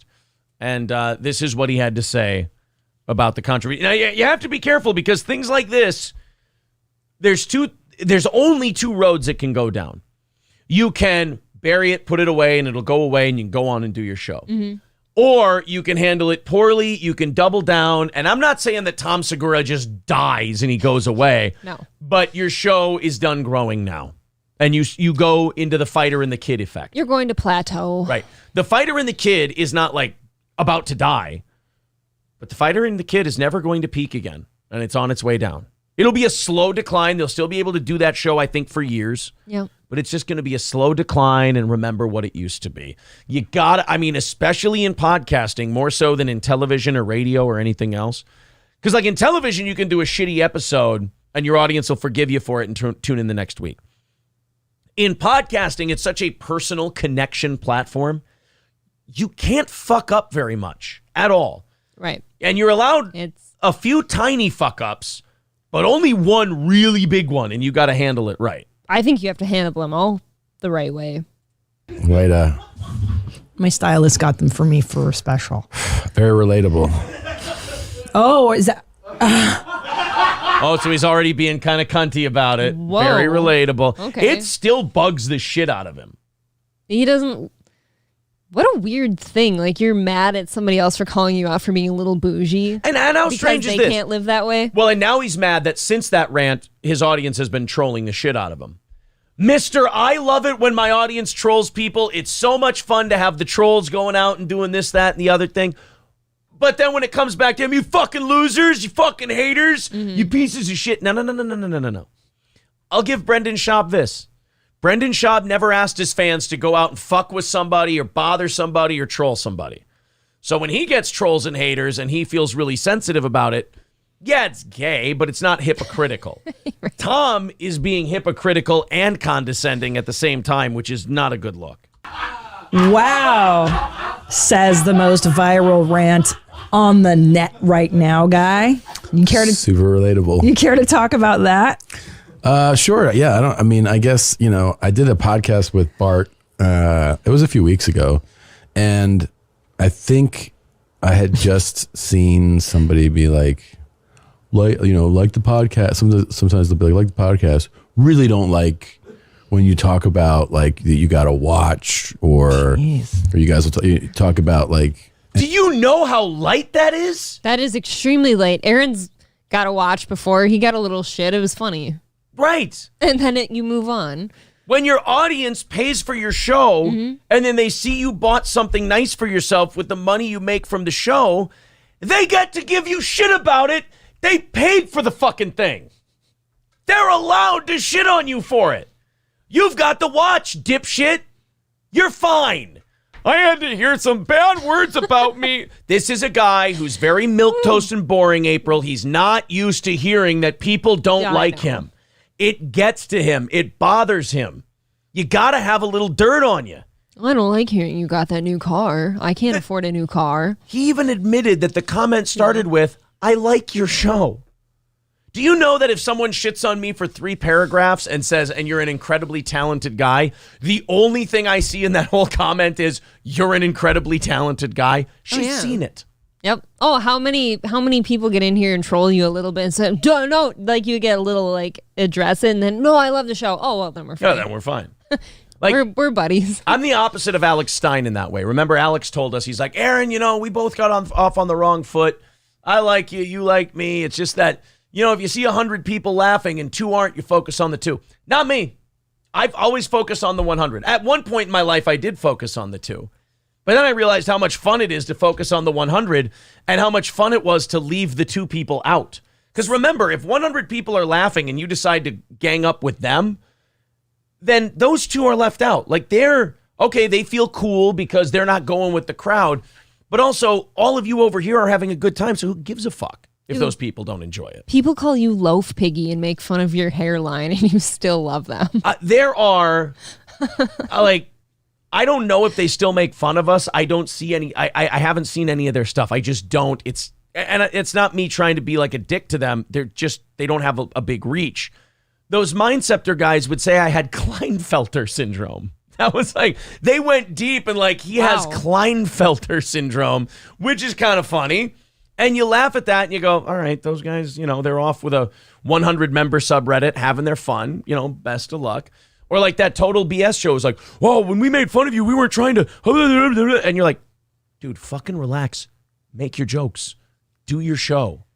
Knock it off. Stop worrying so much, Tom, about what people are saying about you and just do your fucking show. Don't try to be loved by everybody.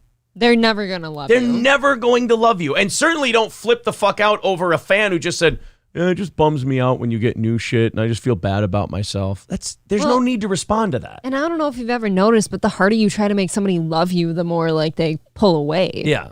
Any success you've had, because like, I'm having a hard time. So therefore, and I was like, what a fucking loser, like Jesus. to read somebody going like, hey, you talking about something that's good or a success in your life, it makes me feel bad about my life. And that's not an uncommon feeling amongst people. No, I feel like that's pretty normal. People see their friend get a nice new big house, and some people, I don't do this, but I understand that some people might see that and they might start measuring their own life and going, I feel like I haven't accomplished as much. I see that a lot when people get engaged or get married and the forever single people kind of pout on the sidelines. Exactly. The married person doesn't feel the need to then taunt the single person and go, you fucking loser. You're only single because of yourself. It's like, no, they're just emoting for a minute. Just let them be. And also when Tom and Christina, like Bert had the right idea to laugh and look nervous and go, I shouldn't do this. But when Christina joins in with him and enjoys it with him, what Tom doesn't understand is, and maybe because he started with nothing as a comic, it looks like 2 rich people chortling at poor people. It absolutely does. Look at even, like maybe not how he's dressed, but like the whole room and how she's dressed, like they look lavish, right? Right, which is great. It's fine. That's wonderful. But then don't go and call people who don't have that stuff fucking losers and then giggle at them, especially when they're your audience. They're giving you your lavish lifestyle. Right. It just really, I guess 2 things have kind of come up repeatedly where I guess it strikes a nerve in me just because I just hate being around people who have excuses, Yeah. Because we've all been there. Like I'm not going to act like I've never, I've been there and I'm sure I will continue to be, meaning it is a pitfall in life. It's a human thing. It's a human. You don't understand, Tom. You're going through it right now. You just don't know it. You're feeling shitty about this and you're trying to play it off as strength. Just admit, I feel shitty, I feel conflicted, and there's a part of me, you know what he's doing? He's doing that thing I always talk about when you do a show. Somebody's criticism hit with you because you thought it first. Yep. And then it comes out as projection. And that's what Segura is doing here. He's thought this before. Like, hey, if I talk about this watch or this car, are the poor people who listen to me going to think I'm a fucking asshole? And like I've lost my way and I'm not the same Tom anymore. So then he sees one fucking person write that, where if you're not insecure and you understand what that feeling in your head is just you having an internal struggle, a conf, if you will. Then that one comment, you can go, that sucks, that's shitty, but, you know, maybe I'll cool it on that shit. I don't know what most people do? They think about it later or not at all. Right. But if you think it in your head and then that person says it and then that triggers you and you start attacking, all that shows is that you were remarkably bothered by that comment and you've thought about it yourself a few times. But how easy would it have just been to be like, oh, I do feel a little shitty about that. Maybe I'll, omit that from my show. Doesn't want to admit the weakness. Yeah, I'm not immune to them, but I try to not embrace them. And so when I see people going like, when you talk about like a cool thing you got, or like you got a car, it sucks because I don't have one. I'm like, you're thinking like a real fucking dipshit loser, because like you're struggling. No, make sure that nobody brings up something that doesn't make you feel a certain way. It's like, look, man, I'll play for you what I said on the. Yeah. But you're the guy with the nice car. You're the guy with the big house. That guy's struggling a little.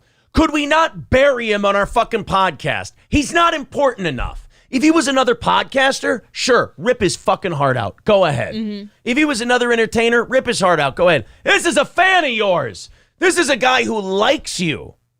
Who's struggling and still comes by and supports you. Right. And then you're going, boy, you're a real dipshit loser. Like, there's been times during this recession we're all in where Aaron and I have both felt extremely humbled that people still come here. Right. Where we're an expendable show technically in your life and you still support us. And again, it's buying a stock. Yeah. And when you buy a stock, you get an opinion. That's part of the deal. I got to put up with it from you guys. That's fair. If a stranger comes in, starts shitting on the show or whatever, yeah, go after him. Fuck him. But, I mean, to do this to a fan, that's a real piece of shit move. Let's hear that. Every time we talk about like a watch or a car, I'll get us a bunch of messages from skip. You don't have to be that way. You can be a winner. So true, Tom. Well, so it I guess I was bothered because I don't like hearing the excuses. No. Now you're trying to turn it into like you're fucking Jordan Peterson and clean your room, bucko. You don't like to hear it because you do feel guilty on some level. You've thought it before. It makes you feel bad that you're seen that way because poor Tom just wants to be liked by everybody. You don't give me this loser shit. You think your audience is really cool. I've listened to you on Rogan before. You're very proud of your audience. You like your audience. You think they're a lot of cool people. The minute they said something that made you uncomfortable, then they're fucking losers. Tom, that ain't a loyal guy. That ain't a guy that people want to follow. If the minute you upset Daddy Tom about, especially if you run a show that's based on trolling. Yep. Oh, yeah. If you run a show on funny pranks and funny trolls of, Garth Brooks and other people, you can't then get pissy when people want to have an opinion about you. You've taught them how to be. You've taught them how to be this way. This would be like me getting up. This is like even more petty than if I got upset at Loaf Piggy. It's more petty than that because Tom's got a 6-figure car out of the deal. To me, I'm kind of starting to see this too. It's like if kids screw up and stuff and they learn that they can't go to their dad about it because their dad's just going to bitch and yell and scream and hit them, like they're not going to come back to you. Whoa, wait, what? But what it extends to also, it reminds me of, to me, this has a direct correlation also with health and fitness. Yes. Because what happens so now they're fat dipshit losers. Tom, you're really knocking it out of the park here, buddy. Once you call them losers, you might as well pile on. Now they're fat dipshit what are you gonna do? Losers. Back down from what you said. They're probably trans too and probably gay. Drug addicts. Bunch of Blair Whites. Pulling their dicks out to pay for alcohol.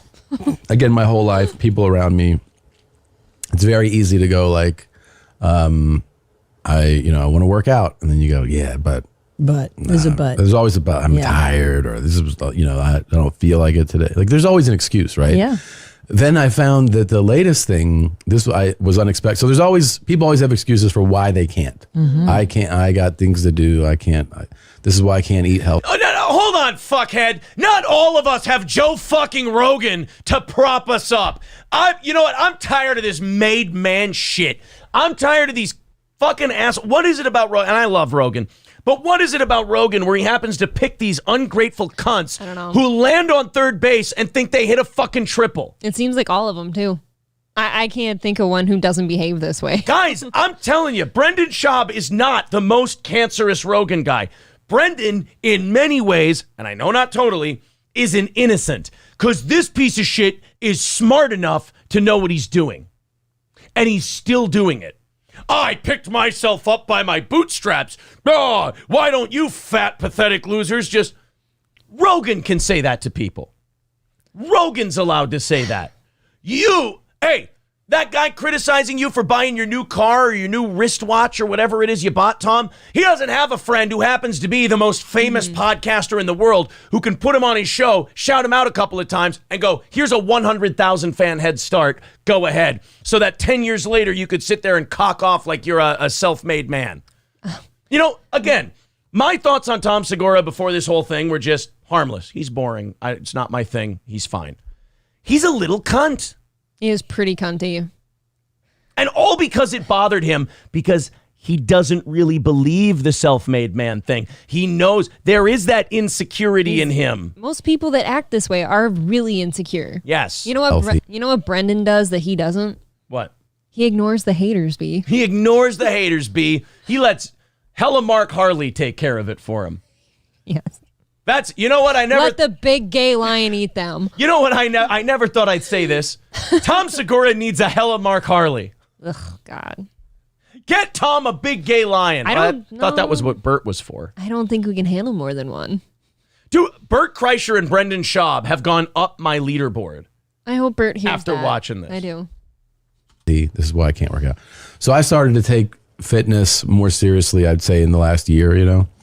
And so some people notice and they go, congratulations, or that's great. Wow, you're a real keep going. superhero. Like they positive. And then you always find some people who go, must be nice. And Right. you're like, what must be nice? And they're like, it must be nice that you can afford to, go to the gym. And I'm like, wait. Tom, that's fair. Extremely fair right They're now. not saying you're a piece of shit.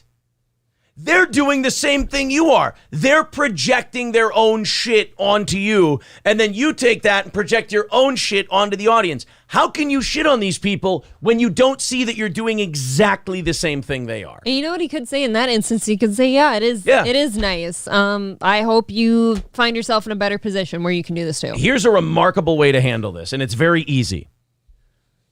Oh, it must be nice to be able to afford all that gym equipment and exercise and all that. And you could go, yeah, it's really nice. I'm humbled that you guys support this show to the level where I'm able to be in a position where I can get myself in shape.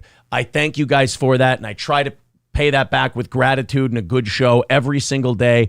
Thank you all so much for that. And if you can't find yourself in a position to work out every day, here's some things you can do. Here's some stuff I found that's free that can help you out. That's what we always try to say too. So obviously you guys that are listening all support us big time. Like we could have taken today off and all that, but we're sitting here yesterday like these shows they're paid for. Yeah, We the audience is, yeah. We owe you a good show for the hard-earned money you spend. And what's going to be hurt? My vanity because the numbers won't be as high? Pfft, big deal. I won't even look at them, to be honest. Wait. So right. Is your position that only people with money are into fitness? Right. It's easy. No, they're saying it's easier, you disingenuous douchebag. Oh, what's the over-under that he starts talking about? Like, you can't go for a run outside. Oh, here we go. Okay, let's see. Take care of themselves? Because I can point you towards 100 more people I know that don't have money that take their health and fitness very seriously. What about guys in prison? Some of them look real fit.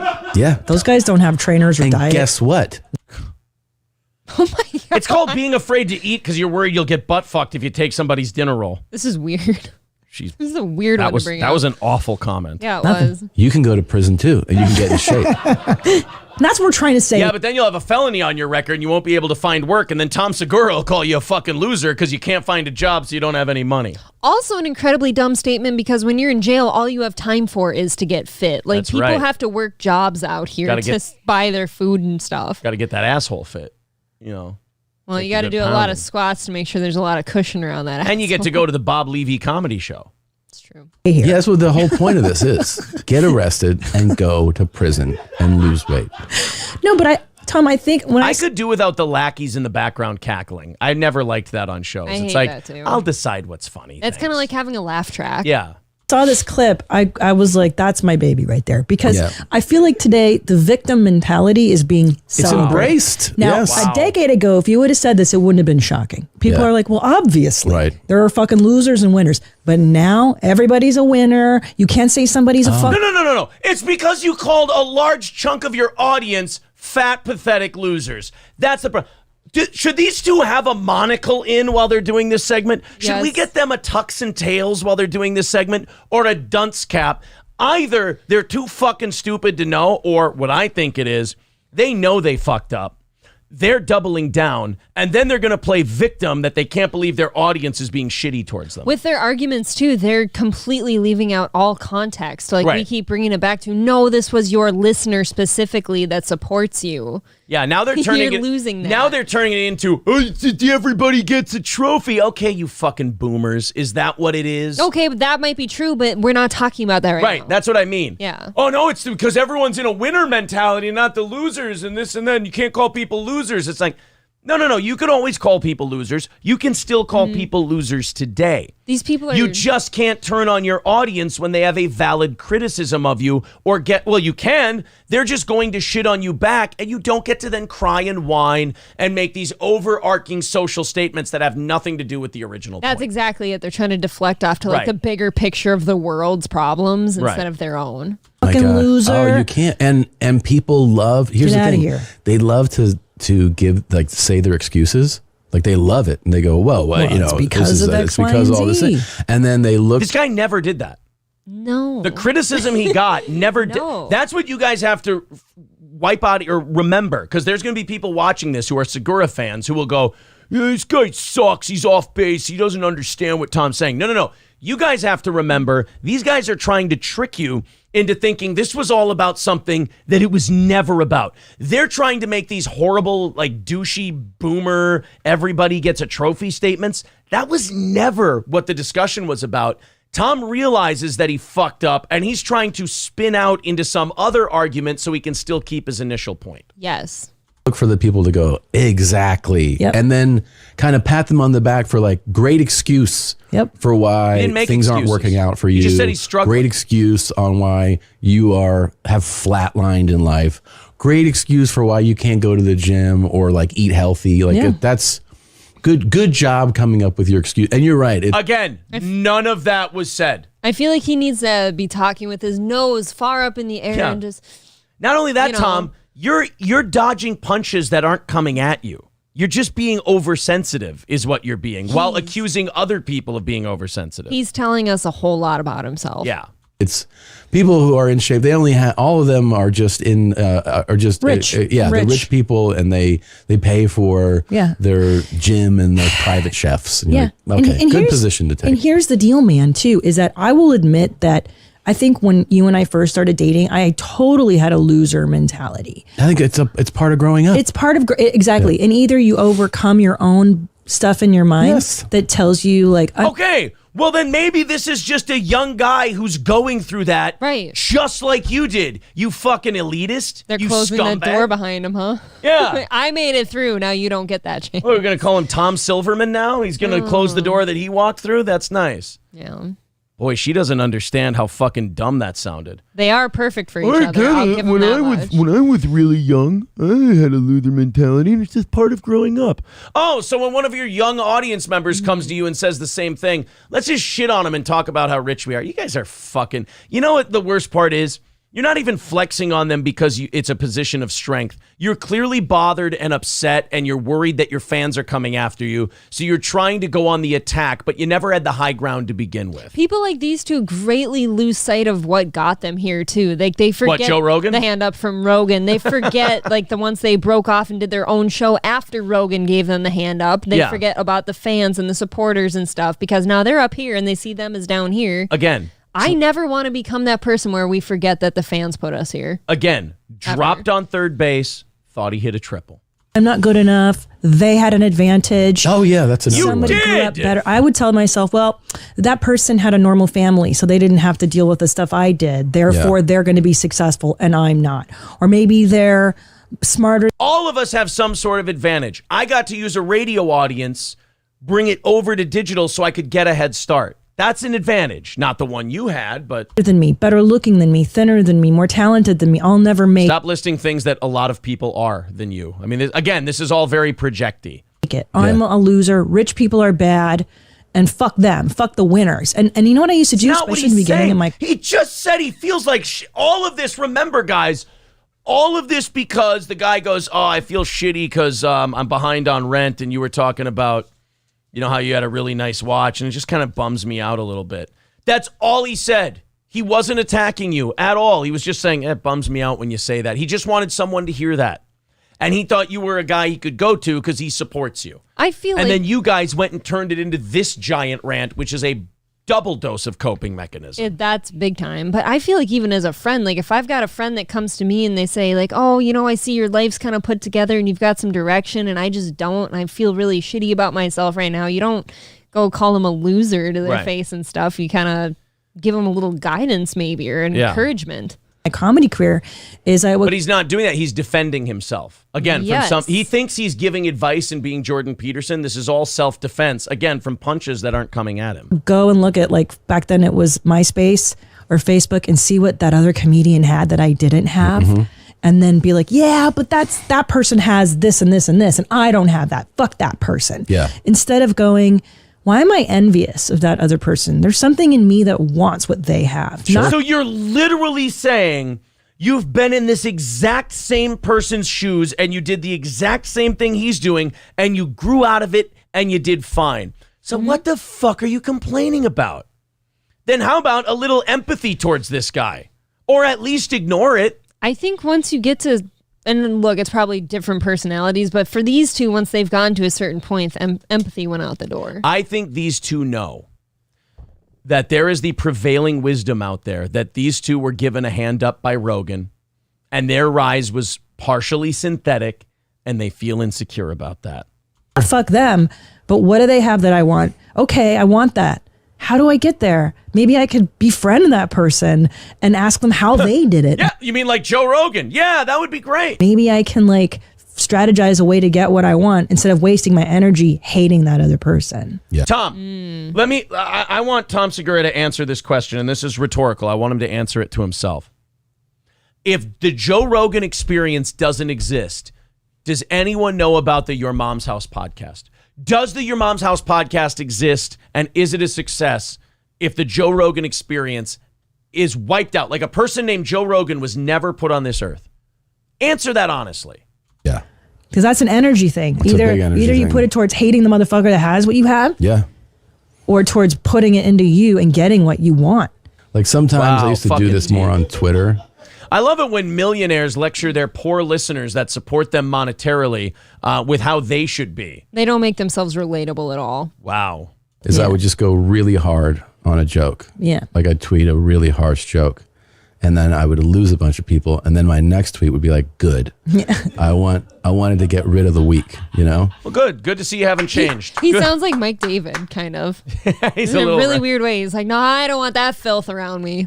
Yeah, but all these guys only do that after those people have already left and aren't coming back. It's like a woman dumps you and then you go, well, I don't like you anyway. Like, you are a bitch. It's like, well, she kind of already got you, dude. Right. And I feel like I haven't done that in a minute, and I feel like doing this really, if I lost people that I don't want. Yeah. And it's cowards. like, it's a really good feeling to get rid of them, you know? It's like. It's coping. I mean, you know, then there's people who want to get their life together. Yeah. Bailey. Play the hand you're dealt and don't worry about anyone else's hand. That's what I'm That's saying. right, Joseph. Bravo to Joseph Bravo. Well, all the other guy was saying is that you kind of showed him your hand while he was watching your show. He's not saying, he wasn't peeking at your hand, Tom. You were telling him about, you went, I have 3 aces and 2 queens. Like, dude, I only got I got a 2-7 offsuit. This fucking sucks. Why are you so worried about what I have? You showed it to me. This guy made a really just vulnerable statement about how he felt bad. Yeah. Like he needed a conversation with somebody because he felt bad at And that you've moment. now spent a quarter of an hour over 2 shows explaining this because you're projecting. He could have just said, "It's okay, buddy. I hope you're in a place you can get that watch someday." It's all right, buddy. You know? Hey, just keep plugging away. Like all he had to That's so say. easy. If this was really about helping people, because this Tom Segura is so full of shit. If this was really about helping people, then he would have went, "Hey, man, I get it. I've been there too. But you keep working hard. You keep going after it. You'll be able to get that watch too. You'll be there.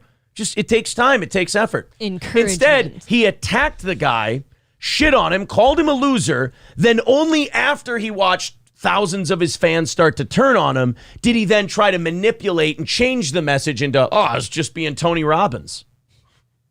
Joe, why are you worried about someone else's cards? Don't worry about the Don't worry Don't about even it. look in that lane, bro. Yeah. And then this is like the type of. So wait a minute. So now you're going to go and just show people saying really positive kiss-ass stuff to you? Oh, this is beyond hacky. Where's the other comments? Boy, we are uncomfortable, aren't we, Tom? How I was, honestly, before I had any success, which was that when I would see somebody doing much, much better than me, which virtually everybody was. Rogan. I was excited by it. I saw it as something to strive towards. Mm-hmm. Like I enjoyed it. Good, then why didn't you liked tell seeing that guy it. that? Yeah, How am I it's a gonna get challenge, that? but it's inspiring. I thought it as inspiring. Mhm. And that's what this person is like basically saying. I live vicariously through these two. Keep talking about, call out the haters. Yeah. It's like they're Be a winner, dude. Keep it's a calling right out the place Fucking to be winner, in. dude. Yeah. See, people get different things from it, but I think See, look, people like me. See, nobody was saying they don't, Tom. Look, people think that I'm motivational. Nobody was saying that they don't, Tom. Where's this coming? Again, where's this coming from? Massive insecurity. One guy said one thing, and now you've broken down to the point where you're showing your positive comments off. See, I'm not the biggest fucking asshole in the world. I just delete all the comments that say I am and show you all the good ones. God damn, That's man. too bad. Tom, take a break. $5 from Farron. She says, "Hey guys, love your show, but can you dial back how many Rolexes you have, Aaron, and how many stylists you have, April? Thanks and keep up the great work." You know what? We'll try. Maybe you'll get there someday. Yeah, Farron. bigger than all of us. She's huge. Farron with $5 says the blue collar worker audience can't afford gym memberships, Whole Foods, and don't have time because they're working 16 hours a day. But you're a loser. Yep, that's what I said. Like you just get to sit there in front of your microphone, and they've got to go to work. Yeah. So Bert fails upwards somehow. Someone says, I think Bert comes out of this looking better. He does. I Because think he just went, oh, fuck, don't do this. his face absolutely said it all. Like, oh, buddy, this isn't a good look for you. Robert says, Christina and Tom lack class. Many of the listeners that support him fall into the category he mocks. They should all immediately stop supporting them. Well, I'll go look at their subreddit today. It sounds like a lot of them are. It just kind of seems like two snooty rich people, looking down on everyone else. Yeah. Yeah, Fair and Balance says it's easy to get out of the loser mentality when you have millions of dollars. Yes, thank you. It's perfect. Oh, this is a really bad look for them. You can probably still turn it around because you have such a big audience, but if you continue to fuck this up, you'll still have a show and you'll still do okay, but the peak is done. You could probably handle this differently nest time. Yeah, you're going to come down from the peak. It's not Should. going to be what it was before. Yeah. Like if you get a guy like Tim Dillon, you could say right to his face, you wouldn't be so big if it wasn't for Rogan and shit. And he'd be like, yeah, 100% correct. Dude, I bet Brendan would say that. Yeah, absolutely. No question. All right, that's I was going to say that's the end of the show, but we got 10 minutes left. That was just the end of the Segura thing. It'll be very interesting to see what happens from here on out with Tom Segura and his wife, because that was a fucking. And what I hate about all of that is that those people walk away from that episode going, fucking nailed it. It's true. They go home and wear their fancy things and eat their fancy foods and go to their fancy gym, and they're like, you know what, I'm winning. Like, I hate how much his wife says, be a winner and all that stuff. Like, look, we're all trying to be. Yeah. Look, bitch, they're working on it. But if I'm in the middle of working on being a winner and like you're yelling at me, oh, why aren't you being a winner? You've got a loser's mentality. That's not inspiring me. Will Bert have Tom address it and tell him to fix his shit? No, I don't think so, because Bert's not that guy. Bert's not a confrontational dude. Bert is definitely one of those I don't want negativity type people. Mm-hmm. So I don't think he's going to push Tom on this. I think Tom will bring it up again because he can't help himself. It really bothers him, and he's got a lot more projecting to do. So he will bring it up. If he doesn't change his ways, I think Tom buries himself with a lot of people here. Yeah.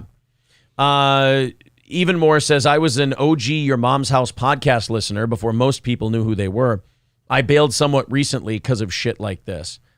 And the funny part is that the reason they're melting down, this is the saddest part, is because they're doing so well. It's the weight of success. Mm-hmm. It's like the only way you'd feel the way they do is if deep down you secretly felt you were a fraud and that you didn't earn it or you didn't deserve it, because this shit wouldn't bother you. You'd all be, like I said, what that guy said, you could take and go, hey, man, you'll be there. Don't worry about it. Like, you could encourage him. Mm-hmm. Unless there was something in you that hit close to home with, which it did. I think I said a little bit ago, too. Like, I never want to get to that point where I forget why I'm here. I never. Well, you gave me the opportunity. But, I mean, the listeners, though, I never want to forget those people who made that jump from radio to this with us. I really don't. Softcast says, you guys are on the loser central time zone. That's true. We are on the loser. We do lose. We're in a flyover state. Can we all agree that Mountain is the loser time zone? It's definitely fucking Mountain. I feel like I like Mountain time. It's Mountain. It's like they're not like West Coast time, but they're not like Eastern time. At least we're just 1 hour behind the East. You know why the Mountain time people can be forgotten about is because everyone forgets about it. Exactly. And the inbreeding. Adam says they made that podcast by laughing at how out of shape they were. Dude, I bailed 3 years ago. The show was on reruns, I swear, says Big Dummy. Junior Coltrane says, Tom is so cringe. He is the type of guy a Karen would call funny. Tom the Karen. Even More says, yeah, Tom can't handle people not sucking his dick ever since he lost the weight. Well, and not only that, again, you can't say, hey, I love it when my audience trolls the shit out of people. I love it when my audience fucks with people. And now they're fucking with you. And now all of a sudden it's out of bounds and you got to go on rants about it. I don't know. Makes you look pretty phony. James Wordy says Joe Rogan's crew is unfunny. Every single one. Joey Diaz is just a drug addict. Joey Diaz is a little unhinged. I do feel safe saying that. I don't find Joey Diaz funny. No, but he might come after you for saying that. That's true. Well, not like Sam Tripoli. Not quite. He'll just talk about it. Happy Plague Doctor says, I felt guilty when I finally finished paying for my expedition earlier this month. You paid for your car. Celebrate. D. Gulag says, I listened to Your Mom's House until I found Daywave. Oh, wow, you upgraded. But I get it. That guy who made the comment about finally paying off his expedition or whatever, there is something to be said. Like when you succeed doing something, there's always someone else around you. Like, you've seen it with people around you in your life that are just shitty to you for it, no matter what you do. Magnum DUI says Pacific time is awesome. Monday Night Football starts at 5:30 p.m. Yeah, I can't really shit on Pacific time. It has its uses. Joe, you see, there's people like Kenneth Pogue who say Joey Diaz is a god. I don't get it. Like, if you listen to Joey Diaz, there are like Rogan fans out there that look at him like, oh man, he's really kicking wisdom. Have you ever heard him talk? He's a fucking rambling drug addict. Like, he rants and raves and he sounds like a dummy. That sounds really harsh. I don't dislike Joey Diaz. But it's like the fan thing where the fans are like, oh, Uncle Joey, he's really deep. It's like, no, he doesn't. He does a shitload of drugs and then rambles. Yep. I don't really see that as... At best, that's what I think of him. Yeah. So at any rate, God, we got like 5 minutes left in the show. I don't want to start with, you know what? We could go, here's a quick one. Joe Rogan throwing some shade. Oh, no, this is part of a bigger thing. Joe Rogan throwing some shade at Kalila. Really? Yeah, this is really good. Good for Joe on this one. Let's go ahead. This is him and Brian Redband. This was the episode where they were dressed up as spacemen. And Joe's talking about Kalila here. And it's nice to hear. Why, Bobby's one of those guys where, everyone sees it but him. He's still got her. Like, right. I don't know how I stumbled upon it, but when we were drunk this weekend for your birthday night, and you were very, very upset. So we were just sitting at a table having a drink, and you weren't talking because of the blackjack experience. Something stumbled upon my Instagram timeline about Kalila, and I went to her Instagram page, and she's still with Bobby everywhere, and he's still bringing her around everything. Yeah, I don't understand it. She's got her hooks in deep. It's really gross. This is Joe talking about their breakup. Me too. We'll just let this play. His DMs are filled with bomb diggers. Hell yeah. I'm sure there's a lot of girls want to take up where Kalila left off. Let me show you some next level. Yeah. But now they also realize they can get famous if they're Bobby Lee's girlfriend. There's probably a lot of those girls. It's so dangerous nowadays. So it's got to duck them. You got to know which one's a sociopath. Yeah. Which one's pretending they like you. And which one just really likes funny guys. Mm-hmm. Big old drink of coffee. That was a clever sip is what that was. That was a sip of, who the fuck I'm talking about. I liked that. That was a fun, sweet, cute little ending to the show today. That was an ownership sip that Joe just took because he's like, I'm fucking talking about you, bitch. Oh, yeah. What are you going to do about it? Yeah, I said that. Yeah, I'm Joe fucking Rogan. I like that. I like when Joe lets his nuts hang every once in a while. Right to the floor. Yeah, and he just goes fucking, but because Joe's not the kind of guy who's just going to openly come out and say Kalila's a sociopath, this, that, and the other thing, because that's actionable. But instead he goes, they want to pick up where Kalila left off, go to that next level. Just got to make sure they aren't a manipulative sociopath who's only there for fame. Like, how could that? He might as well have just had I'm talking about Kalila lit up over his head. Very crafty. It's beautiful, though. That was fun. I like that Joe did that, because what's she going to do about it? Nothing. Not She's gonna fucking go, thing. I bet she goes and brings her insecurity, though, much like a Tom Segura moment to Bobby and like, I would never do that. And, I'm not that person. Marquis says, damn, did y'all cover the Bedabbler Why Do I podcast fight? I wanted to, but Kevin took down the video, so. And Kevin, if you're still it was here really listening, good. You cannot, I didn't see any of it. This was brought to me by somebody else, so then I brought it to Aaron, who then watched it. And could not quit ranting and raving about how great it was and how much fun he was having. It was fantastic. And I didn't see a second of it. Kevin was worried about the impact it would have on his real life and shit like that. Well, then you can't do this if you're going to worry about the impact it has on your real life. I mean, look, 2022 was the year of Steel Toe became bigger than it ever was. And that comes with certain things that, you get either shit on or all kinds of other shit happens. If, you got to decide at some point, do I want to do this or do I not want to do this?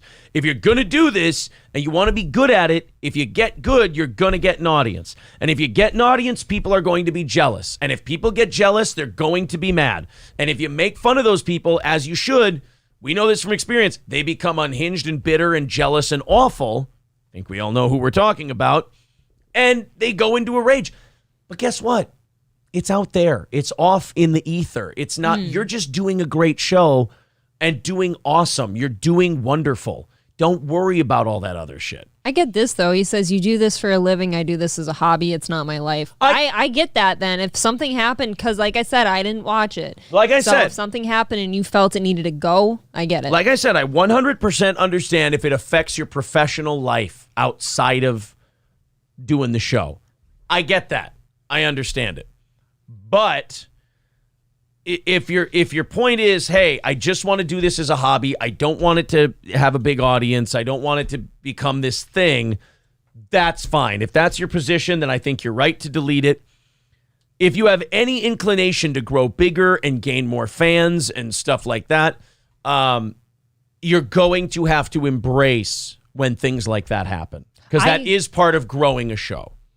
That I get. I can see that side of it. And then on the flip side of that, too, I've been in positions lately where growing pains of this shit and learning how to deal with tough things where I've absolutely said, like, look, if there's ever a chance that I'm not cut out for this and I don't really like where this is headed for me personally, yes, then you do have to make that tough decision where I would then step away and go do something else. But it is growing pains. And here's my point. If you're still going to sit in the fucking chair, then you've made the decision that I'm going to not let this bother me.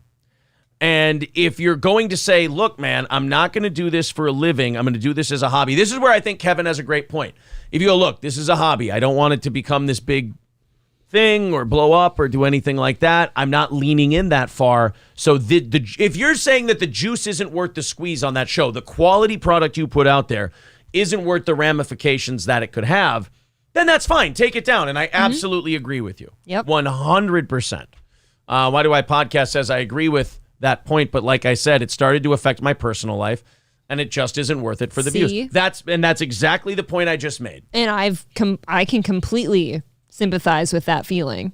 For me, like I said, like when things start spilling into my personal life from stuff I've done on the show, that's not worth it for me anymore either. So I understand. But you want the show to be bigger. You want the show to do well, and if you want that, you have to grow out of shit like that. Otherwise, don't sit in the chair is what I'll always say. Do not sit in the chair. If you're going to waver or anything like that, if you're going to sit in the chair, you got to go, oh, this is a me problem, and I've got to get over this. I've got to figure out how to, because this is part of doing this job for a living. It's no different than working a regular full-time job and not knowing how to do a certain aspect of the job and being trained into it. It's exactly the same thing. Midland Armory in downtown Foley, midlandarmory.com. Our friends at Midland Armory with a great selection at the website, midlandarmory.com. Go there, order, use the promo code SteelToe. And when you do, not only will it cover your shipping, but it'll take a little off that baseline cost for you. It's a really great deal. Derek and Tracy know what they're talking about. If you have any questions, make sure you contact them. That's Midland Armory in Midland Armory in Foley, midlandarmory.com. And Old Capitol Tavern, 2 North Benton Drive in Sauk Rapids, oldcapitaltavern.com. 50 beers on tap, over 240 whiskey selection, bottles of whiskey on, what do you call that, display? The bar. At Old Capitol. I don't know. Also, great shifts, and great chefs, amazing food. That is Old Capitol Tavern. All right, couple more people here before we head out. Why Do I Podcast says, again, this is a hobby, not my job. I feel like I'm talking to like a girlfriend a little bit, where you keep saying the same thing after I've agreed with you. I understand. I think we both agreed. You made the right call. Yeah. Druzilla says, you are literally the drunk bucket victim at the fair. If you do broadcasting, say what you want, but people are going to pitch. Exactly.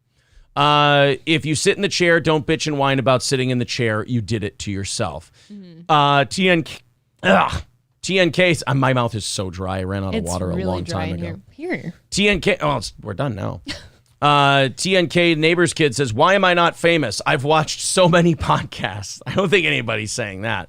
Happy Gilfmore says, doesn't that bother you, April? Which part? No. I don't think I'm bothered right now. No. Although Happy Gilfmore is one of those guys who's always fishing for that with everybody, whether it's Corey or you. Yeah. He tries a lot, but he's a lot of swings and misses. I was going to say a real Babe Ruth, but he never tends to hit many home runs. All right, I think we're all caught up. Can't get mad at results that you didn't get for the work you didn't put in. I don't think that's what I'm saying. And some people are saying Aaron's having his Tom Segura moment. No, I'm giving a guy advice. I'm doing the opposite of what Tom Segura did. I'm not sitting here going, Kevin's a fucking loser. I'm saying, look, if Kevin wants to do the show for a living someday, then he's got to accept stuff like this. Then if he doesn't want to do it for a living, then he should absolutely delete shows like that. Right. Happy Gilfmore says, Aaron's saying that when you try to speak your feelings. What did I say? I think we both said the same thing. I'm not really sure what he's trying to ask. Happy Gilfmore is one of those guys who's trying real hard and it just doesn't work. Oh, well, buddy. Come on. Tomorrow's a new day. You can try to fuck around tomorrow. And it's like the Coyote and the Roadrunner and your Wile E. Coyote. They keep going for it. All your body parts will get put back together. All your wounds will heal, and we'll do this all again. You can get a new Acme rocket. It'll be wonderful. Sure. It all starts again in the next episode. People are saying that if I end the show, I'm going to be in the loser mentality. That ending the show is the loser mentality, super loser mentality. Ending the show makes you a loser. What a quitter. Boy. Joe, just because you can afford to end the show doesn't mean we can. God. She needs us to get through the day. Come on. Let's go until noon, says not David. $4.99 from Mr. Nobody says, can we beat a dead hairline and talk about Kevin after he has made his point for another hour? Maybe Kevin likes being talked about that much. Just go in circles about Kevin. Yeah, maybe that's the case. All right, guys. We got to go. You're only $80 away from next Wednesday's goal. It's fucking ridiculous, man. Thank you so much. Thanks, guys. April, thank you very much. Thank you. Then we've got the evening show tonight. What's the thing I wanted to promote? The comedy show on the 21st. Comedy show on January 21st. Eventbrite, Steel Toe Comedy Show. Check it out. And get your tickets. Or if you're a VIP, contact April to claim your tickets. All right, guys, we're out of here. We'll talk to you tonight. Take it easy until then.